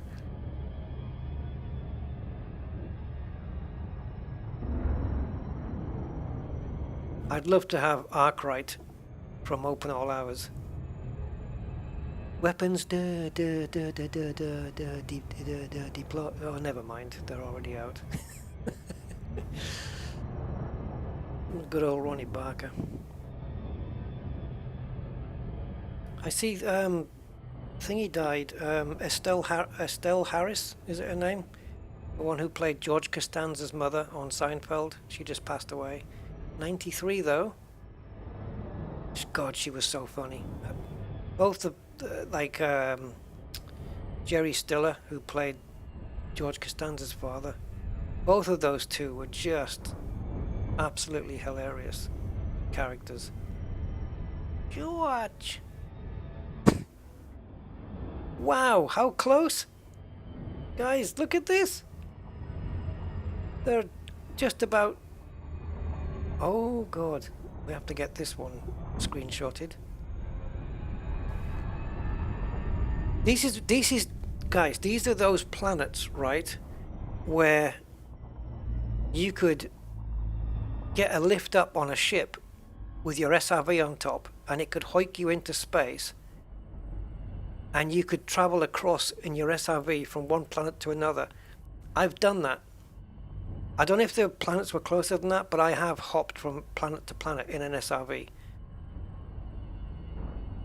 Been there, done that. But I don't know how close the planets were. And it was certainly in the bubble. It was Commander Bonehead that gave me the lift up on his ship, just flicked me into space. And yeah, I ended up on the other planet. Yeah, a geezer would be good, wouldn't it? I wonder if either of these are landable. I can't remember whether they were or not. They both are. Okay. That'll be a hell of a view. We'd have to land on the one furthest away because it's the only one in the daylight. Where we can see the other one. Oh, does that mean that if we land on this one... What the hell is that? Water? Down there? We may have to try and nip over to the side here, something. Wonder what that blue bit is. Damn, I can't see. I'll have to have a look. Please don't be all black. Okay, it's still visible.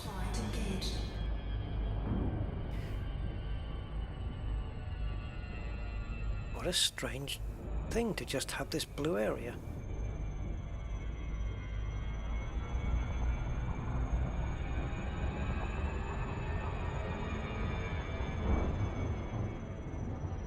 How bizarre. Oh, and look at that thing over there. We better get that now before we lose it.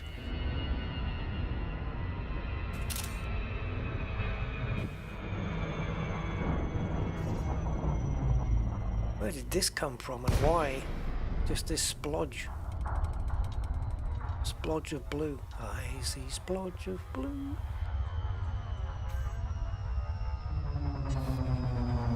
Now am I just landing on... This is the welcome to the planet Stilton.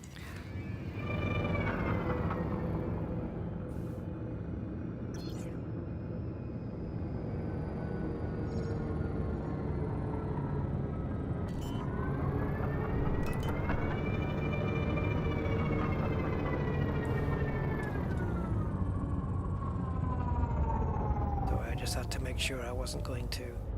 It's funny how you don't get any of like white rocks from the other side on this side. All the rocks are blue here as well. Like there's no over spillage. Blue rocks on the white side, white rocks on the blue side. Thanks to some clever slow fading, so slow blending.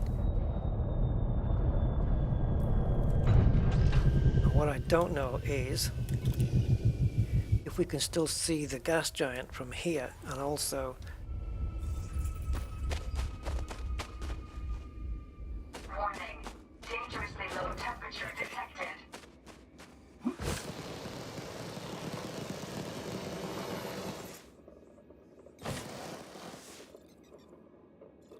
gas giants disappeared over the horizon. It was a good thing I got it when I did.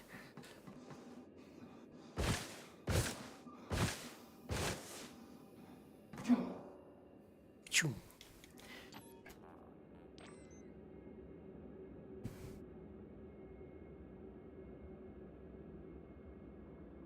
Well, that's pretty close.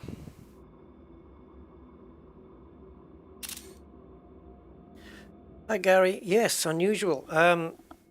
Yes, my Elite Observatory core picked it up, my app running, or an app, not mine. Yeah, it might be, Ramon, could be. We should maybe take a trip from one to the other, seeing as how they're both landable. We should take a trip over. But yeah, if you can punch yourself high enough with the SRV, obviously we don't have a geyser to do it, but if we had a ship where we just go on the nose, and then it just flips us up into space with the nose, and then we just leave the gravity of this one, and then you're immediately into the gravity of the other one, and that's how you get to the other planet, by just getting out of the gravity of A and into the gravity of B. But yeah, I don't know. I don't think we can do it without.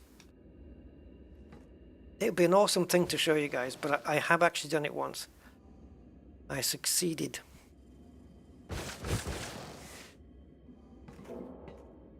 We saw it being done, and then yeah, I got a lift, and I have literally traveled from planet to planet with an SRV. No ship.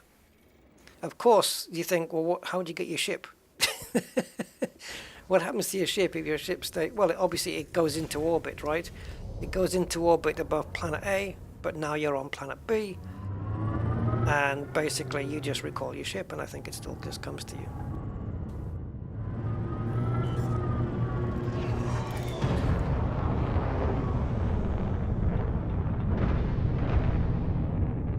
Let's see what we can do with this. I think the distance is a little bit too much, because the SRB is not going to have enough. The gravity here is only 0.05, but it's not going to be enough to push us into the air. We need something to push us up. A geyser might do it, you know. I don't know how many kilometers up you need to be to break the gravity and capture the gravity of the other one, because that's essentially what you have to do. And it might help if the planet you're trying to get to is the one with the higher gravity, because then, you know, it makes sense to just jump off the lesser gravity onto the higher gravity one. That's just common sense, I guess. If we flip the ship round, bring it down into the blue zone, just below, there we go. It's too far apart, I think. So let's see how far out of OC we get here before it jumps into the OC of the other one. Will it actually leave this graph before it goes into the other one? It does. It does. But wow, straight into the other side. Orbital flight engaged. Yeah, just hold on to your horses.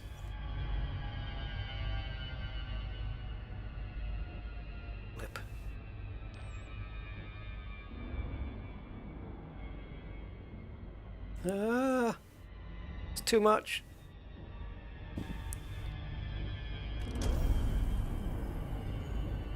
Yeah, let's get out of here.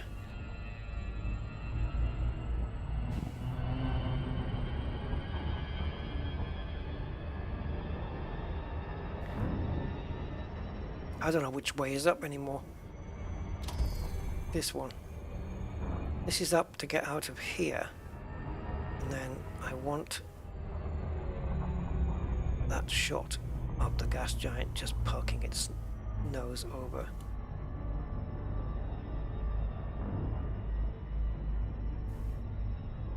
Did I lose it? So it's somewhere. It's somewhere where I don't know where it is, as Homer Simpson would say. Is it behind? Okay. Oh, it's there. Sweet Jesus.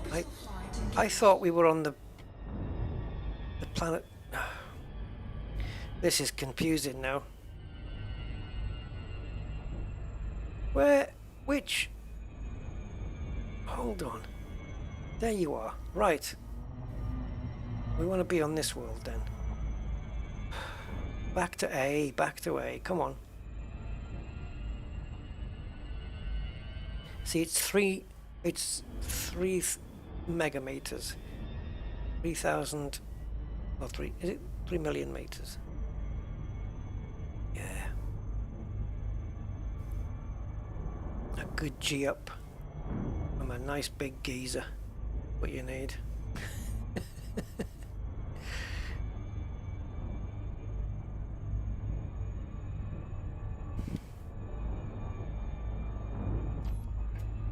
I'm just after a screenshot here.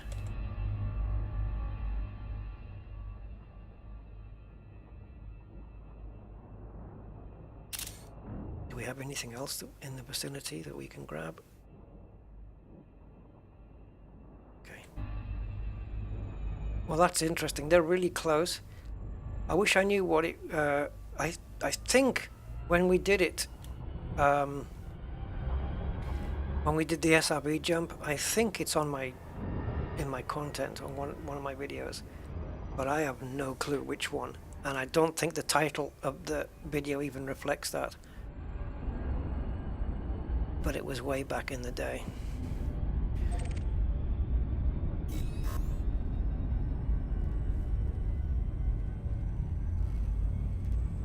Yeah, it's nice. I like that it points. I would have probably missed that because the system map doesn't give those things away. So I would definitely have missed that. So, based on what's in here, I want to start winding down now, as it's 11:30 and I need to eat something substantial.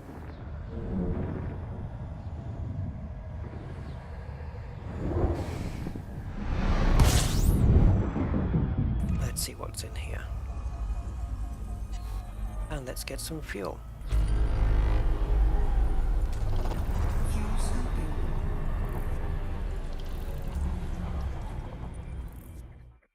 Okay, so we've got 7 bodies to find.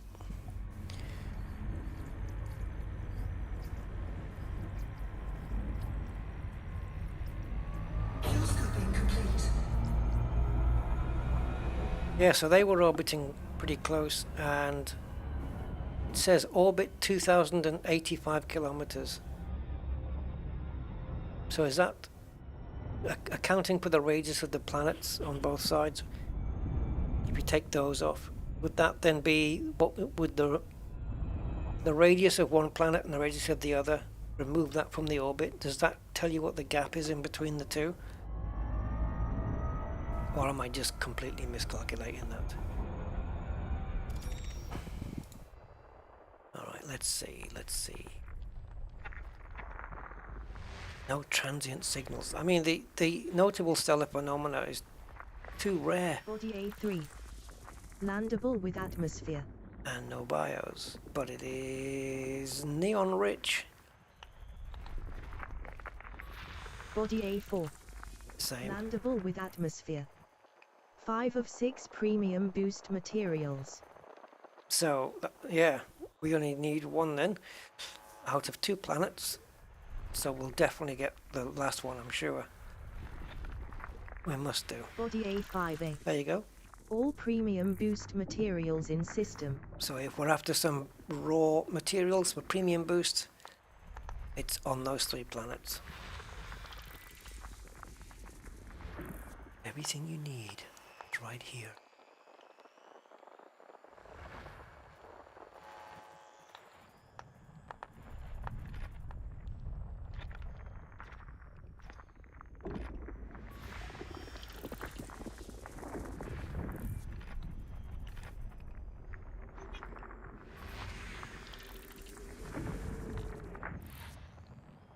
And more.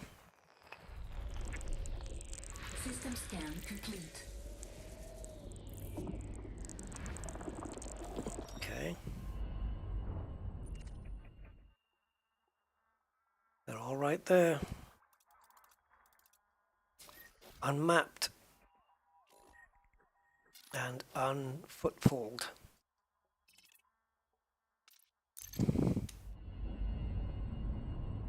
Let's jump. Oh, we're gonna neutron it.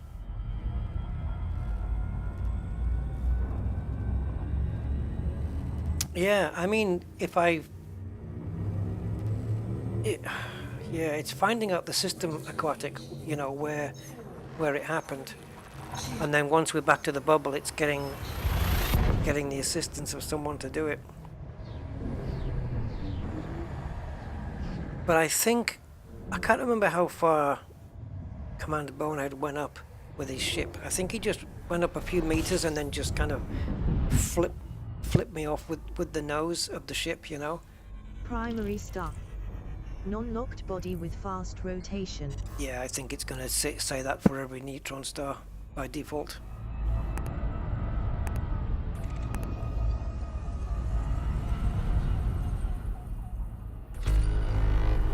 Warning, frame shift drive operating beyond safety limits. Frame shift drive supercharged. Just want to confirm we got that. I know she says it, but I've had a couple of occasions where it hasn't happened. There we go. So there's another thing in here then. First, yeah, there's another thing in here. Don't know what it is. Rocky Ice World. The only one that lives in this system with that star. Is System scan complete. discovered for the first time. You are no longer alone.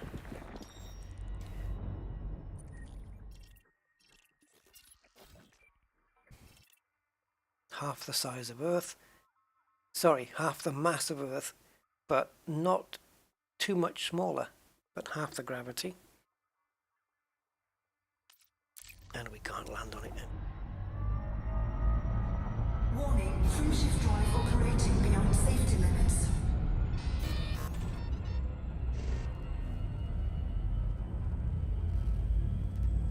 This is good. We've managed to take 2 neutron jumps now. Don't mind that. 4, 3, 2. And of course, as you guys know, you can plot a route from A to B and miss out neutron stars altogether. The problem is, because they're not separated from black holes, you'd miss out black holes as well.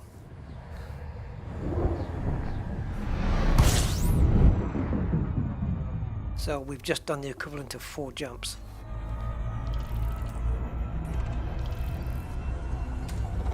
Fuel scoping.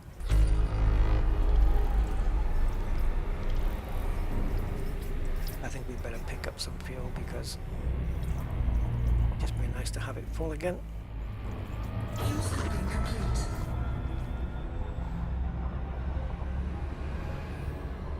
So let's just get away from that star.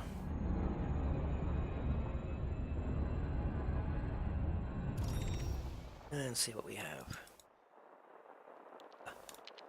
Ice Rocky with a gas giant.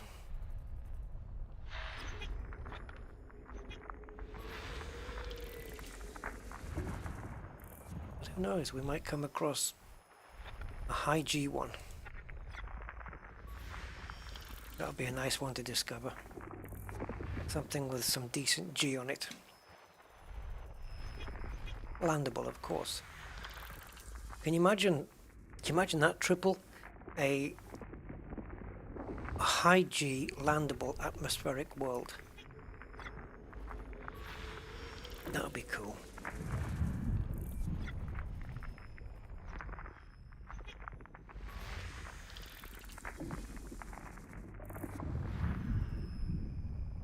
Something's in here.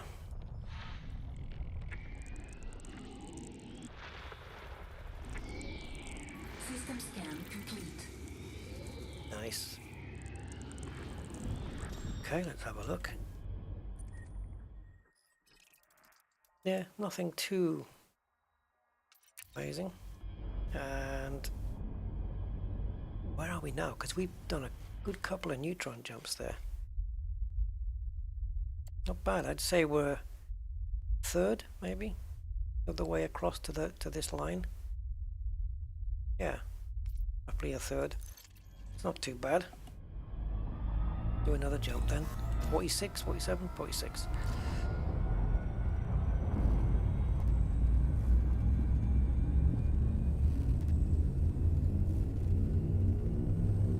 I see the chat's gone quiet. 4, 3, 2,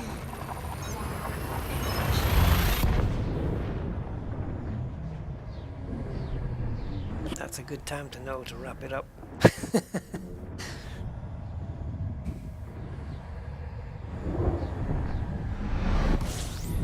All right.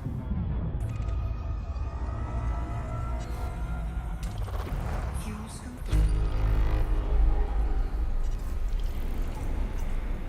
Get too close. That was very close. Closer to the star than I wanted.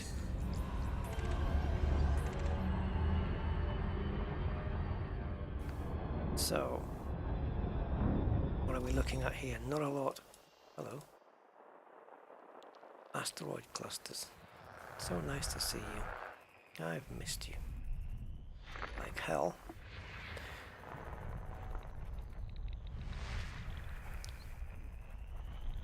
The hell have you got me doing? Here we go.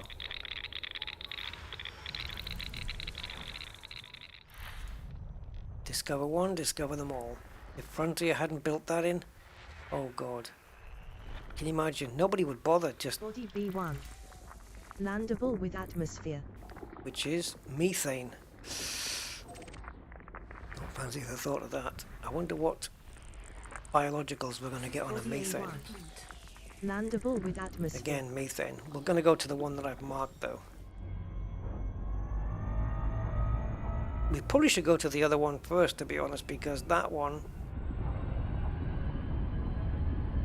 This planet we're going to is probably going to be the one I want to camp out on. But yeah, we'll go here. It even says it in the name. Come here. So, yeah, I have to go.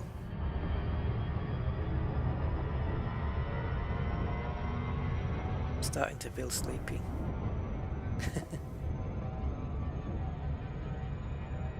No pop-up text. If you go into the core section, are you testing the same one as me, the black one? One with the black interface. If you go into the core section here and go to pop-up notification, just make sure that is enabled. And you're good to go.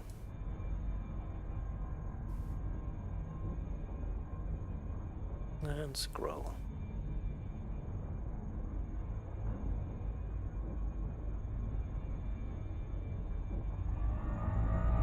I think it's on by default though.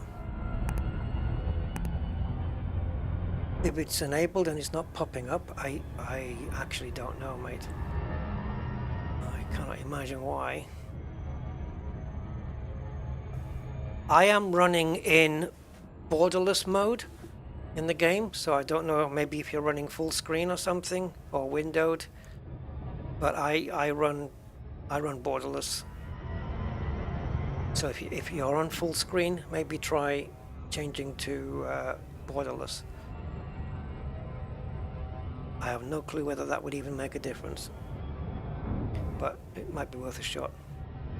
And the way to find out is to change it to borderless and then go into that option that I showed you where it's enabled and then just click test, and the test will bring it up on the screen rather than you having to wait for it to pop one up.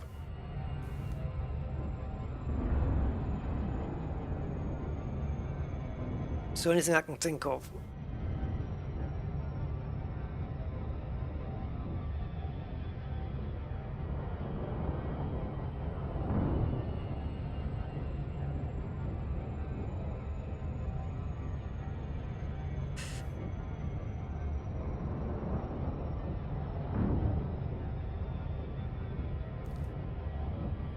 So we're going to come here, ZDQ. Come here. I'm on my way, I'm on my way. 2 bios, right, on this one? Oh, flip. Just took my eyes off the screen for a second. And that was enough.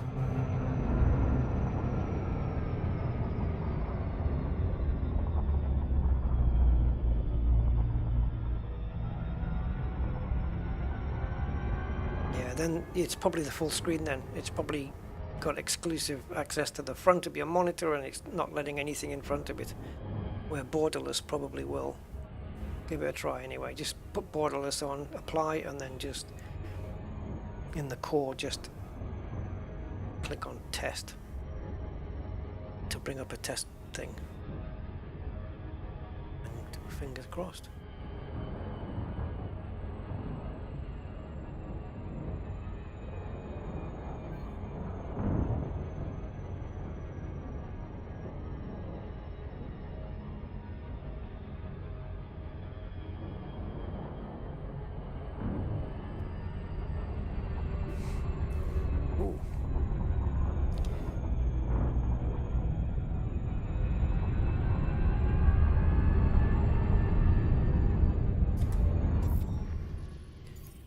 Oops, that was a right mouse button click.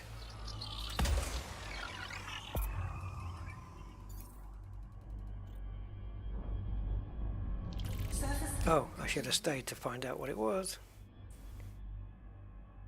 Are you going to tell me? Oh, God.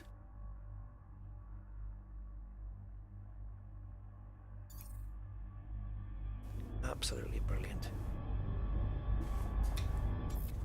You go back in again.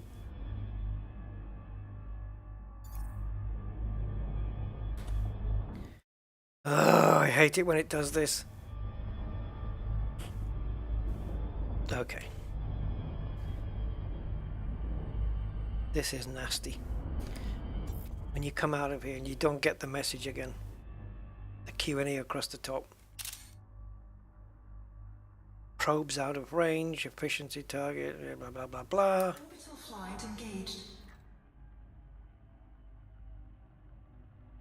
No, I can't come out of this. There we go. Oh, it said it. Oh, you swine, you swine. Stop being a swine. Fontaculia, it wasn't even worth it.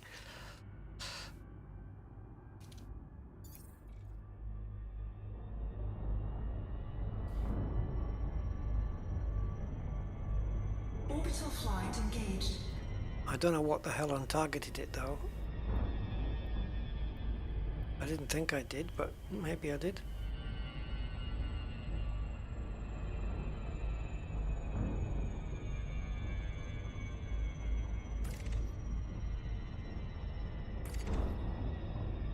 Oh. Anytime, Bramley. No worries, I'm glad you got it sorted. Borderless mode's good anyway, it's good to use. This stuff's only growing on the really smooth areas.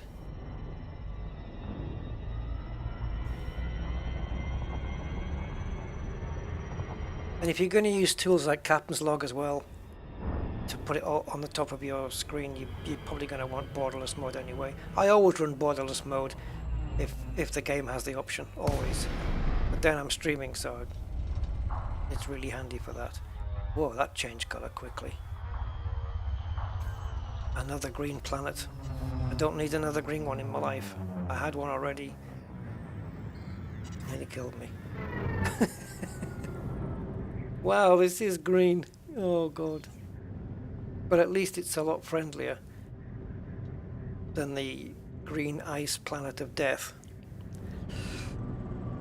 Yeah, we are finding some good stuff.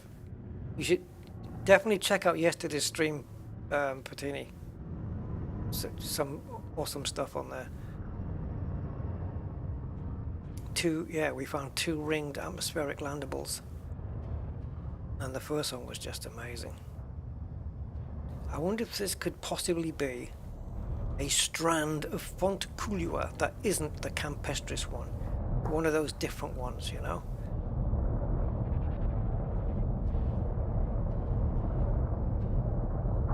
Oh, that's their rocks. Yeah.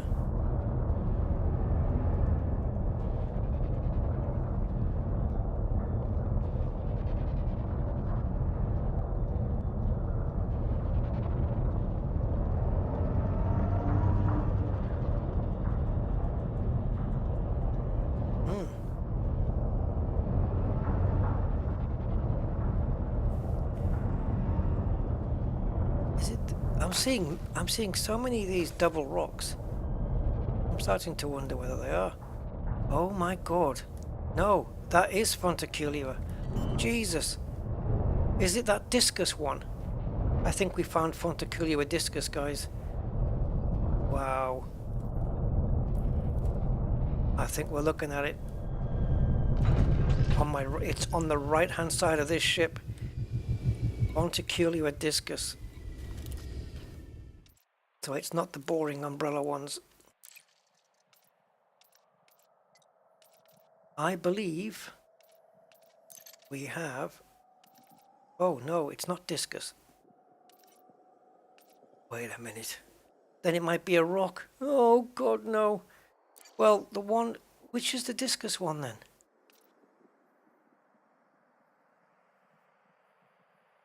Yeah.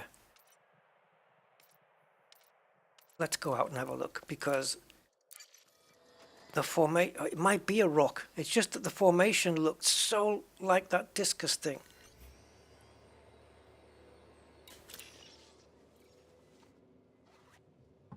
Yeah.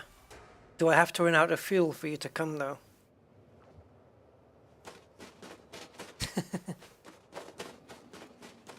Oh. Am I wrong? No. I might be wrong. It really looked like it from the side view, though. You basket. I think it was this, but I was looking at it from a certain angle. Was it this? No, I don't know. What the hell did I see? That. It's a rock. Or that. You see that formation there? Right? See that? What I've got my sights on right there. Well, that looked like that discus thing.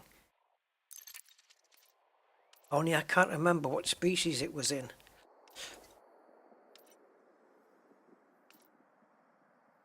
Which one had the discus? Osseous discus. Yeah, that's what I thought I was seeing. And yes, I've flat on it. Okay. Fail.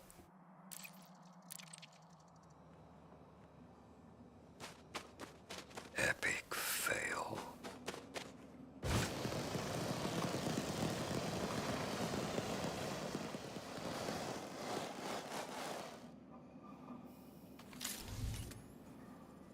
Like there's nothing. There's not a single plantage in this whole area. And normally Fonticulua is like really easy to come by. It grows fairly well. I ain't getting anything here. Zilcho.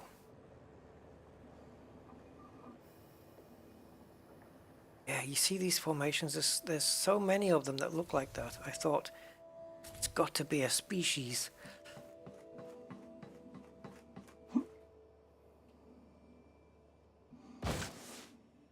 There. Ah, thanks, Bettini.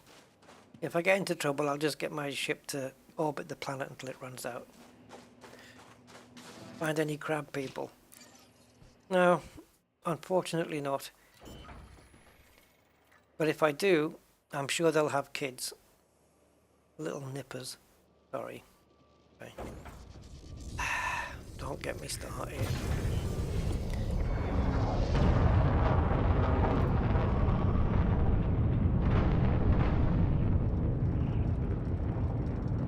We landed in a big blue bit. And I ain't seeing anything.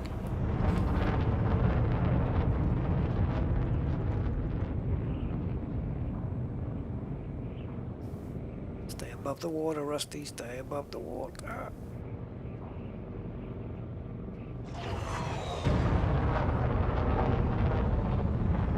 Well, Fontacilia is not growing in that kind of terrain. I don't think so. I've never seen it grow in anything except flat.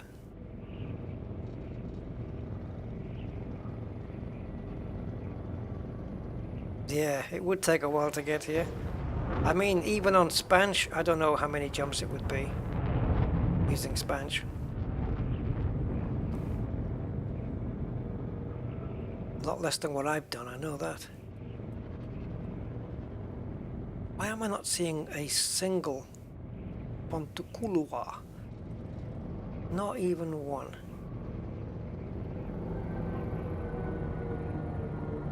Okay, well.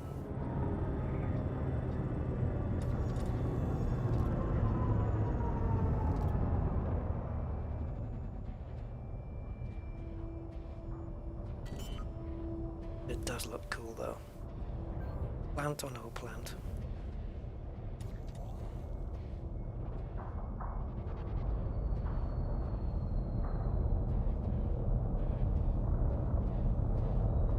Yeah, Fatini's a fuel rat. So, yeah, I know she would rescue me if I ran out of fuel. But that's probably the least of my worries right now. Me running out of fuel. Can't see that happening. I've only run out of fuel once in the game. But there's no such thing as fuel rats back then. Did I run out of fuel? Or yeah, no, I was in a situation where I had too little fuel to make the next jump, but thankfully there was on my route. But thankfully there was a star close by that I could get to. It was like 2 light years away or something, and I managed to get to it and scoop from it. And it was the only option I had. There was no other stars that I could get to that were either within range or scoopable. What's all that lot over there? Is that... That wouldn't be, would it?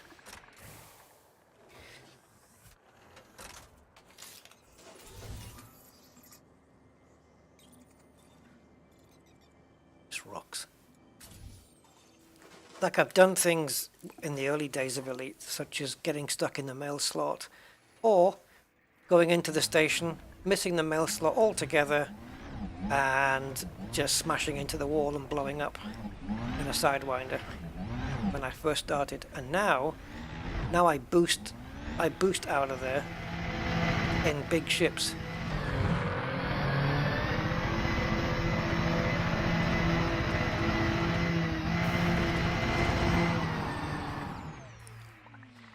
Can we make this one? These twin-pronged rocks, there's millions of them.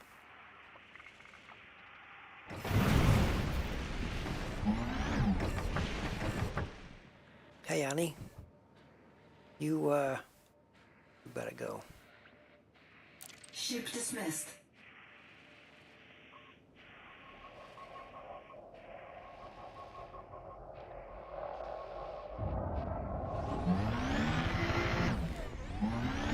What a cool planet this is. Let's get a couple of photos.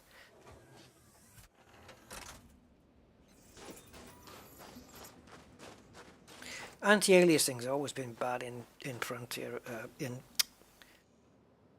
Elite Dangerous. Just doesn't seem to be a way to get rid of it in certain scenarios, such as when you're in the elevator in the concourse, going up to the concourse. Jaggy lines on the lift doors there. But like here, you don't notice it too much. It all looks good. I mean, if you look at like the shoulder of the, on my right hand shoulder there where the gun is, it all looks super smooth, you know? I don't know.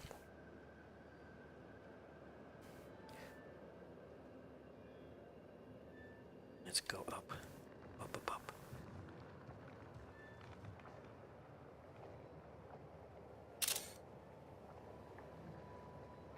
Very green planet, isn't it? This super green. Oops, didn't mean to get that one. Yeah, but it's not as green as the one that I had some trouble with.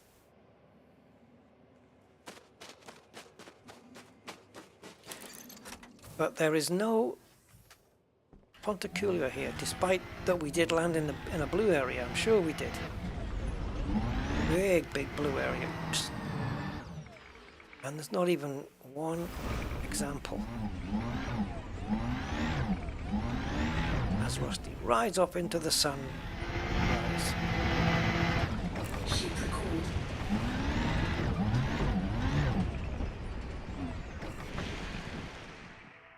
It's so different from Horizons, though. See, there's no guarantee that this planet's even landable in Horizons. So switching over, it might not let us in because it might just tell us that the planet we're on isn't landable. And well, it would put us outside, I would reckon, right?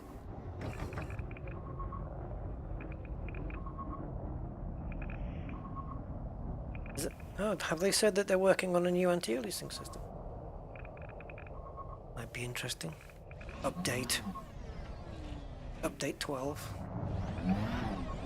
So we've had Horizons, we've had Odyssey, and then we'll get anti-aliasing. What do you think this is? I'm kind of drawn to this. Yeah, that'd just be a rock, right? Yeah, I think I even see it. I think it's that one right in the middle. Is it? No, it's not. It's too close. No, it's not that one. Metallic meteorite. I don't know what this scan is. Let's follow it. Big drop. Imagine if it was just a massive cliff there.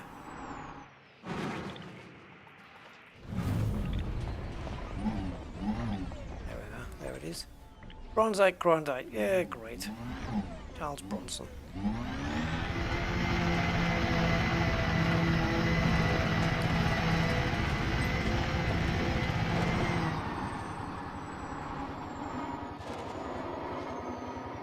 Use every little bump to get a nice jump.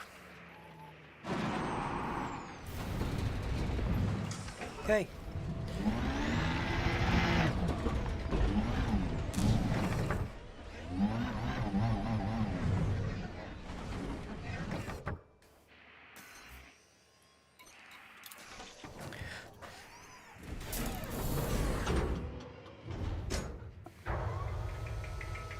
I'm surprised that the anti-aliasing isn't something that they've fixed, you know, a lot before now.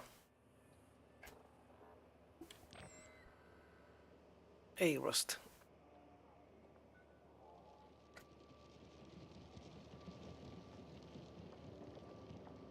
Okay.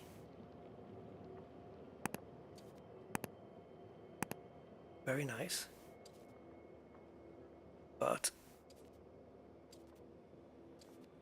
I don't want any of this. I want the outside. That's what I want. Now, this is what I'm talking about, guys. This. You see these lights that are projected down? That's what I'm talking about. When the ship's hovering above you to rescue you, open the front doors and project one of these lights onto the ground. That's it. Just that. You know, that's all they need. Just something even like this. You know, just project a light that hits the ground. So what? That's my marker. What's so difficult? Add a light. Anyway, guys, I am going to take leave of you now. And we will continue this with part 14 at some point in the not too distant future. Oh, there she is. Yes, please don't comment on the shadow. We know what it looks like. And if you think it looks like that, you should probably visit a doctor. Right. Okay. Yes. There we go. This is where we will pick up in the next stream. Oh, we're getting there, guys, and we'll soon be on the way back. I would imagine from part maybe 17, 18, we'll be starting on our way back. There's probably going to be about, I don't know, 30 parts to this. We're on part 13. But yeah, hope you've enjoyed it. So that's going to do it for the night. I'm going to go and get something to eat. It's only, what time is it? Just gone midnight. That's early for me then. Not really. So yeah, hope it was enjoyable. That's 11 hours of Elite Dangerous this weekend. That should be enough. Okay, until the next time then. Thank you all for being here and keeping me company. And it's been a pleasure. And thank you all for your support, as always. Until the next one, take care. Bye for now.